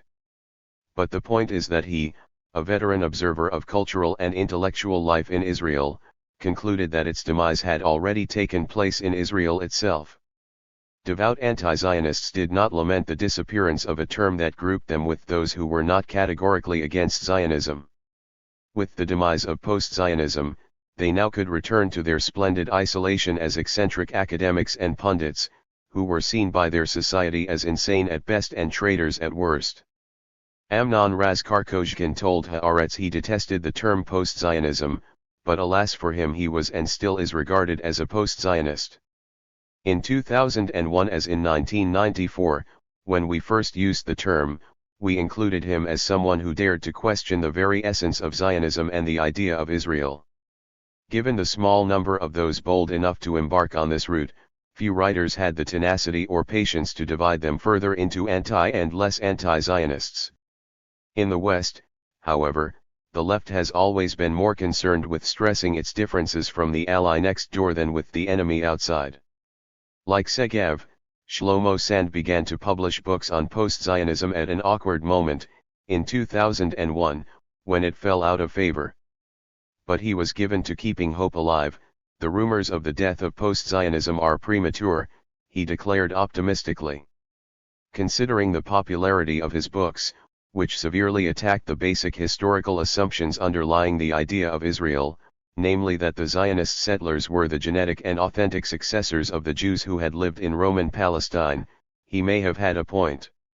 In 2001 he urged me to be more patient, as the process would continue and succeed. For him it did, but alas, the rest of academia seemed to go in the opposite direction. Consider, too, a comment by the political philosopher Yossi Yona of Ben-Gurion University, who noted that even at the peak of its success, for every post-Zionist member of academia there were 10 if not 100 Zionist academics. 14 His university was singled out in 2001 as the last bastion of post-Zionism, centered around a journal called Hager, edited by the post-Zionist geographer Oren Yiftikel. In 2012 the government tried to close the bastion within the larger bastion, the university's Department of Politics and Government, as it still included too many post-Zionists. So far this effort has not succeeded. 15. One remaining point of interest in this situation is to see how mainstream academia, which has always wished to be seen outside Israel as liberal and democratic, a pretense long since dispensed with by Israel's politicians and diplomats, navigated between its declared noble values and its desire to remain part of the emerging consensus.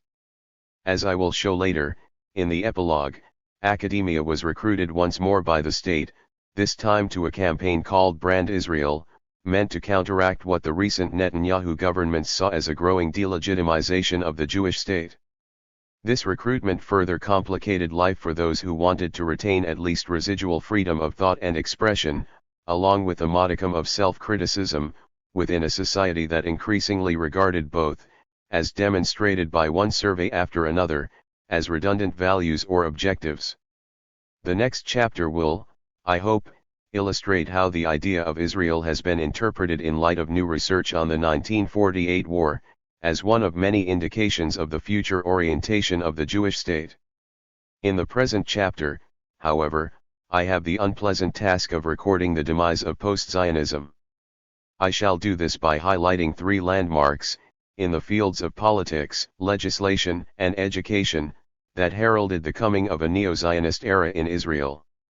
Post-Zionism may have been a bonbon tasted by Israel's chattering classes, most of whom shunned activism of any kind and disappeared from the ranks of advocates and supporters with the first potential risk to their own career, and perhaps also their own life.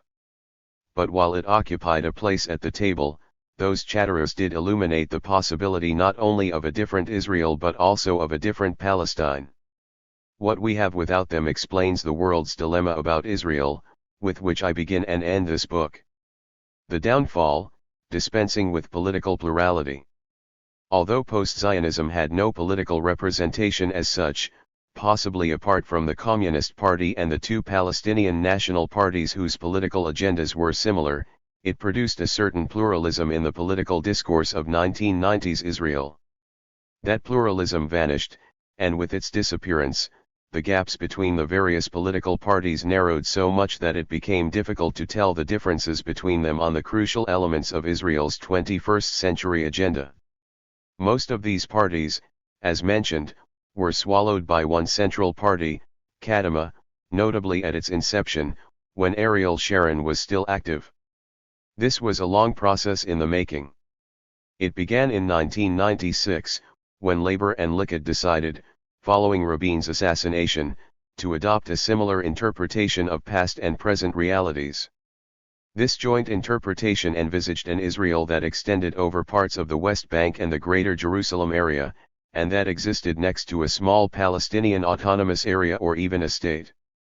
The newly enlarged state was also to include Syria's Golan Heights. This view was translated into practical terms through the way succeeding governments of Israel implemented the 1993 Oslo Accords. the reality they created in the mid-1990s was based on two assumptions. The first was that the pre-1967 Israel was non-negotiable. Hence, the future of the refugees or a discussion about Israel's role in the making of the problem, were off the negotiating table, not to mention the categorical refusal to include the Palestinians within Israel in any Israeli-Palestinian dialogue on the future. The second assumption was that parts of the West Bank, whose final demarcation would be defined later, would permanently be part of Israel. In 2013 these were more clearly marked and constituted nearly 40% of the West Bank. In the remainder of the space that had been mandatory Palestine, Israelis would control the perimeters while the Palestinians would have a measure of autonomy. This formula had already been devised in the first days after the June 1967 war, as I have shown elsewhere, and was legitimatist internationally as a peace plan that even won Nobel Peace Prizes for some Israeli politicians along the way. It also won over a Palestinian partner for a while and, in 1994, brought the world the Palestinian Authority, an entity that was expected to bless a scheme which would make Palestine a Bantustan occupying less than 60% of the West Bank plus 60% of the Gaza Strip until 2005 and the whole of Gaza after that. There would be a mini-capital at Abu Dis, a neighborhood on the eastern slopes of Jerusalem's mountains, but no solution for the refugee problem and no dismantling of Jewish settlements. This vision also had an economic dimension, which cut across national boundaries. Part of it involved the introduction of a capitalist, free market economy that would connect Israel and the future Palestine. Under the Paris Protocol, which was the economic component of the Oslo Accords, signed in 1994, Israel and Palestine were to be a single economic unit. This can be seen in the connections between the customs bureaus and the imposition of a joint taxation policy. This unification was ensured by the decision to postpone any substantial negotiations over the introduction of a Palestinian currency. Furthermore, the protocol granted Israel the right of veto on any development scheme put forward by the Palestinian Authority. What all this meant was that the monetary and developmental policies of Israel and its currency exchanges were to play a dominant role in the Palestinian economy. Other aspects of the Palestinian economy, such as foreign trade and industry, would also be totally dominated by the Israelis. The introduction of the Israeli version of a capitalist society into the Palestinian areas soon proved disastrous. With a very low GNP and the absence of a democratic structure, such an introduction and integration as offered by the Oslo/Paris agreements turned the areas under the control of the Palestinian Authority into the slums of Israel. An excellent example of such a development was evident already then in Erez, the buffer zone between Israel and the Gaza Strip. There the Israelis, with the blessing of the Americans and the European Union, opened an industrial park. Let the name not mislead the readers. It was a production line where all the workers were Palestinians and all the employers Israelis, who could enjoy the very low wages they paid their workers. Israel had similar visions for such parks on the border with Jordan and the West Bank, which was why industrialists in Israel saw themselves as belonging to the peace camp. Another aspect of the capitalization of the peace process was the support given by a limited number of Palestinians who could benefit from such economic transactions. Perceptive observers understood that the double burden of economic misery and the lack of genuine progress on the national front could lead to a Palestinian attempt to revolt against the post-Oslo reality. Similarly, there was obviously nothing in that reality that could have served as an incentive for the Israelis to alter the post-Oslo situation. For the majority of the Jewish population in Israel, the peace was based on an unbeatable logic, a logic often reiterated by the late Prime Minister, Yitzhak Rabin. According to his vision, the Palestinians were locked in a dismal situation prior to Oslo. They were now offered an improvement, not a very impressive sort of improvement, but nevertheless better because it would mean that Gaza, Jericho, and Ramallah would fly the Palestinian flag and be guarded by Palestinian policemen. Most Palestinians saw it differently. What was on offer was a non-democratic authority that replaced Israeli occupation with Palestinian security services. But for most Israelis this was peace, provided there was no terror and no bombs, peace was equated with their daily security, and by around 2005, it was enhanced by the Oslo process. The two main political parties, then, shared this vision of the future. They also saw eye to eye on the method needed to implement it, dictating the solution to the Palestinians. This line of action became evident soon after the Oslo Accords were concluded. The notion of dictation enjoyed wide support among the Jewish population and still does so today, and that support was clearly manifested in the 1996 election results, when a vast majority of Jewish voters elected parties which vowed to impose the Oslo reality on the Palestinians in even harsher conditions, the ones suggested by Likud. The same public mood informed the Barak government, which succeeded the first Netanyahu government in 1999. The latter's fall from power arose from his overall incompetence and a downturn in governability. The composition of the 1999 Barak government and its teams of principal negotiators, ex-generals such as Matan Wilne, Danny Yatom, and Yossi Peled, produced a similar approach, even if the Likud chose not to join the new government. So by the time the Second Intifada broke out, there was already a political consensus, and when Sharon came to power in 2001 he upheld that consensus, with one caveat: he was not interested in keeping settlers in the Gaza Strip and preferred to focus instead on turning the West Bank into the future Israel. As the Israeli journalist Amira has commented, at that point the vast majority of Jews in Israel lost interest in the Palestine question.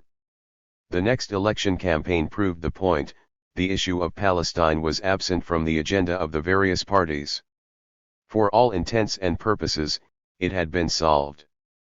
The neo-Zionist version of the idea of Israel. Even the Mizrahi ultra-Orthodox party Shas and the Ashkenazi ultra-Orthodox party Agudat Yisrael were willing to go along with this geopolitical vision. But this vision of the future was not just a matter of defining borders or containing Palestinian national aspirations and rights. It was also a matter of the identity and essence of the society. And here we encounter the neo-Zionist vision, shared by the settler community and by supporters of the National Religious Party, the ultra-Orthodox parties, and a new secular right that was closely associated, both financially and ideologically, with the new right in the United States.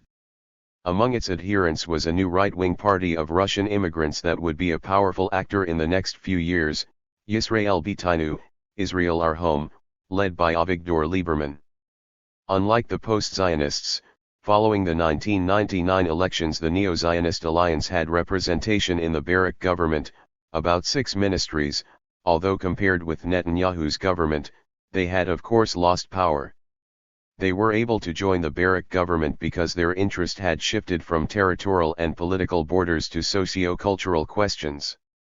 They regarded the mini-state offered by Barak to the Palestinians to be irrelevant, but they decided not to insist on their ultimate vision, a completely de-Arabized West Bank, along with the construction of the Third Temple instead of the Muslim mosques in the heart of Jerusalem. In elementary sociological terms, they thrived on the link between the decrease in external tension and the rise of internal tensions. Post-Oslo Israel was more than ever a multi-ethnic, multicultural society, deeply divided on issues of culture, law, morality, and education. The Jewish population shared the same attitudes towards the Palestinians wherever they were, but basically differed on everything else.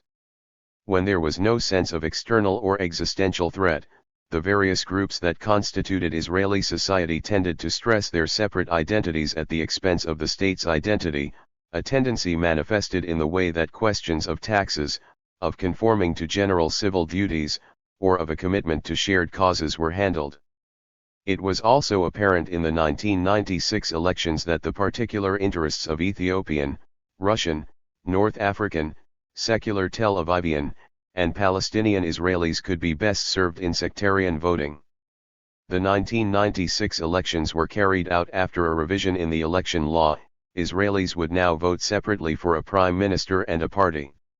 Now they could divide their loyalties by voting realistically for one of the usually two possible candidates for prime minister, but voting more emotionally for the party which represented their narrower interests.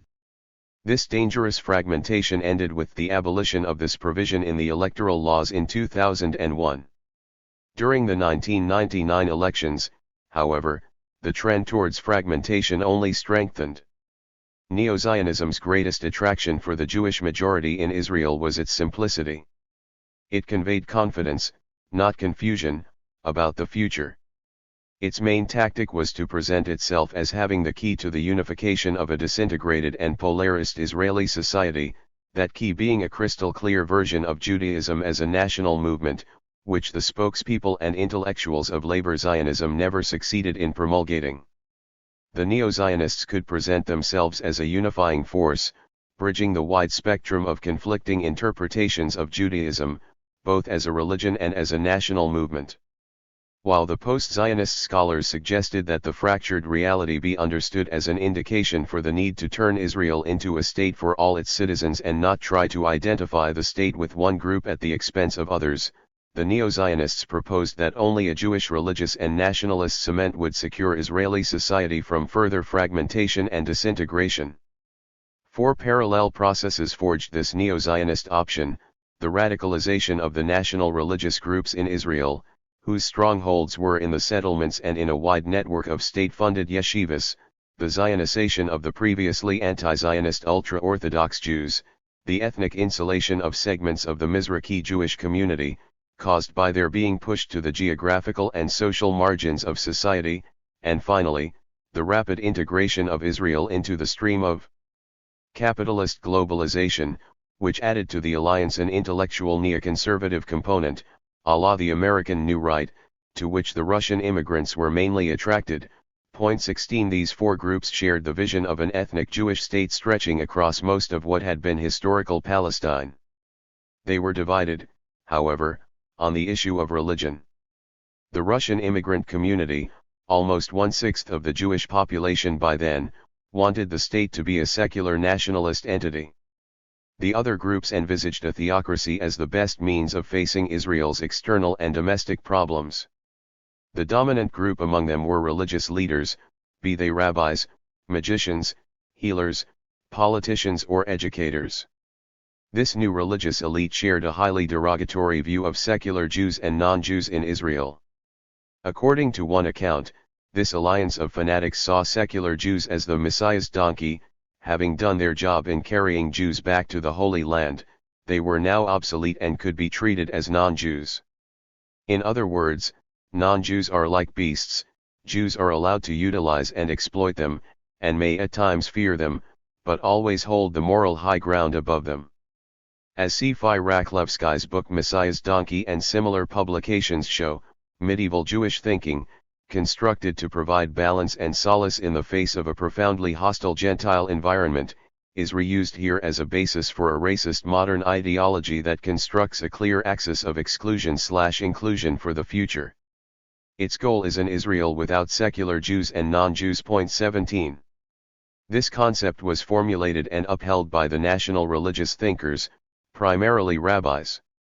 It was presented as Zionism, not Judaism, and was connected to the Zionist precept of fulfillment, Hag's Hama, which, according to its old interpretation, meant only one thing: settling the land. At first, Neo-Zionists regarded settlement of the West Bank, Gaza Strip, and Golan Heights as the ultimate act of patriotism and felt connected to all the previous colonization projects of the land that had been initiated since the late 19th century. But earlier settlement targets there had been almost met in full. Fulfillment now meant geographically reorientating settlement energy into the heart of mixed Palestinian, Jewish towns in Israel, such as Ramla, Lod, Jaffa, and Acre, a move that had already sparked many violent clashes and heightened tensions in places where Palestinians and Jews had coexisted quite peacefully in the past. Such actions are upheld by rabbis who issue injunctions prohibiting the letting or selling of flats to Arabs, befriending Arabs, and most definitely marrying an Arab. Neo-Zionist energy was also directed towards the attempt to impose stricter religious rule over public space, over the judiciary and on legislation. Its main target was the Supreme Court, because of its attempt to safeguard the public sphere from religious interference. So far, the secular Jews in certain areas, such as Tel Aviv and Haifa, have quite successfully rejected these initiatives, whereas those in Jerusalem decided to leave and rebuild their lives in suburbia. The neo-Zionist view on the past is even more nationalist and romantic than the consensual Zionist view of it. Israel of the Second Temple era was the glorious past which must be reconstructed. The resemblance between the neo-Zionists and India's Bharatiya Janata Party adherents is quite striking. Both here and there, these groups wished to demolish a past of several hundred years in the name of a more distant past of several thousand years. As a result, neo-Zionists took seriously the idea of rebuilding a third temple to replace Haram al-Sharif and preparing cadres of priests to serve there when the time would come, although they differ on how to achieve this goal, whether by exploding the two mosques on the Temple Mount, or waiting for divine intervention to pave the way for their scheme. 18. The next generation, education in 21st century Israel. Apart from having a principal role in every Israeli government since 1996, the neo-Zionists' greatest success was having prolonged control over the educational system in Israel. In the late 1990s, they still shared the office with Meretz, a left Zionist party that was soon pushed out of mainstream politics. This impossible double control over the educational system, of a leftist minister of education and a neo-Zionist deputy, reflected the post-Zionist period of knowledge production in Israel. Throughout the 1990s, the balance of power in academia tilted towards the post-Zionist view, whereas the balance of power in the political field was still in the hands of classical Zionism. Given the strong neo-Zionist opposition, the field of education had an unclear balance of power. But by the time the decade had come to an end, the academic as well as the educational system had shed all post-Zionist inclinations and resumed knowledge production in a classical Zionist way, with a growing tendency to paint history in neo-Zionist colors. For most of the first half of the 21st century the Ministry of Education was under the firm control of the Likud and oversaw the ousting of all textbooks that were suspected of being even slightly influenced by post-Zionist scholarship. The Knesset's Education Committee assisted enthusiastically in this process, so all in all there was no need to have a neo-Zionist minister from the extreme right to execute the new strategy. Under the Likud ministers of education, in cooperation with a cohort of academics, many of whom hailed from the National Religious Bar Ilan University and its satellite, Ariel University, in the occupied West Bank, the neo-Zionist interpretation of the idea of Israel constituted the ideological infrastructure for the official educational system. The neo-Zionists produced several educational kits, textbooks, curricula, and so on, which would have the power to impact the next generation of Jews in Israel. These kits could produce only one type of graduate: racist, insular, and extremely ethnocentric. The message that came through clearly, as found in research conducted by Daniel Bartal of Tel Aviv University and, more recently, by Nurid Peladelhanan of the Hebrew University, is to fear the other inside and around you, the other being the Arab world around Israel, the Palestinian neighborhoods, the Palestinian citizens inside Israel, and non-Jewish immigrants. A good example of that sort of thing is the school textbook titled Those Were the Years, Israel's Jubilee, which covers the state's chronicles since its foundation in 1948.19. The Palestinians barely figure in the book, they are not mentioned with regard to the 1948 war, or as citizens of Israel under a military regime up to 1966, or as an occupied population in the West Bank and the Gaza Strip since 1967. The presence of Palestinian refugees is something the readers will not know about. They will only become aware of the existence of Palestinian terrorism, which emerged sometime in the 1960s for unknown reasons. Another crucial element was the militarization of the educational system. In 1998 the Ministry of Education announced a new master plan devoted to linking students more closely with the Army. The basic idea was to follow children from kindergarten through high school graduation so as to ensure that they would be well prepared for military environment and values and that they would be able to cope with situations of pressure and developing leadership skills on a battlefield. 20 The level of physical fitness required by the Army would be a precondition for matriculation and graduation, and an obligatory, integral part of the future educational system would be participation in Army maneuvers and military indoctrination. This was to be complemented by enriched lessons on Zionism and Eretz Israel studies. In the final 3 years of high school, the scheme aimed at increasing the motivation and preparedness for the IDF. During the initial year there would be a focus on the individual's commitment to his or her homeland, and in the following 2 years, on actual participation in military life. 21 In a way, this had always been done at schools, but always as a marginal part of school life. Moreover, its features were formulated by more mainstream Zionists. Now the individual pupil would learn the history of the land according to the neo-Zionist interpretation, an education bound to shape his or her vision of the future. At the time, the universities seemed to offer some sort of counterbalance, but already, even before the demise of post-Zionist scholarship, it was doubtful how much a post-Zionist lecturer could do, even if he or she were lucky enough to have the opportunity to voice different opinions. While the neo-Zionist education plans began to be implemented, the final products of the post-Zionist era didn't arrive at the Ministry of Education until the Ehud Barak government was in office, 1999 to 2001. After all, it took several years for the books that had been commissioned back in 1993 to be produced. Consequently, the finished post-Zionist products were handed to a minister from the left Zionist party Meretz, who, as mentioned, had a neo-Zionist deputy in keeping with the impossible coalition that Barak tried to sustain.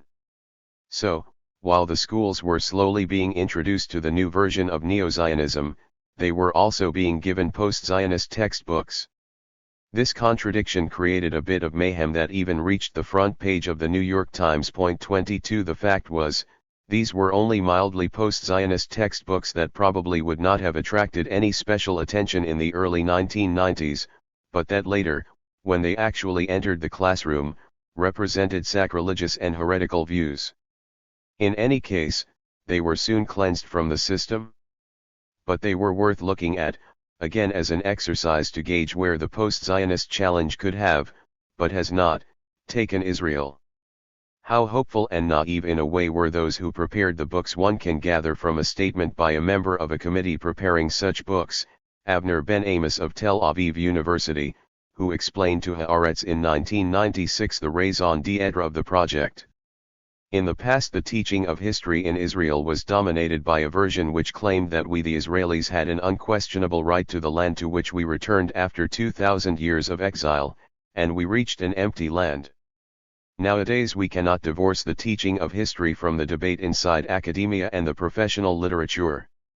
We have to insert the Palestinian version into the story of Israel's history, so that the pupils would know that there is another group that was affected by Zionism and the Independence 1948 War. 23.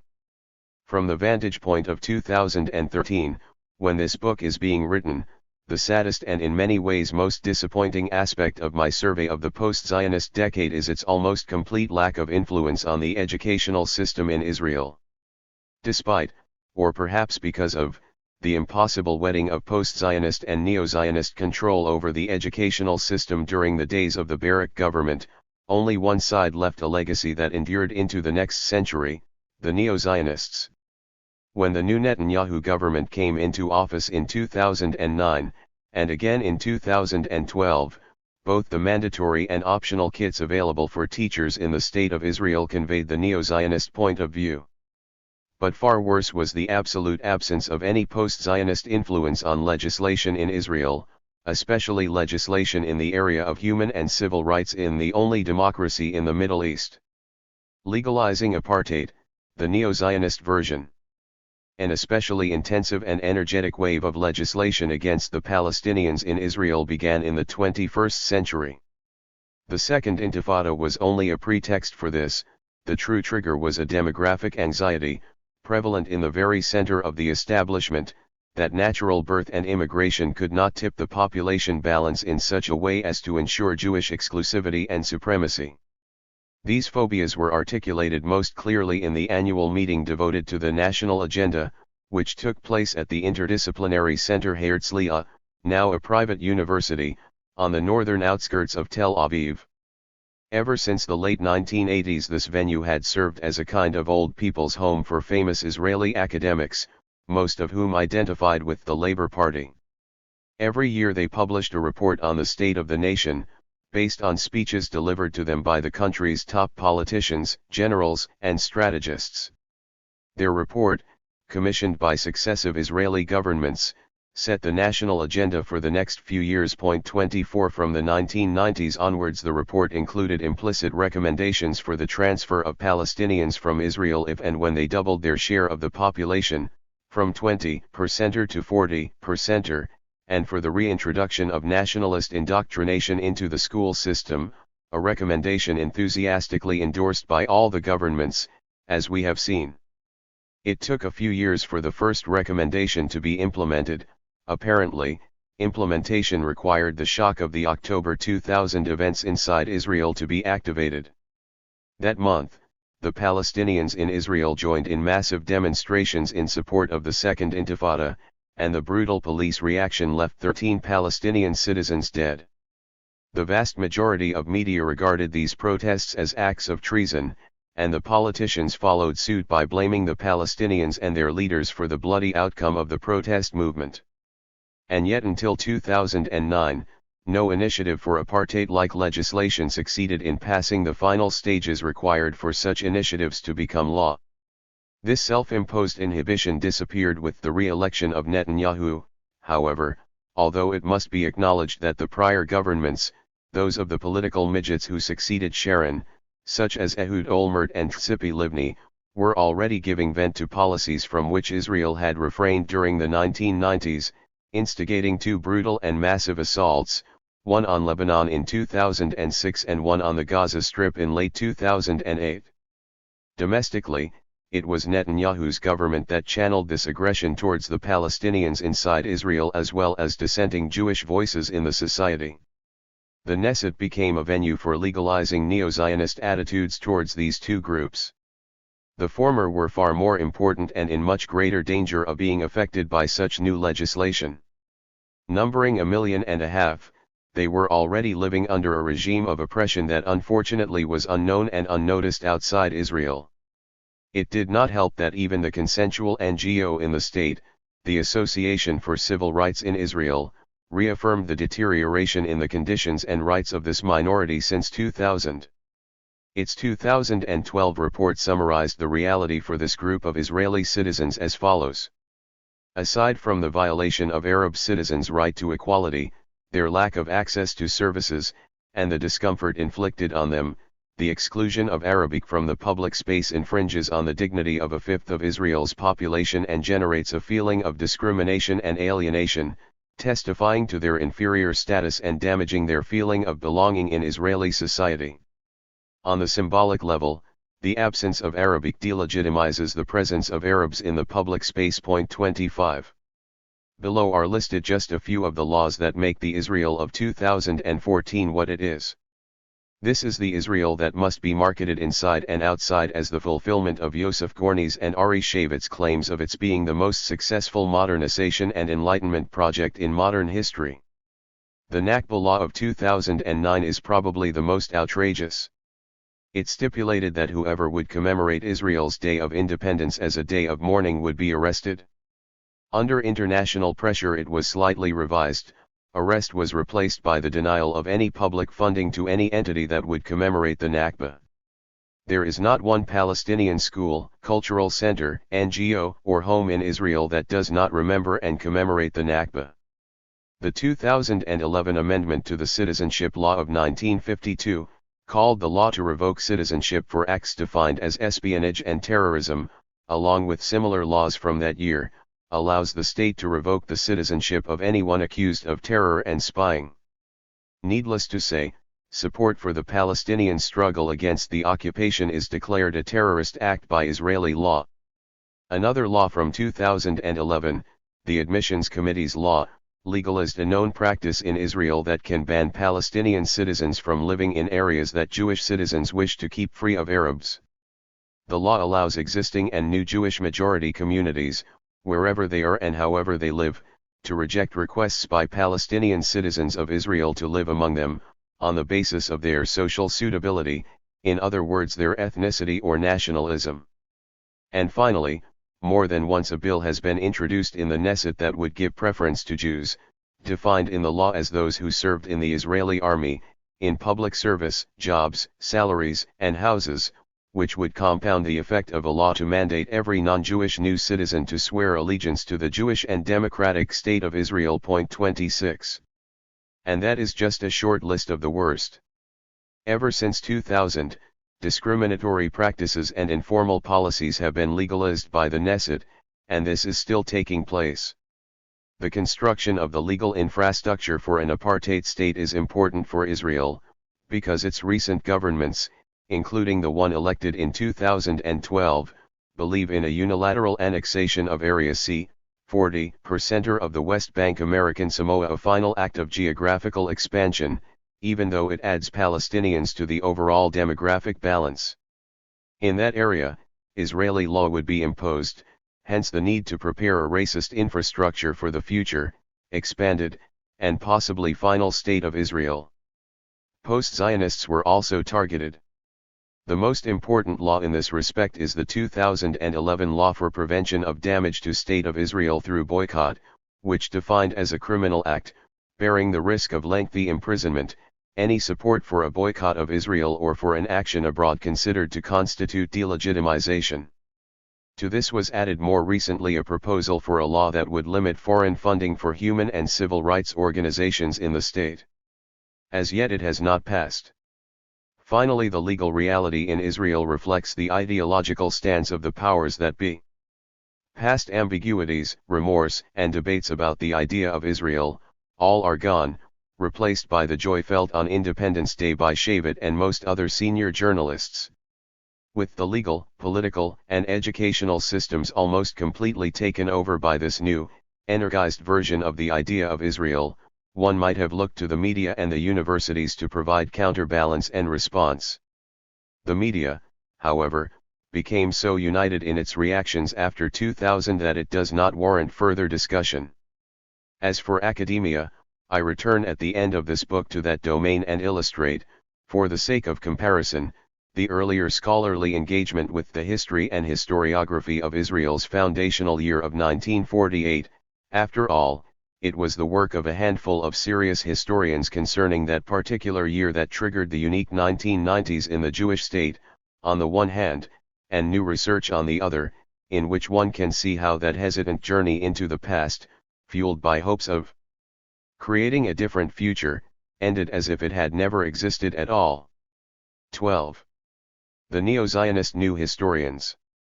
Honest readers of the work of the new historians cannot deny most of the facts presented by these historians about Zionism's policies in the past, and yet it seems that the conclusions that these historians were looking for are aimed at undermining the very legitimacy of the fathers of the nation, who are not alive anymore. We cannot underrate the perils of such an attack. No nation would be able to keep its vitality if its historical narrative were to be presented in public as morally defunct. Moreover, the novelty of what the new historians did was in the perspective, not the facts. These are not facts, but deep moral assessments. Daniel Pilser, Teshulat, 20001. The time that elapsed between the challenge posed by the new historians addressing 1948 and their disappearance from the scene was short, less than 2 decades. The reason for this brevity is doubtless to be found in the fact that the 1948 war is not only a story closely linked to current politics but also a foundational myth.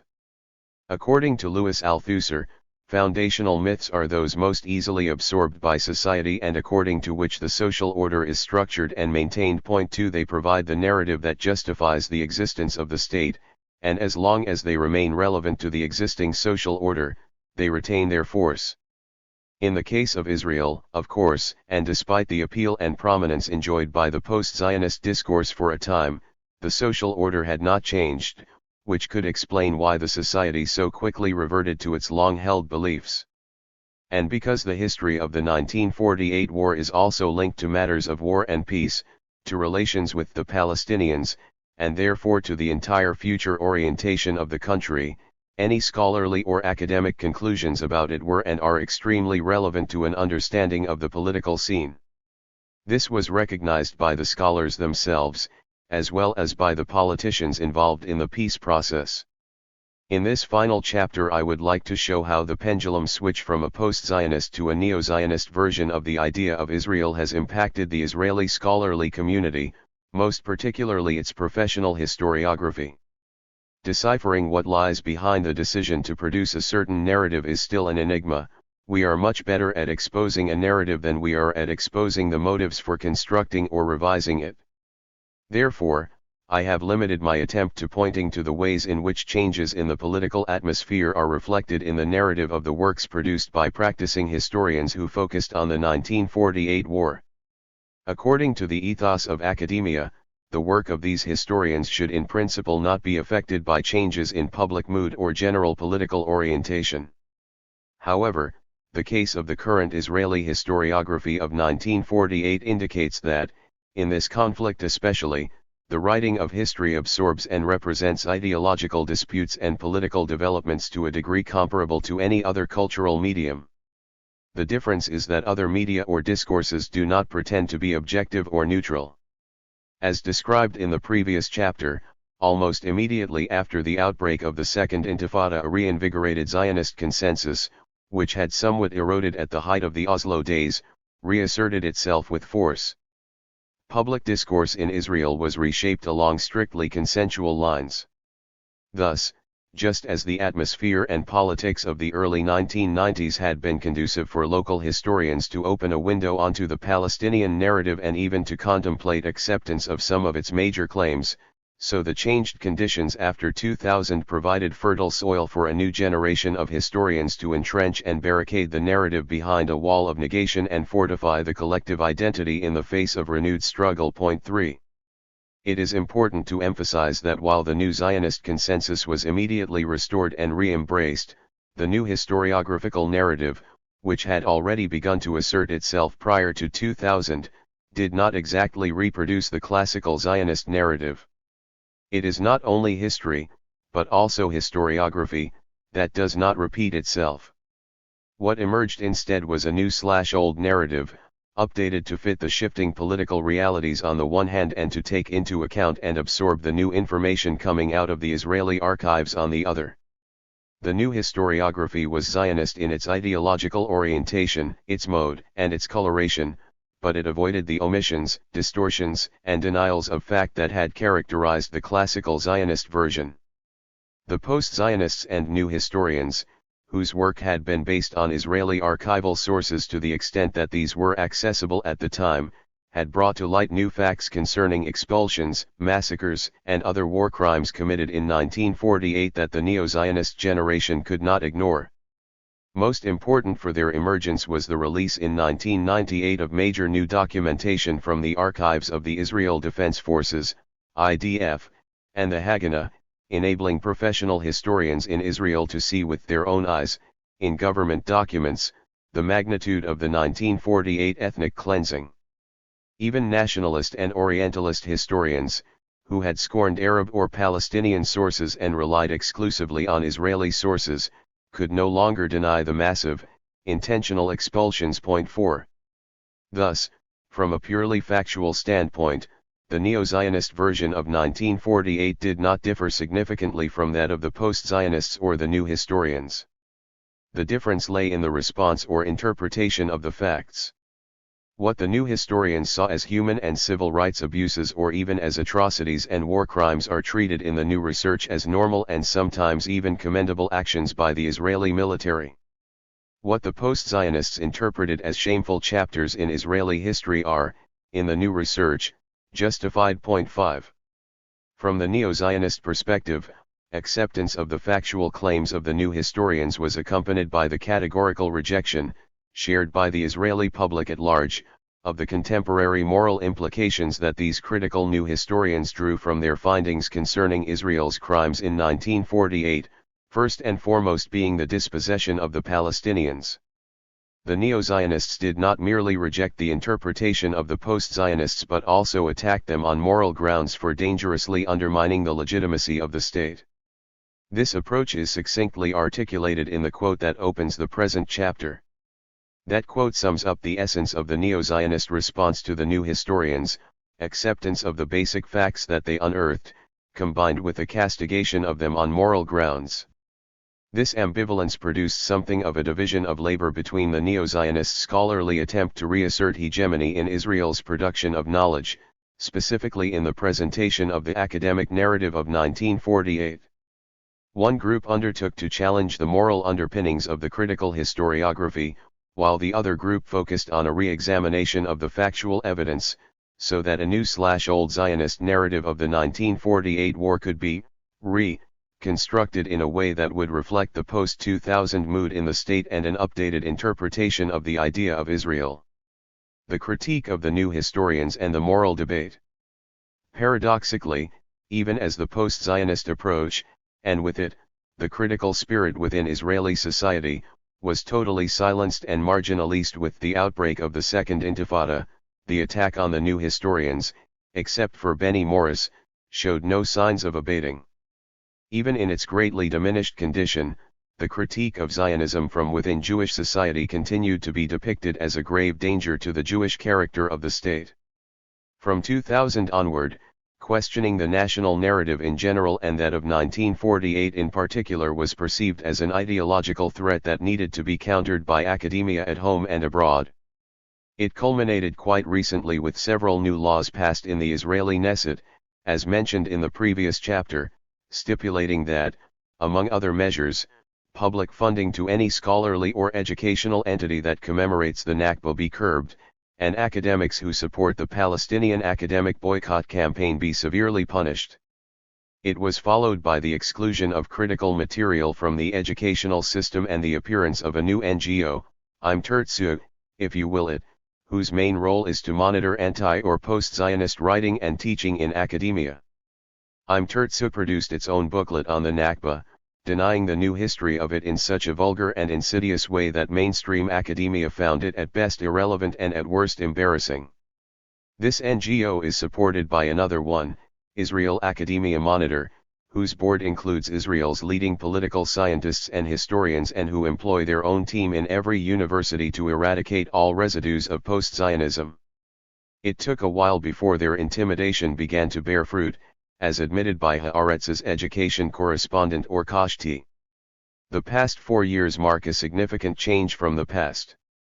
During this period, the right has waged a systematic campaign that included delegitimization, open and concealed threats and, at times, actual sanctions against whoever dared to undercut their complacent worldview.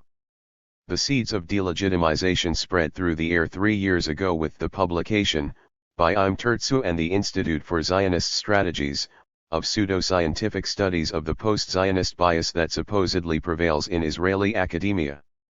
The seeds were then sown by these groups' supporters in the government, including Education Minister Gideon Saar. And they were tended to by right-wing organizations like Yisrael Shelley. Faced with the campaign being waged by the right to reshape reality, academia, as an institution based on values like skepticism, tolerance, and pluralism, has barely raised its voice. At least, not in public. The number of academics who see public activism as part of their job description is declining. But even the larger organizations, like faculty groups, the various universities and the Israeli Academy of Humanities and Sciences, are trying to prevent any kind of statement being uttered about the increasingly ugly face of Israeli society. Self-censorship and conformity are more efficient than direct repression. This was in 2013, but until then it seemed that the new historians' critique continued even as their influence disappeared, but now there were new grounds that reflected Neo-Zionism's preoccupation with demonstrating the morality of the Zionist venture. Whereas in the early years of the post-Zionist challenge, the argument addressed the facts, it has now shifted to exposing what lies behind the critical history and sociology that emerged in Israel as of the late 1980s.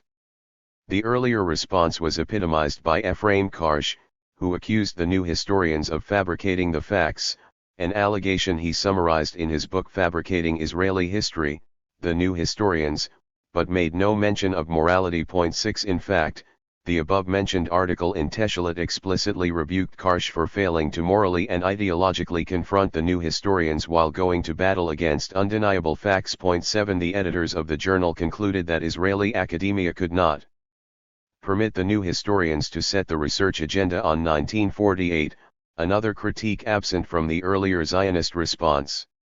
The moral battle was waged energetically outside Israel, where the message of the post-Zionists had made more lasting inroads. Of the numerous books representing the neo-Zionist perspective on the 1948 war that appeared in the United States in the years following the eclipse of the new historians, the best example was a collection edited by Anita Shapira and Derek J. Pensla, titled Israeli Historical Revisionism, From Left to Right. 8 In their introduction, the editors declared that the new historians, whom they named the revisionists, excluding Morris, had been waging an attack on Zionism itself. But it was the political philosopher Michael Walzer who led the moral battle with the greatest passion. Presenting Zionism as a liberation movement of exceptional morality, Walzer characterized the debate over the 1948 war as an existential battle against the forces of evil. 9 He did not confront the facts but instead employed the discourse of complexity to stifle debate. The dispossession of almost 1 million Palestinians, the discrimination against almost 5 million more, and the control through occupation were all characterized as complex issues. In a similar vein, Zionist historian Daniel Gutwein of the University of Haifa, after arguing that there was nothing new in the factual claims of the new history, depicted post-Zionism as a formidable enemy, a movement that, according to him, included postmodernists and nihilists bent on privatizing the collective sacred national memory for their own selfish, if not perverse, interests. 10 Others, as we have seen, accused the new historians of outright treason. 11 Before examining the works of the neo-Zionist historians, a few words should be said about Morris, one of the most important of the new historians, who, following what he described as his turning point in 2000, could be said to embody both of neo-Zionism's hallmarks, its positivism and, in his political writings and interviews, its moral justification of the ethnic cleansing that took place during the 1948 war. Morris did not shy away from providing evidence damning to the Zionist narrative. His book The Birth of the Palestinian Refugee Problem, 1947–1949, provided the first systematic evidence, based on IDF sources, of major expulsions during the 1948 war. When the documents were first released in 1998, showing the expulsions to be far more premeditated, systematic, and extensive than had been shown in the more limited documentation available a decade earlier, Morris, ever the positivist, undertook what he referred to as the correction of a mistake, and so he revised and expanded his book to reflect the new evidence. 12 By the time the new edition was published in 2004, however, the Second Intifada was well underway, and the revelation of what would earlier have been seen as damning new information about 1948 now fused conveniently with the closing of the public mind with regard to the Palestinians in the wake of the uprising. In this new atmosphere, not only were Israel's brutal military operations against the Palestinians during the new Intifada seen as justified, but so was their systematic expulsion in 1948. Morris, who had earlier been wrongly accused of being an Israel hater and a post-Zionist, now set an example for the neo-Zionists, inasmuch as he was ideally situated to provide hindsight justification for the 1948–49 expulsions. In an interview with Ari Shavit published in Haaretz on January 9, 2004, he provided the ultimate justification for the ethnic cleansing in 1948, without the uprooting of the Palestinians, a Jewish state would not have arisen here. 13 Furthermore, he faulted Ben-Gurion for failing to cleanse the whole land of Israel, as far as the Jordan River, which would have stabilized the state of Israel for generations. 14 The professional writing of history gets a new face. Morris's description of the ethnic cleansing of 1948 as an act of self-defense, a choice between destroying or being destroyed, and his insistence that the 1948 war was one of those circumstances in history that justify ethnic cleansing. 15 Were presented in an even cruder, more simplistic, and quite fanatical way in his book 1948, A History of the First Arab-Israeli War, first published in 2008. There the war of 1948 became a defense against a jihad, a kind of Al-Qaeda 1948 attack on the Jewish state that had to be fended off by every possible means. Indeed, in the dominant mood of post-2000, the Palestinian action and resistance of 1948 are recast in terms that reflect or echo modern-day terrorist organizations and their actions. 16. This view, in various forms and shapes, aptly characterizes the underlying spirit of neo-Zionist work on 1948 within the Israeli Academy and in many recent collections on the war. In some of the new works, the moral defense of the war approaches messianic proportions. The introduction to one of the major collections on the war, the two-volume Israel's War of Independence, 1948 to 1949, by its editor Alan Kadish, is a good example.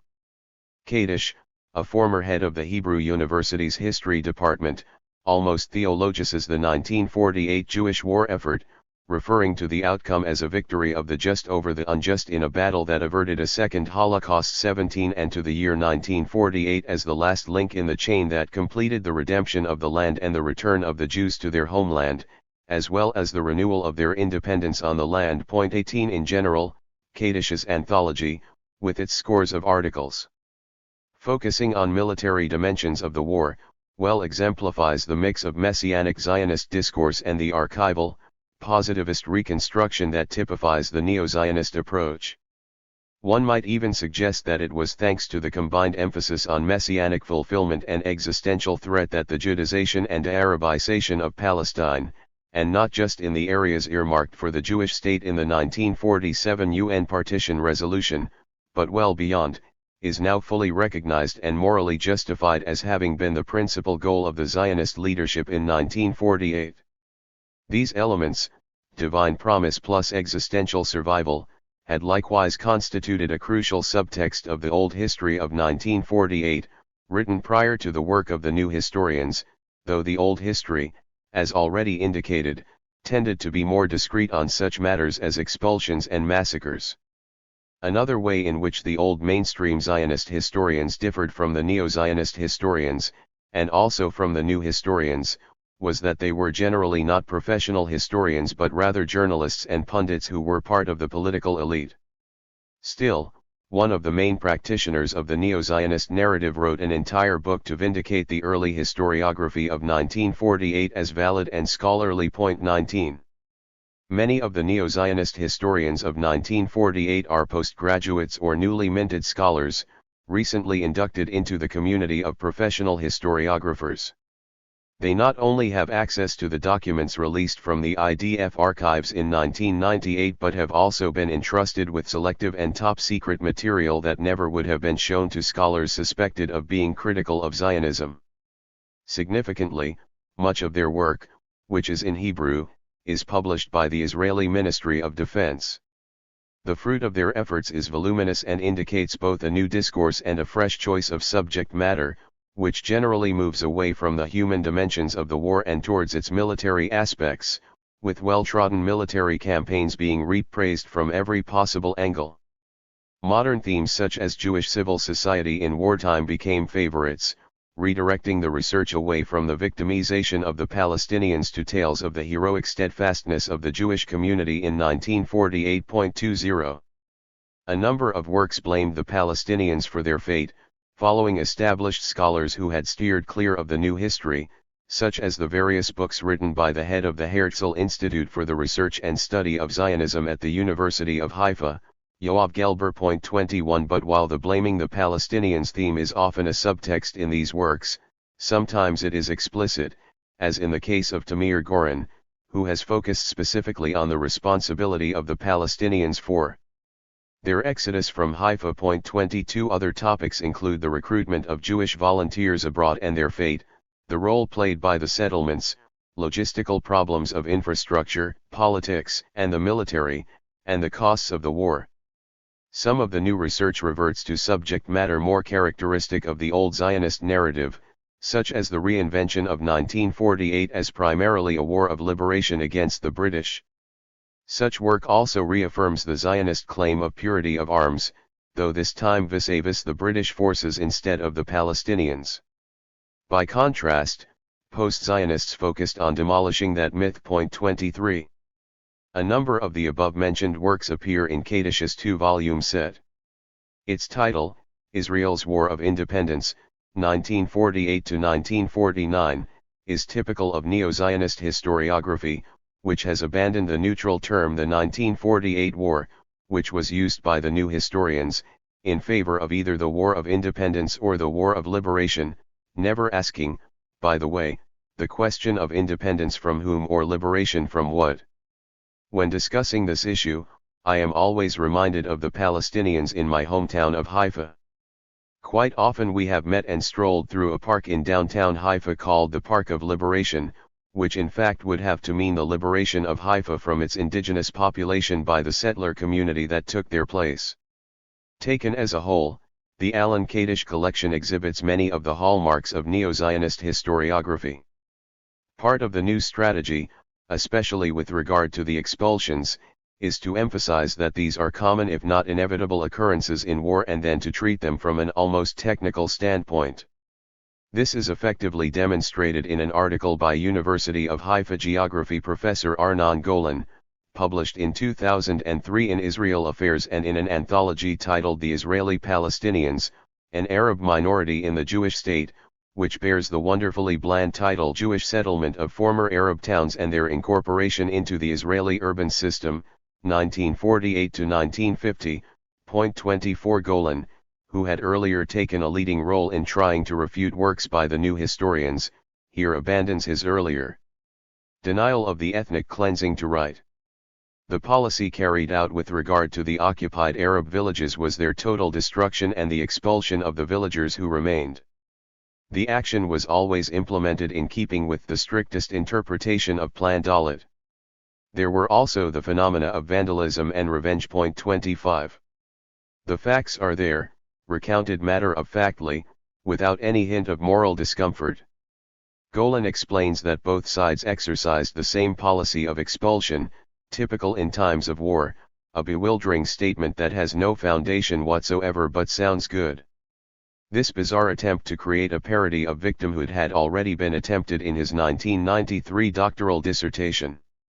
This version of the 1948 war produced both Arab and Jewish refugees, thus, the issue was one of equal victimhood.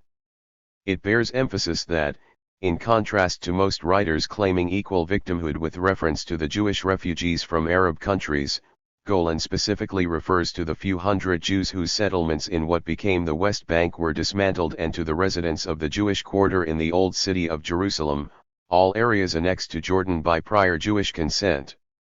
Golan regrets the absence of a more effective and coordinating hand in the division of the spoils of war resulting from the systematic Israeli pillaging of Palestinian property, houses, lands, and bank accounts, but points out that the dispossession of the Palestinians was the only way to make possible the absorption of so many Jewish immigrants after the 1948 war. 26 His approving treatment of Israel's anti-repatriation policy is another aspect of this approach. Not surprisingly, many of the chapters of Kaddish's Israel's War of Independence reproduce the basic outline of events recounted earlier by the new historians, yet now the results look very different. Danny Haydari's chapter, for example, emphasizes, as do the new historians, Plan Dalet's importance in precipitating the ethnic cleansing of Palestine. 27 Although Haydari does sanitize the terminology, he refers to the part of the plan detailing instructions to destroy Palestinian villages merely as an important military mission.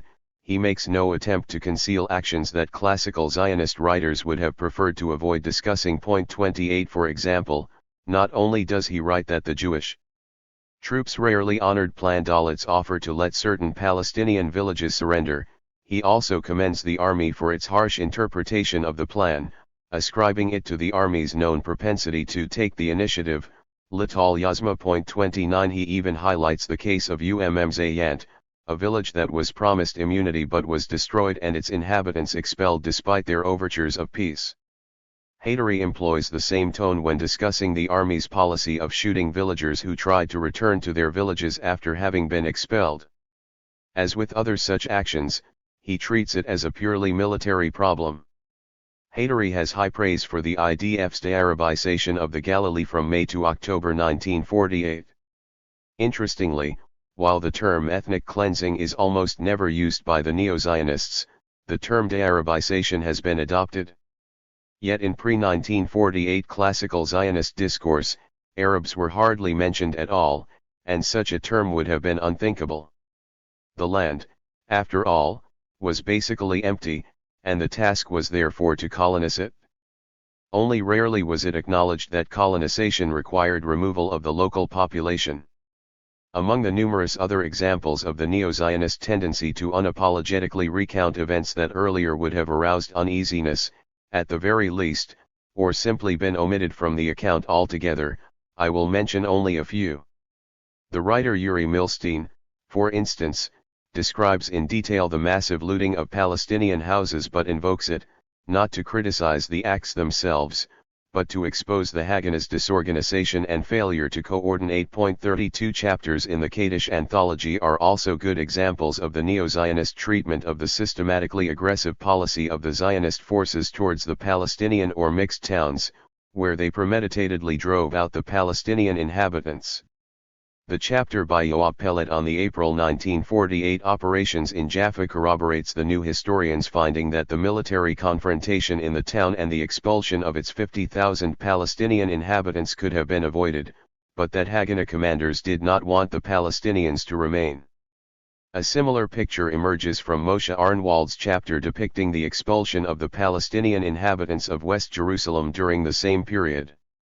Both researchers find this policy acceptable, and neither shows any sign of the moral reservations typical of the new historians. 31 For example, the final pages of Pellet's article describe how the Irgun carried out its Operation to cleanse enemy outposts by relentlessly bombarding the Ajami quarter and other Arab neighborhoods of the town center with the objective of breaking the inhabitants' morale and creating chaos and havoc to cause mass flight. 32 As recounted by Arnwald, the objective of the Jewish plan to take over West Jerusalem is identical, to cause a flight from the Arab neighborhoods outside the Old City and the concentration of the Arab population in it. 33 He comments that as a result of the attacks, the population density of the Old City by May 1948 was unbearable, its original population having doubled or even tripled. 34 Despite the gravity of the living conditions and hygienic situation. And although on May 8 typhus broke out and riots began due to the scarcity of food and flour, he notes that the Old City's population did not leave because it felt secure. 35 In fact, the population, along with its refugees, did remain, because it was not expelled and was protected by the Transjordanian Arab Legion, which aborted all the Israeli attempts to occupy it. Elsewhere the situation was different. Virtually the entire Arab population of West Jerusalem was driven out as a result of these actions. Many, if not most, of Kaddish's authors focus either on military operations and aspects that had a decisive impact on the direction of the war, or on prominent issues in the debate over 1948.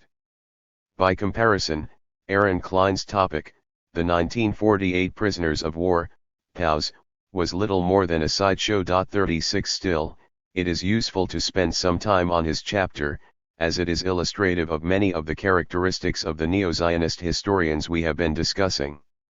Klein had access to the IDF files released on the POWs, and his findings largely confirm those of Salman Abu Sitta's study, which was based solely on oral histories and relevant reports from the International Red Cross, IRC, archives, both of which Klein cites among his sources. 37 In Abu Sitta's account, the POWs were mostly citizens of the new state under international law who were not only imprisoned but also ethnically cleansed in that they were permanently uprooted from their villages, though permitted to remain within Israel's borders. About 5,000 were systematically harassed and subjected to forced labor. 38 Klein, who accepts Israeli policy towards the 1948 POWs as unavoidable, notes in passing that intelligence officers had permission to decide on the spot which Palestinians captured in military operations could be executed immediately, a reference that corroborates Palestinian oral recollections of summary executions in occupied villages and neighborhoods throughout Palestine. Although Klein does report cases of barbarism and executions in the POW camps themselves, he states that these were not the norm and attributes excesses to the major logistical problems that become inevitable when thousands of men are taken prisoner.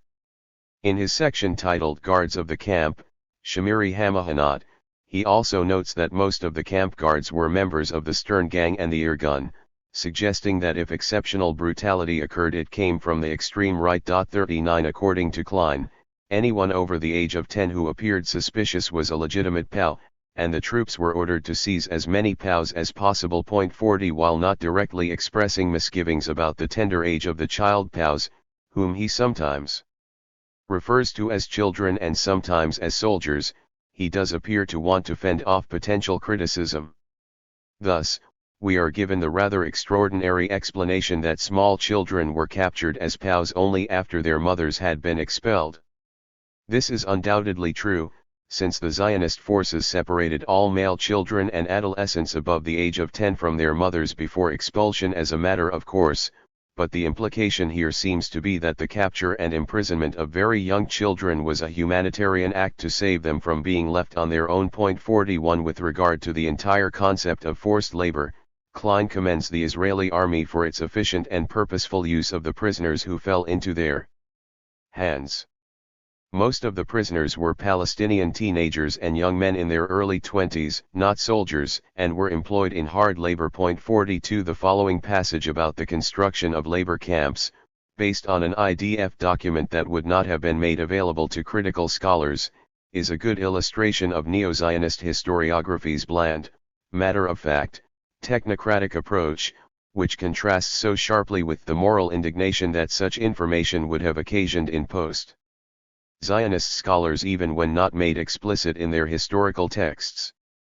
The occupational potential present in thousands of Arab POWs was enormous. The Israeli market suffered from a serious deficit in working hands and the military system was in urgent need of new military bases and many camps. Furthermore, the realization that employing the POWs would solve some of the problems and needs of the IDF led to the decision to build two special labor camps for captives, one in Sarafand and the other in Tel Litvinsky Tel Hashomer Hospital today. The building of the camps was completed in September 1948. Another special labor camp was opened for several months in Khalid near Netanya. The construction of labor camps was a significant quantum leap in the exploitation of manpower within the POWs, whose numbers kept growing. 43. Finally, Klein commends the army for introducing order into the system and implies that the situation was beyond their control. Although the young military system of the IDF was not prepared for this affair, it succeeded in organizing itself in a reasonable manner and solving satisfactorily the problem of the prisoners. 44 By the end of October or early November 1948, the employment of POWs had been systematized, backed by procedures, orders, forms, and reports. Nowhere in Klein's account is there any hint about the horrors described in the following first-hand account recorded in the immediate aftermath of the war by a Palestinian survivor. We were loaded into waiting trucks. Under guard we were driven to Khalid, and from there to forced labor. We had to cut and carry stones all day. Our daily food was only one potato in the morning and half a dried fish at night. They beat anyone who disobeyed orders. After 15 days they moved 150 men to another camp. I was one of them. It was a shock for me to leave my two brothers behind. As we left the others, we were lined up and ordered to strip naked. To us this was most degrading. We refused. Shots were fired at us. When our names were read we had to respond sir or else. We were moved to a new camp in Al-Jalil village. There we were put immediately to forced labor, which consisted of moving stones from Arab demolished houses. We remained without food for 2 days, then they gave us a dry piece of bread. 45. Klein says little about the camp conditions other than that the prisoners were well fed and paid for their work. 46 As reference for this latter claim, he quotes an IDF document summarizing what the army told a delegation of the International Red Cross, making no mention that the IRC documents, which juxtapose the IDF report with the testimonies of the inmates, give exactly the opposite impression. 47 But at least he does not present the camp experience as something positive for those who lived through it. This is in contrast to the book's editor, who in his general introduction to the collection comments with regard to Klein's article that some of them the Palestinian POWs must have been happy since they sometimes worked in places where they had earlier been employed by the British. 48. The neo-Zionist historiographical paradigm has now also been introduced into Israel's educational system. In the late 1990s, two textbooks that hinted at the possibility of Palestinian expulsions in 1948 were under consideration for inclusion in the national curriculum, but after heated debate in the Knesset's Education Committee, they were rejected. What was taboo in 1999, however, has become legitimate since 2000, and the Ministry of Education's official curriculum now uses a book that teaches pupils that the Israeli army began to expel Palestinians and destroy their villages to prevent their return about a month and a half into the war. Given that the war is officially seen as having begun on May 15, when the Arab armies entered Palestine, the implementation of Plan Dalet is not considered part of the war. A month and a half into the war would be early July. 49. Even leaving aside the rather extraordinary explanation that the expulsions were initiated because the population was no longer leaving voluntarily, there is no historical data to support this version. In fact, all of the evidence presently available in the IDF archives attests to systematic expulsions having depopulated more than 3/4 of the refugees by July. But what is even more noteworthy is that the expulsions are now unambiguously acknowledged in the school curriculum.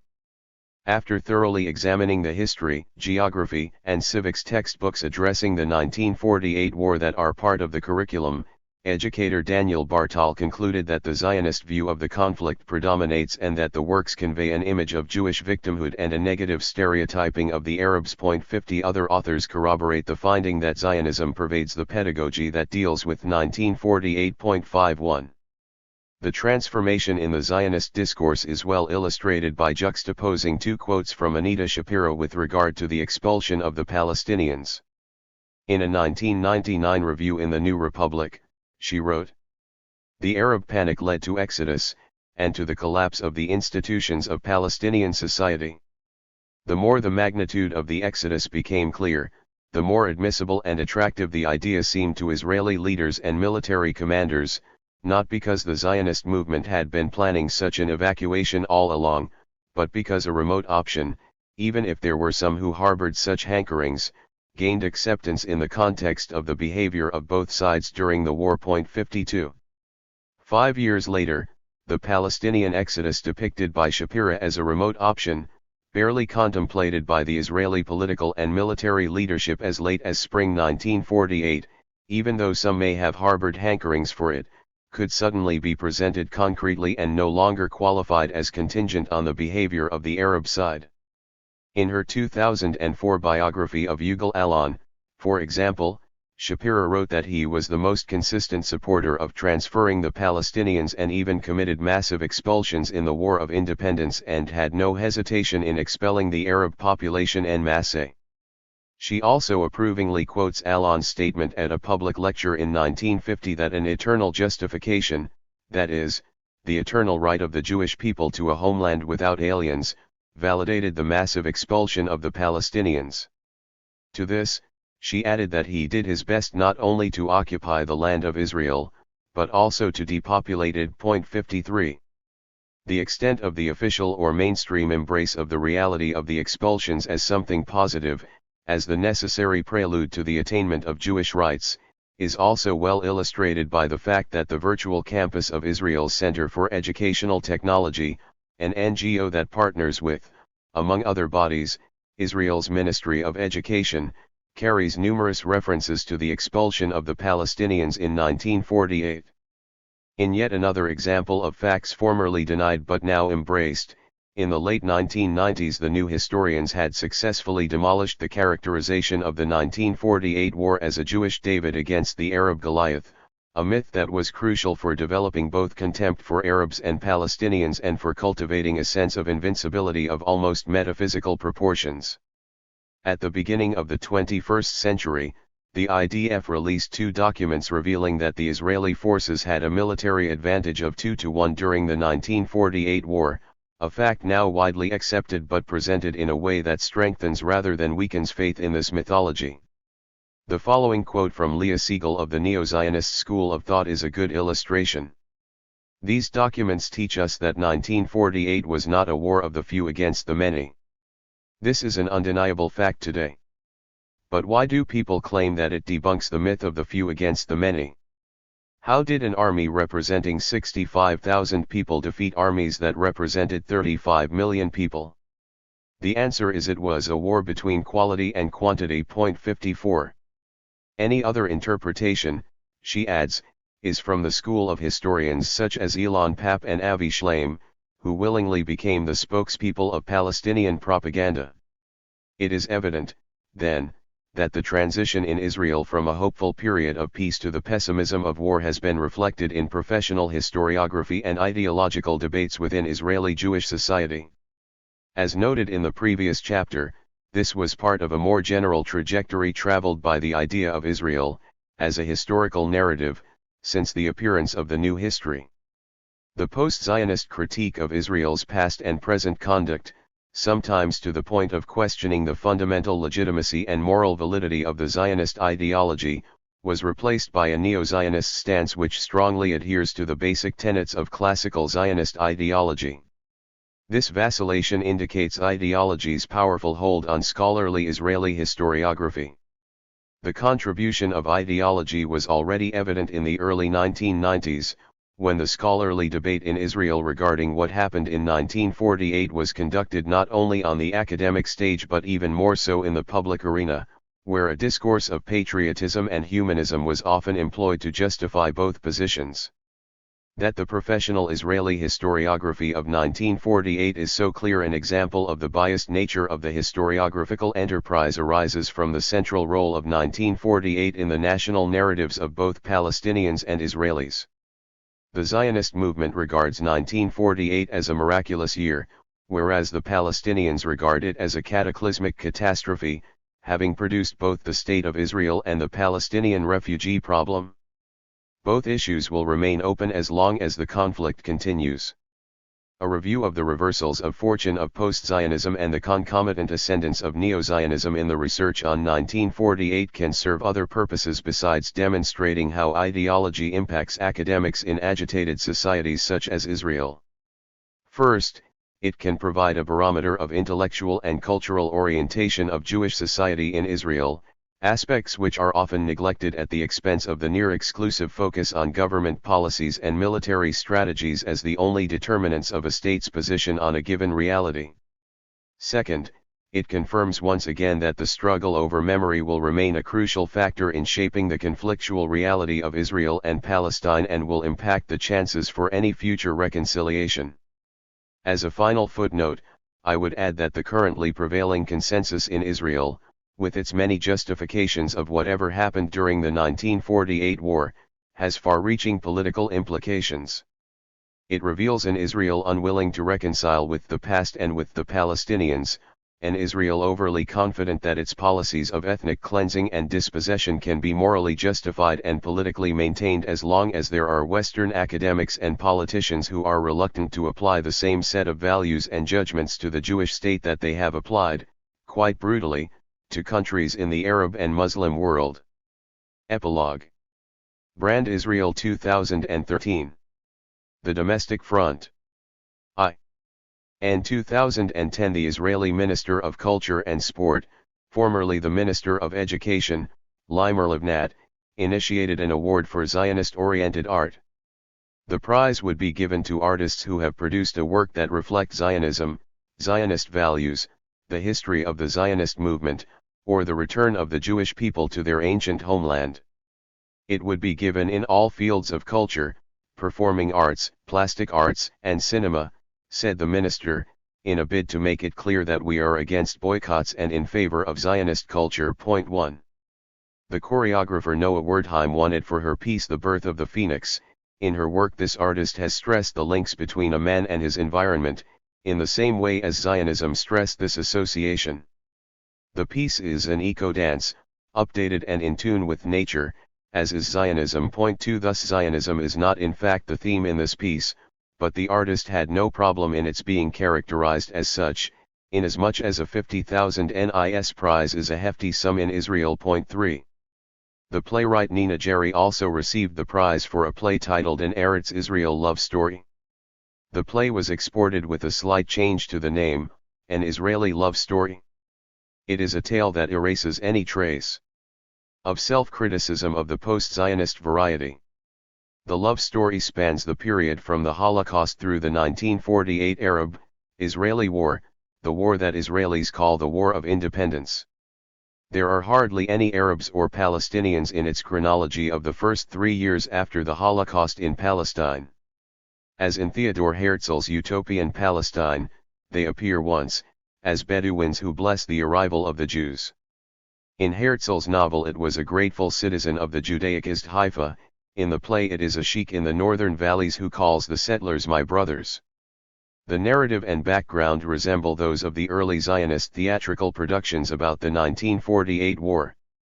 Here it appears as a war of liberation against inexplicable Arab barbarism, and is meant to be a depiction of heroism against all odds. The meta-narrative is fed into the play through news bulletins that tell the true story of what happened in Palestine between 1945 and 1948. A worthy play indeed for the annual Zionist Art Award, and again an indication of how the idea of Israel was domestically marketed. Point 4. Then there is Zionist film. The singer David Dudu Fisher, a cantor who became a pop star in Israel, and on Broadway, has ventured into Zionist documentaries, the most recent being 6,000,001, 2011, which, through a personal story, concludes that only the State of Israel could have been the answer to the Holocaust. The film was nominated for the 2012 Ofer, the local Oscar, award for Best Documentary.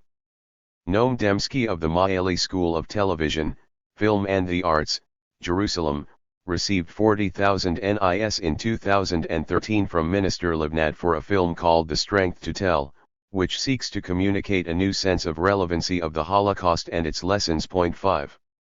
In 2012 the composer Doron Twaster received a prize for his Zionist musical piece We Are Your People.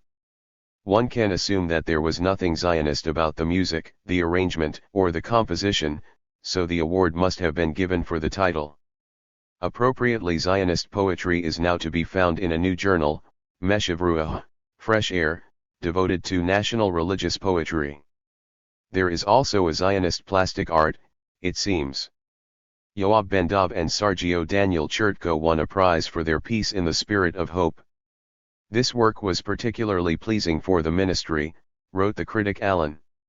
Iden, cynically, in Haaretz, since it constantly fused the Star of David and the national anthem, Hatikva, in their work while broadcasting the universal and national meanings of Zionism. Point 6.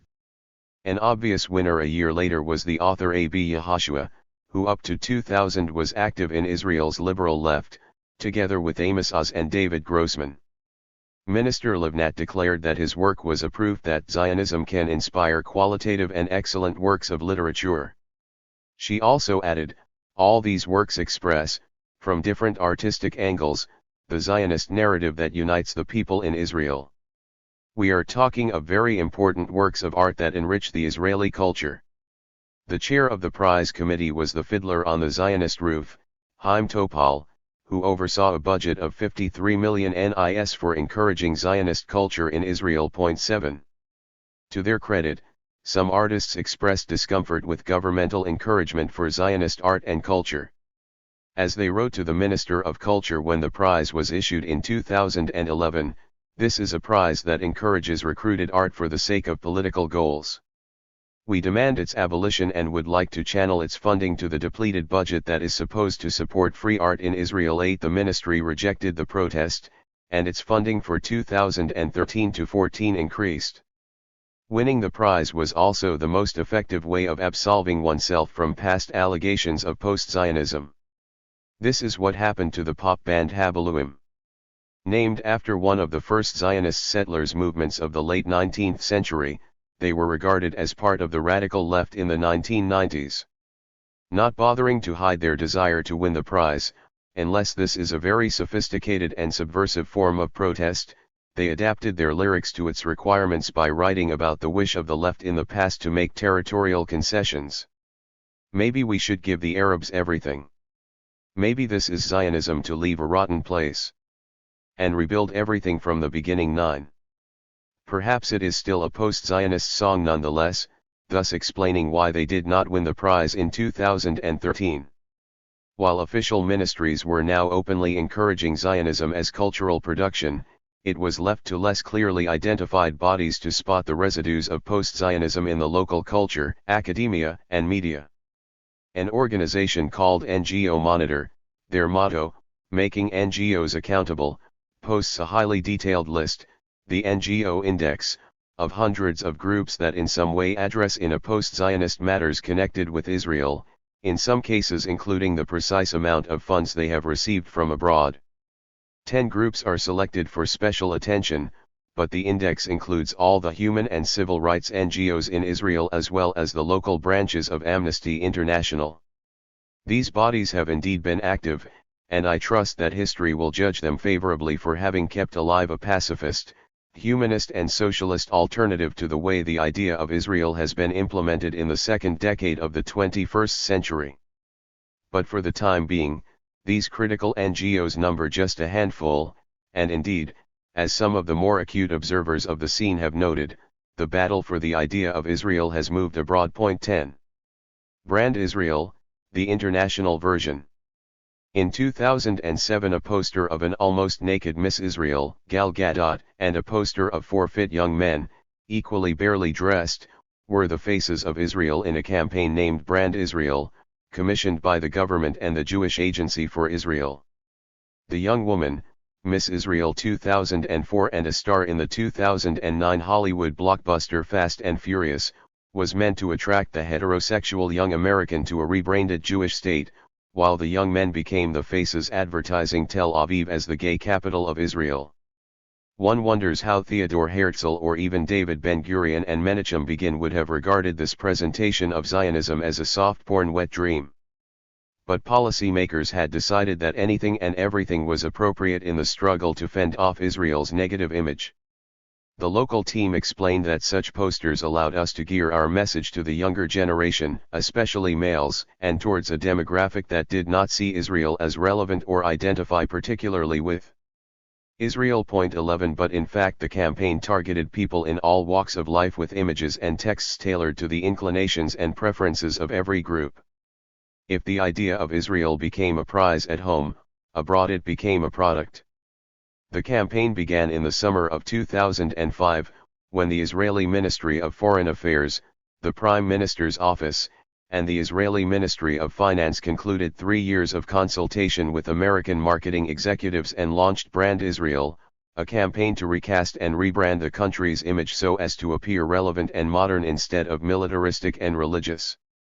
Huge sums of money, the sums would be revealed some years later, were allocated for marketing the idea of Israel abroad in order to combat what the political and academic elite in Israel regarded as a global campaign to delegitimize the Jewish state. It was to be a gigantic effort, and the team appointed to see it through was accordingly called BIG, the Brand Israel Group. 12. The first unit of the regime thrust into this campaign was the Foreign Ministry and its diplomatic service. But it needed an academic team, especially in the areas of political science, international relations, and history. Using lessons developed in the study of anti-Semitism, they provided a narrative of the origins of this new challenge to the idea of Israel, a challenge that called for boycott, divestment, and sanctions. The initial attempt to define the origins was more descriptive than analytical, but it did succeed in locating the moment of birth, the UN's World Conference on Racism, which took place in Durban, South Africa, in early September 2001. According to the initial academic narrative, this meeting, with its obvious interest in Palestine, marked the launch of the delegitimization campaign against Israel. The fact that it culminated on September 8, 3 days before September 11, did not escape the Brand Israel team, and thus the two events were directly linked as being two sides of the same assault against the free world. This connection between 9/11 and the so-called delegitimization campaign was made very openly by Benjamin Netanyahu on various occasions. In a speech given in the Knesset on June 23, 2011, for instance, he referred to an unholy alliance between radical Islam and the radical left in the West against the free democratic world, of which Israel was the ultimate symbol. He lumped together, in addition to the UN meeting in Durban and 9/11, the International Court of Justice in The Hague ruling against Israel's apartheid wall in 2004, and then, he added to that history for good measure, the famous case of the MV Mavi Marmara, an attempt by an international humanitarian aid flotilla to reach besieged Gaza in the spring of 2010. The main task of Brand Israel was to depict the country as a heaven on earth, a dream come true. Israel would now be identified with beauty, fun and technological achievement. This was the new version of the idea of Israel, and the messengers were newly created front organizations. One of them was the David Project in North America, which became very active in articulating the campaign among college students. One of its many actions was to try to counter the view of Israel as one of the most hated states in the world, together with such countries as Iran and North Korea, and stress that it was among the top 25 states whose citizens were glad to be part of it. Point 13. The project's purpose was to convince everyone that Israel was one of the happiest places on earth because of its high-tech achievements. The Brand Israel team felt that Israel's history was another asset that would help sell the country in the 21st century. In terms of heritage benchmarks, Israel is home to fundamental religious and historical landmarks, including the Western Wall, Church of the Holy Sepulchre, Al-Aqsa Mosque, and the Baha'i Temple in Haifa. Israelis boast a high quality of life, and the country's democratic values focus on inclusion and political representation of all its citizens, including women and religious and racial minorities. Point 14. The David Project came up with its own explanation for the discrepancy between what the country had to offer and its negative global image. We know misperceptions of Israel are rampant in the media. Ordinary citizens across the globe see Israel cast as yet another violent nation in a region steeped in unrest and war. Conversations taking place in print, on television, and in the blogosphere often regard the Arab-Israeli conflict as both all-consuming and myopic. The diversity and excitement of Israeli society is often subsumed by 20-second sound bites focusing on only one aspect of the Israeli story. Point 15. And it pinpointed the mission for the Brand Israel team. How do we change perceptions? How do we introduce nuance into global conversations surrounding Israel? How do we discuss the highlights and achievements of Israeli society, while also recognizing its weaknesses and shortcomings? What needs to happen to remove Israel from the bright spotlight of a violent conflict? 16. The answer to these challenges appeared on the official website of the Israeli Ministry of Foreign Affairs. Rather than winning the argument with facts, information, or moral viewpoints, the ministry proposed, it would be far more useful to brand Israel and market it like a product. Gideon Meir of Israel's foreign ministry told Haaretz in 2007 that he would rather have a style section item on Israel than a front-page story. Point 17. What this meant in practice was that any PR campaign for Israel should avoid any association with the conflict or the Palestinian issue. This was the spirit of the guidelines given to yet another front organization founded to help disseminate the new take on the young country. In 2001, a group in California, Israel 21C, began its work to redefine the conversation about Israel and show how Israeli efforts have contributed incalculably to the advancement of healthcare, the environment, technology, culture, and global democratic values worldwide. As in the famous episode of the British sitcom Fawlty Towers, when the hotel owner is trying not to mention the Second World War to his German guests, so too this NGO was instructed not to mention the war or the Palestinians. The other side of the equation was elegantly articulated on America's East Coast by a PR expert on the team, who advised his colleagues to give up the attempt to win the argument against the Palestinians, because, as his words were paraphrased in Jewish Week, proving that Israel is right and the Palestinians are wrong may be emotionally satisfying for advocates, but not necessarily effective in changing people's way of thinking about Israel. Point 18. This expert, the executive vice president of Israel 21C, also remarked that discussing Israel in terms of its conflict with the Palestinians was probably the wrong way to go about it. You have a narrow bandwidth, where Israel can only win some of the argument. We are trying to broaden the bandwidth to include Israel's accomplishments. 19. Soon after, the separate efforts of the various organizations and individuals were put under one management. This was an operational decision taken by the Foreign Ministry's first ever Brand Israel Conference, convened in Tel Aviv in 2005, which officially kicked off the campaign. Foreign Minister Tzipi Livni appointed Ido Aharoni to head the Brand Management Office and gave him a $4 million budget, in addition to the $3 million established annual budget for Hasbara, propaganda, as well as the usual $11 million for the Ministry of Tourism's promotional efforts in North America. 20 funding was also earmarked for work in Europe. It is noteworthy that the politicians in Israel decided to focus on the United States, where they sensed that delegitimization had become particularly ripe and successful. One might have thought that the Israelis saw the US as a safe, long-time bastion of pro-Israeli bias, but apparently not. As we shall see towards the end of this chapter, the academics would try to convince politicians that the plague was rampant in the United Kingdom, which they saw as the preferred main target for the Brand Israel campaign. Aharoni recruited top people in the advertising world.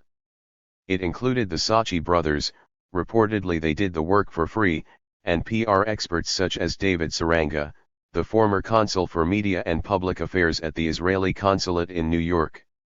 Saranga told the industry's major publication, PR Week, that the two groups Israel was targeting were liberals and 16 to 30-year-olds, hence the posters of the minimally clad Miss Israel and the fit gay men in bathing suits.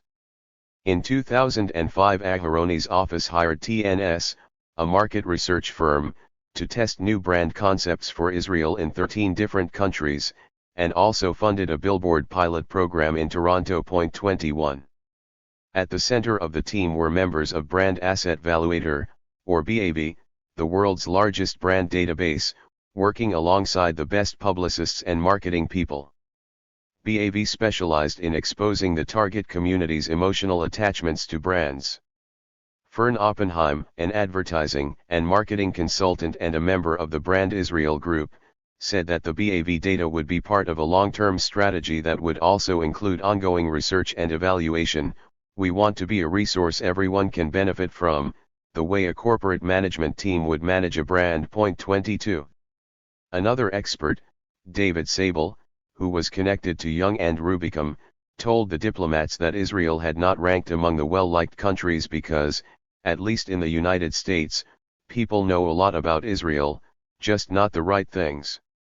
They think of Israel as a grim, war-torn country, not one booming with high-tech and busy outdoor cafes. 23. So, in 2005 the orientation was to sell Israel as, in effect, a branch of American society. This task was handed to Young and Rubicam. David Sable again, Americans don't see Israel as being like the US. 24. Israel, as a brand, was already strong in America, but it is better known than liked, and constrained by lack of relevance. He went on to say that Americans find Israel to be totally irrelevant to their lives, and they are tuning out, and that is particularly true for 18 to 34-year-old males, the most significant target. 25. Brand Israel intended to change this by selecting aspects of Israeli society to highlight, and then bringing Americans directly to them. They started off with a free trip for architectural writers, followed by one for food and wine writers. The goal of these efforts was to show Americans that there was another Israel behind the gloomy headlines and convey an image of Israel as a productive, vibrant, and cutting-edge culture, as Gary Rosenblatt of Jewish Week put it. He summarized the blueprint for the next few years this way. Think of Israel as a product undergoing an overhaul to make it more competitive in the marketplace.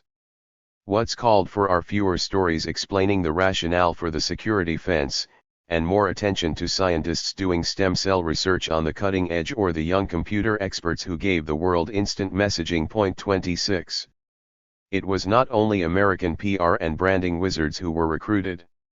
The government also asked for deeper involvement from the public. In a show of total mistrust in its professional diplomats, it recruited commercial Israeli television to seek alternative messengers for the new idea of Israel through a reality show called The Ambassador. The winner of a 13-week elimination contest won a job with a Zionist advocacy group called Israel at Heart to boost the diplomats with the best of Israel's youth. One of Israel at Heart's initiatives was to send Ethiopian Jews to speak in black churches in the United States. Consider the idea of bringing African Americans from inner-city U.S. ghettos to tell people in Brixton about the American dream, and you may grasp the absurdity of such a move. High school student Cotters later took over the mission. 27. Moreover, the Ministry of Foreign Affairs asked every Israeli artist, acting troupe, and dance company to include a brand Israel component in their shows. A typical example of such a tour was the one undertaken in 2012 in the US and UK by the dance company Batsheva.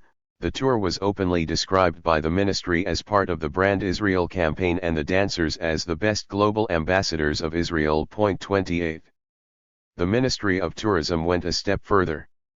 It was not enough to present an image of the most relaxed, groovy, fun country in the world. In 2009 the state miraculously succeeded in getting rid of Palestine and the Palestinians, and received the Golan Heights as a gift from Syria. The ministry's updated maps of a greater, border-free Israel, which were shown worldwide in ads and posters, including in London's Underground, indicated no Golan Heights or Palestinian areas. Hundreds of protests caused the removal of the posters from the Underground. 29. By 2010 the Israeli Financial Daily Globes reported that the Foreign Ministry had allocated 100 million shekels, more than $26 million, to branding during the coming years. This money was mainly destined to help fight the delegitimization that was becoming increasingly evident in social networks and cyberspace generally. The ministry was optimistic about the chances of such a campaign, since its research unit had determined that web surfers relate well to content that interests them, regardless of the identity or political affiliation of the source. 30. Another collaboration launched in 2010 was aimed at the gay community, emphasizing Tel Aviv as a gay and lesbian-friendly destination for European LGBTs. The collaborators included Israel's Ministry of Tourism, the Tel Aviv Tourism Board, and Israel's largest LGBT organization, the Aguda, and their campaign was called Tel Aviv Gay Vibe. Critics called it a version of pinkwashing, comparing the use of women's rights in the 19th century to justify colonization with the use of gay rights as a tool to legitimize the continued oppression of the Palestinians. 31. Rebranding the rebrand, new plans and visions. Despite all the activity, the reports of success did not even convince those who published them. A new actor was asked to join the crew to find out why success was still elusive and what else could be done. The Jewish agency works with several think tanks, one such was the Root Institute. The institute claimed in 2010 that the threat to the State of Israel in the areas of diplomacy and international relations was on the rise. It described the 2009 report of the Union Fact-Finding Mission on the Gaza conflict, headed by Justice Richard Goldstone of South Africa, as epitomizing the delegitimization campaign, its origins, logic, and possible consequences. 32. What became known as the Goldstone Report gently accused Israel and Hamas of committing war crimes during the Israeli assault on Gaza that began at the end of 2008. Later, under Zionist pressure, Goldstone, who is Jewish, partly retracted the mission's findings. In early 2010 the Institute characterized the report as the centerpiece of efforts to subject Israel to increasingly harsh criticism around the world and said that in certain places, criticism had stretched beyond legitimate discourse regarding Israeli policy to a fundamental challenge to the country's right to exist. The Institute's own report, The Delegitimization Challenge, Creating a Political Firewall, connects the Goldstone Report to the international condemnation directed at Israel after its second attack on Lebanon in 2006. That condemnation, according to Root, is the product of a radical Islamist ideology emanating from Iran, assisted by Hezbollah and Hamas. The problem, the report suggested, was a conceptual inferiority of the ideological forces within the Jewish state. Israel had failed to market itself as a peace-seeking Jewish and democratic state, hence the great success of the vicious delegitimization campaign. If this campaign continued, warned the Root Institute, Israel would become a pariah state and there would be no solution for the Palestinian question, bringing a one-state solution to the fore. When Zionist bodies warn against the danger of a one-state solution, what they mean is what Israeli Prime Minister Ehud Olmert warned against in 2007, that Israel would necessarily end up as an apartheid state under such a scenario. 33 A tipping point in this context would be a paradigm shift from the two-state solution to the one-state solution as the consensual framework for resolving the Israeli-Palestinian conflict, states Root. Even a comprehensive permanent status agreement would not be capable of putting an end to the delegitimization campaign, because inherent in those efforts, contends Root, is the negation of Israel's right to exist. So what is to be done? It takes a network to fight a network, concludes the Root report. Israel's diplomacy and foreign policy doctrine requires urgent overhaul.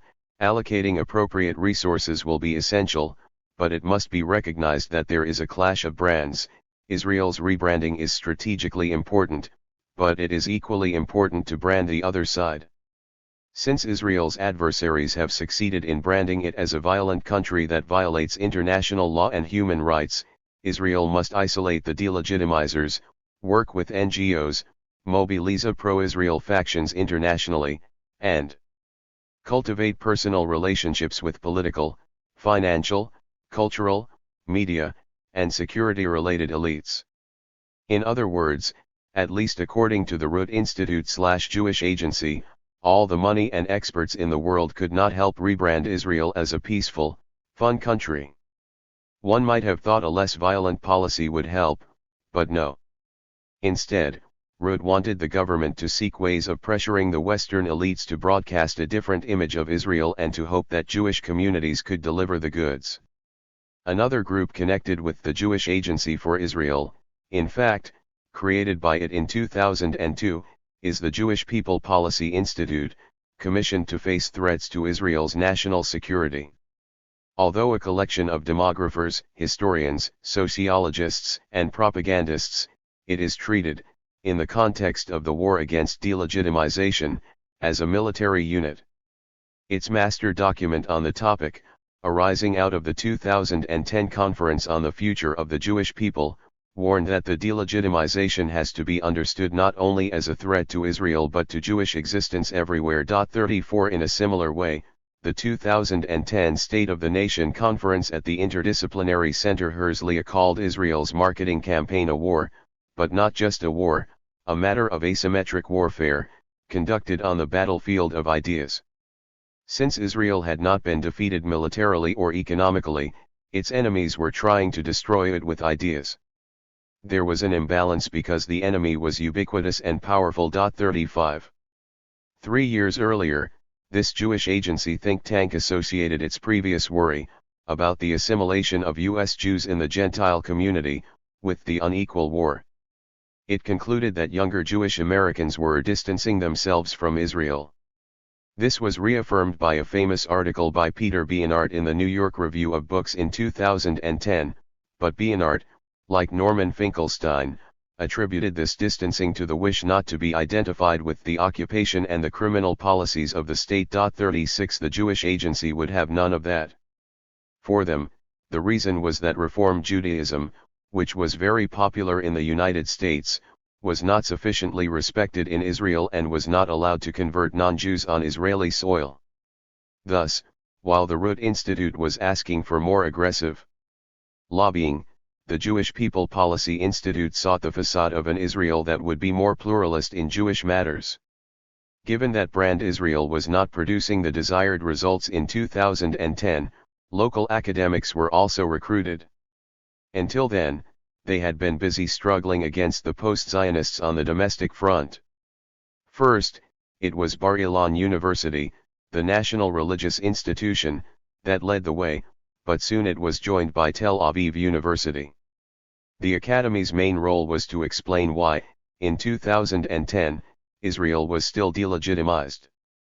The first to venture an answer were ex-generals and previous heads of security services working in academia or in semi-academic institutes that served both the universities and the intelligence community.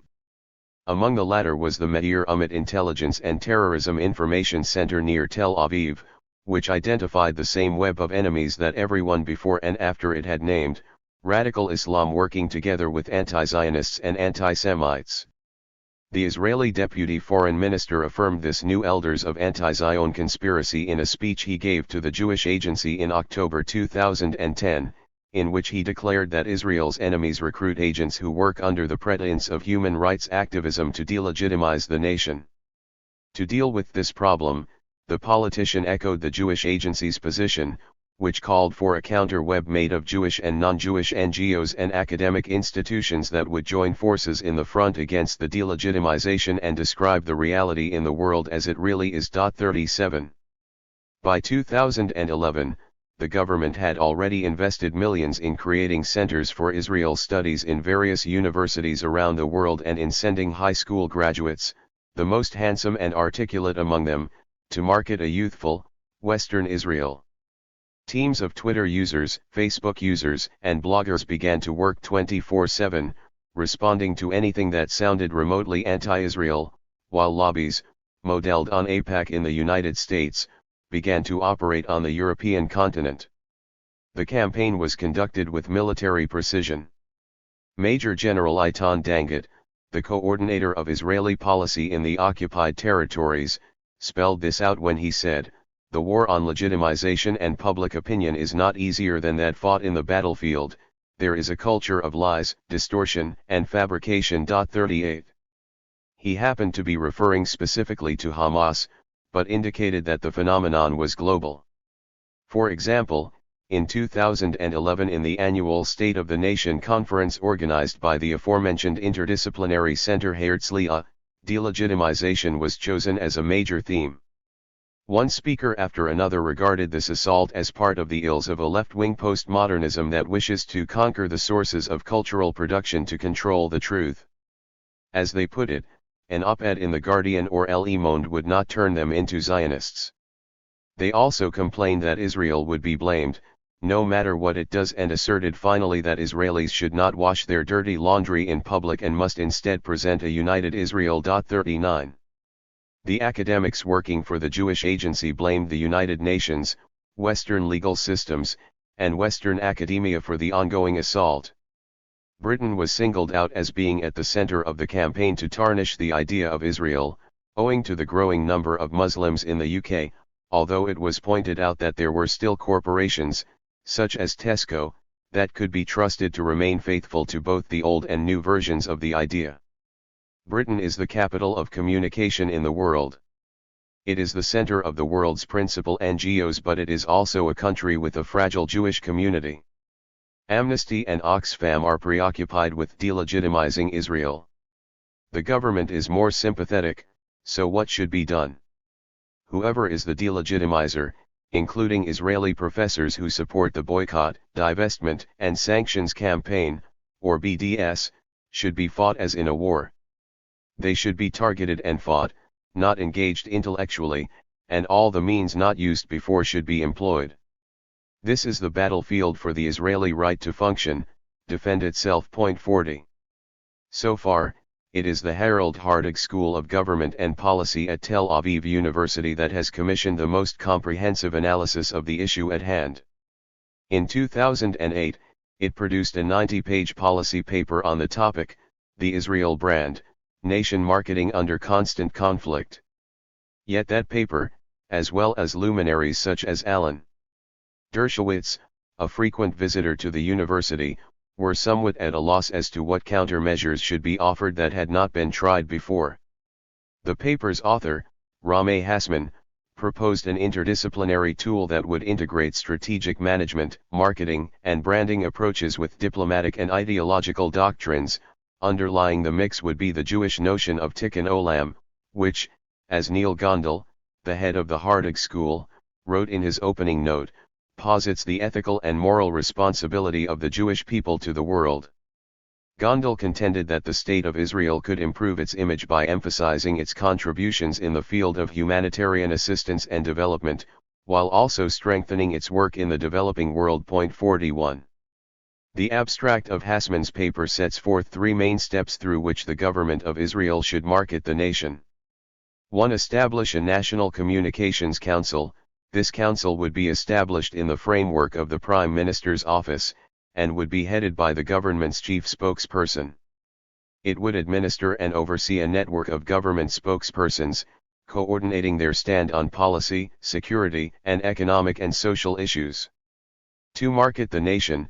To do this, the Ministry of Foreign Affairs would function as the international marketing arm of the State of Israel. In this capacity, it would coordinate the marketing of Israel, supervising international press secretaries and spokespersons, contact with foreign journalists and media, and monitoring the international media. The ministry would also be responsible for all of Israel's embassies, consulates, missions, and representatives throughout the world. 3. Establish a communications division within the Israel Defense Forces, IDF. This unit would coordinate an expanded IDF spokespersons bureau, any units in the military dealing with research and consciousness design, the network of soldier spokespersons, and Israel Army Radio, Galei Zahal. In working with the foreign media, the IDF Spokespersons Bureau would function as an implementing body, acting on the recommendations of the Ministry of Foreign Affairs and under the guidance of the National Communications Council. 42. He then ends the abstract by cautioning. Since it is not possible to simultaneously address all target markets, priorities will have to be set. This paper prioritizes nation marketing by country, based on a measure of the strength of the relationship between each country and the State of Israel. 43. I introduce this lengthy quote in full because it constitutes the kind of knowledge that neo-Zionist academia is producing on Israel as we move into and through the second decade of the 21st century. The past has been rewritten as a Zionist narrative, while the present is depicted as a battlefield for survival. The impressive and hopeful challenge from within has disappeared. Here and there, yes, it is still alive in the work of brave NGOs such as Zikrat, New Profile, Tayush, and others which, when counted together, form just a tiny minority within the society. But in the academy, media, and other cultural stages, there remain few individuals who, under heavy censorship and a campaign of intimidation, still dare to offer alternative interpretations of past and present reality. As before, much of what they do relates organically to the Palestinian, native, and indigenous narratives of the past and the information campaigns of the present. But the sheer power of the Jewish state, and its potential to destabilize the region, if not the world, fuels the continuing attempt to comprehend the idea of Israel in the 21st century. Such efforts take place mostly outside the entrenched state, although quite a few fugitives from it are important partners in this enterprise. In the new division of labor, at present, Palestinians seek to redefine who they are, following a century of dispossession, fragmentation, and colonization. Meanwhile, the rest of the world, since Israelis have ceased to do so, is trying to grasp the nature and future intentions of the state created in 1948, with the blessings of the international community. But against the wishes of the indigenous population and the region on which that state was forced. For everyone concerned, one issue is painfully, or gratefully, as the case may be, clear. The idea of Israel became a living organism, a state of 7 million people, an advanced economy, a powerful army, a thriving culture and a third generation of settlers who become native as time goes by. In recent years, two progressive paradigms have emerged in the scholarly/activist attempt to depict the phenomena of Zionism and Israel as accurately and ethically as possible. They are the settler-colonialist paradigm and the apartheid paradigm. Both challenge effectively the official Israeli, and mainstream scholarly, approach, which insists on seeing Zionism exclusively as a national liberation movement and Israel as a liberal democracy. And yet, despite their usefulness, both paradigms are unsatisfactory. They apply historical case studies with a known closure to an ongoing reality. In the conventional study of colonialism, settler colonialist states are states whose colonialist history is behind them. But until we find something more appropriate, these paradigms are the best we have. In this respect, we face difficulties similar to those faced by the academics, experts, and pundits who try to explain the nature and orientation of the revolutions in the Arab world, the so-called Arab Spring. Both are open-ended phenomena. Their closure is yet to occur. Pressure from the outside world reached a peak in the summer of 2013 with the decision of the EU to impose partial sanctions on Israel. The cartographic image Israel has broadcast of itself since 1948, an island of stability, civilization, and morality in a sea of barbarism, primitivism and fanaticism, has already been challenged. Even the 500,000 Israelis who demonstrated in vain for a better standard of living in Tel Aviv in the summer of 2011 recognized that this map is becoming reversed, not only in the eyes of the world but also in their own perceptions.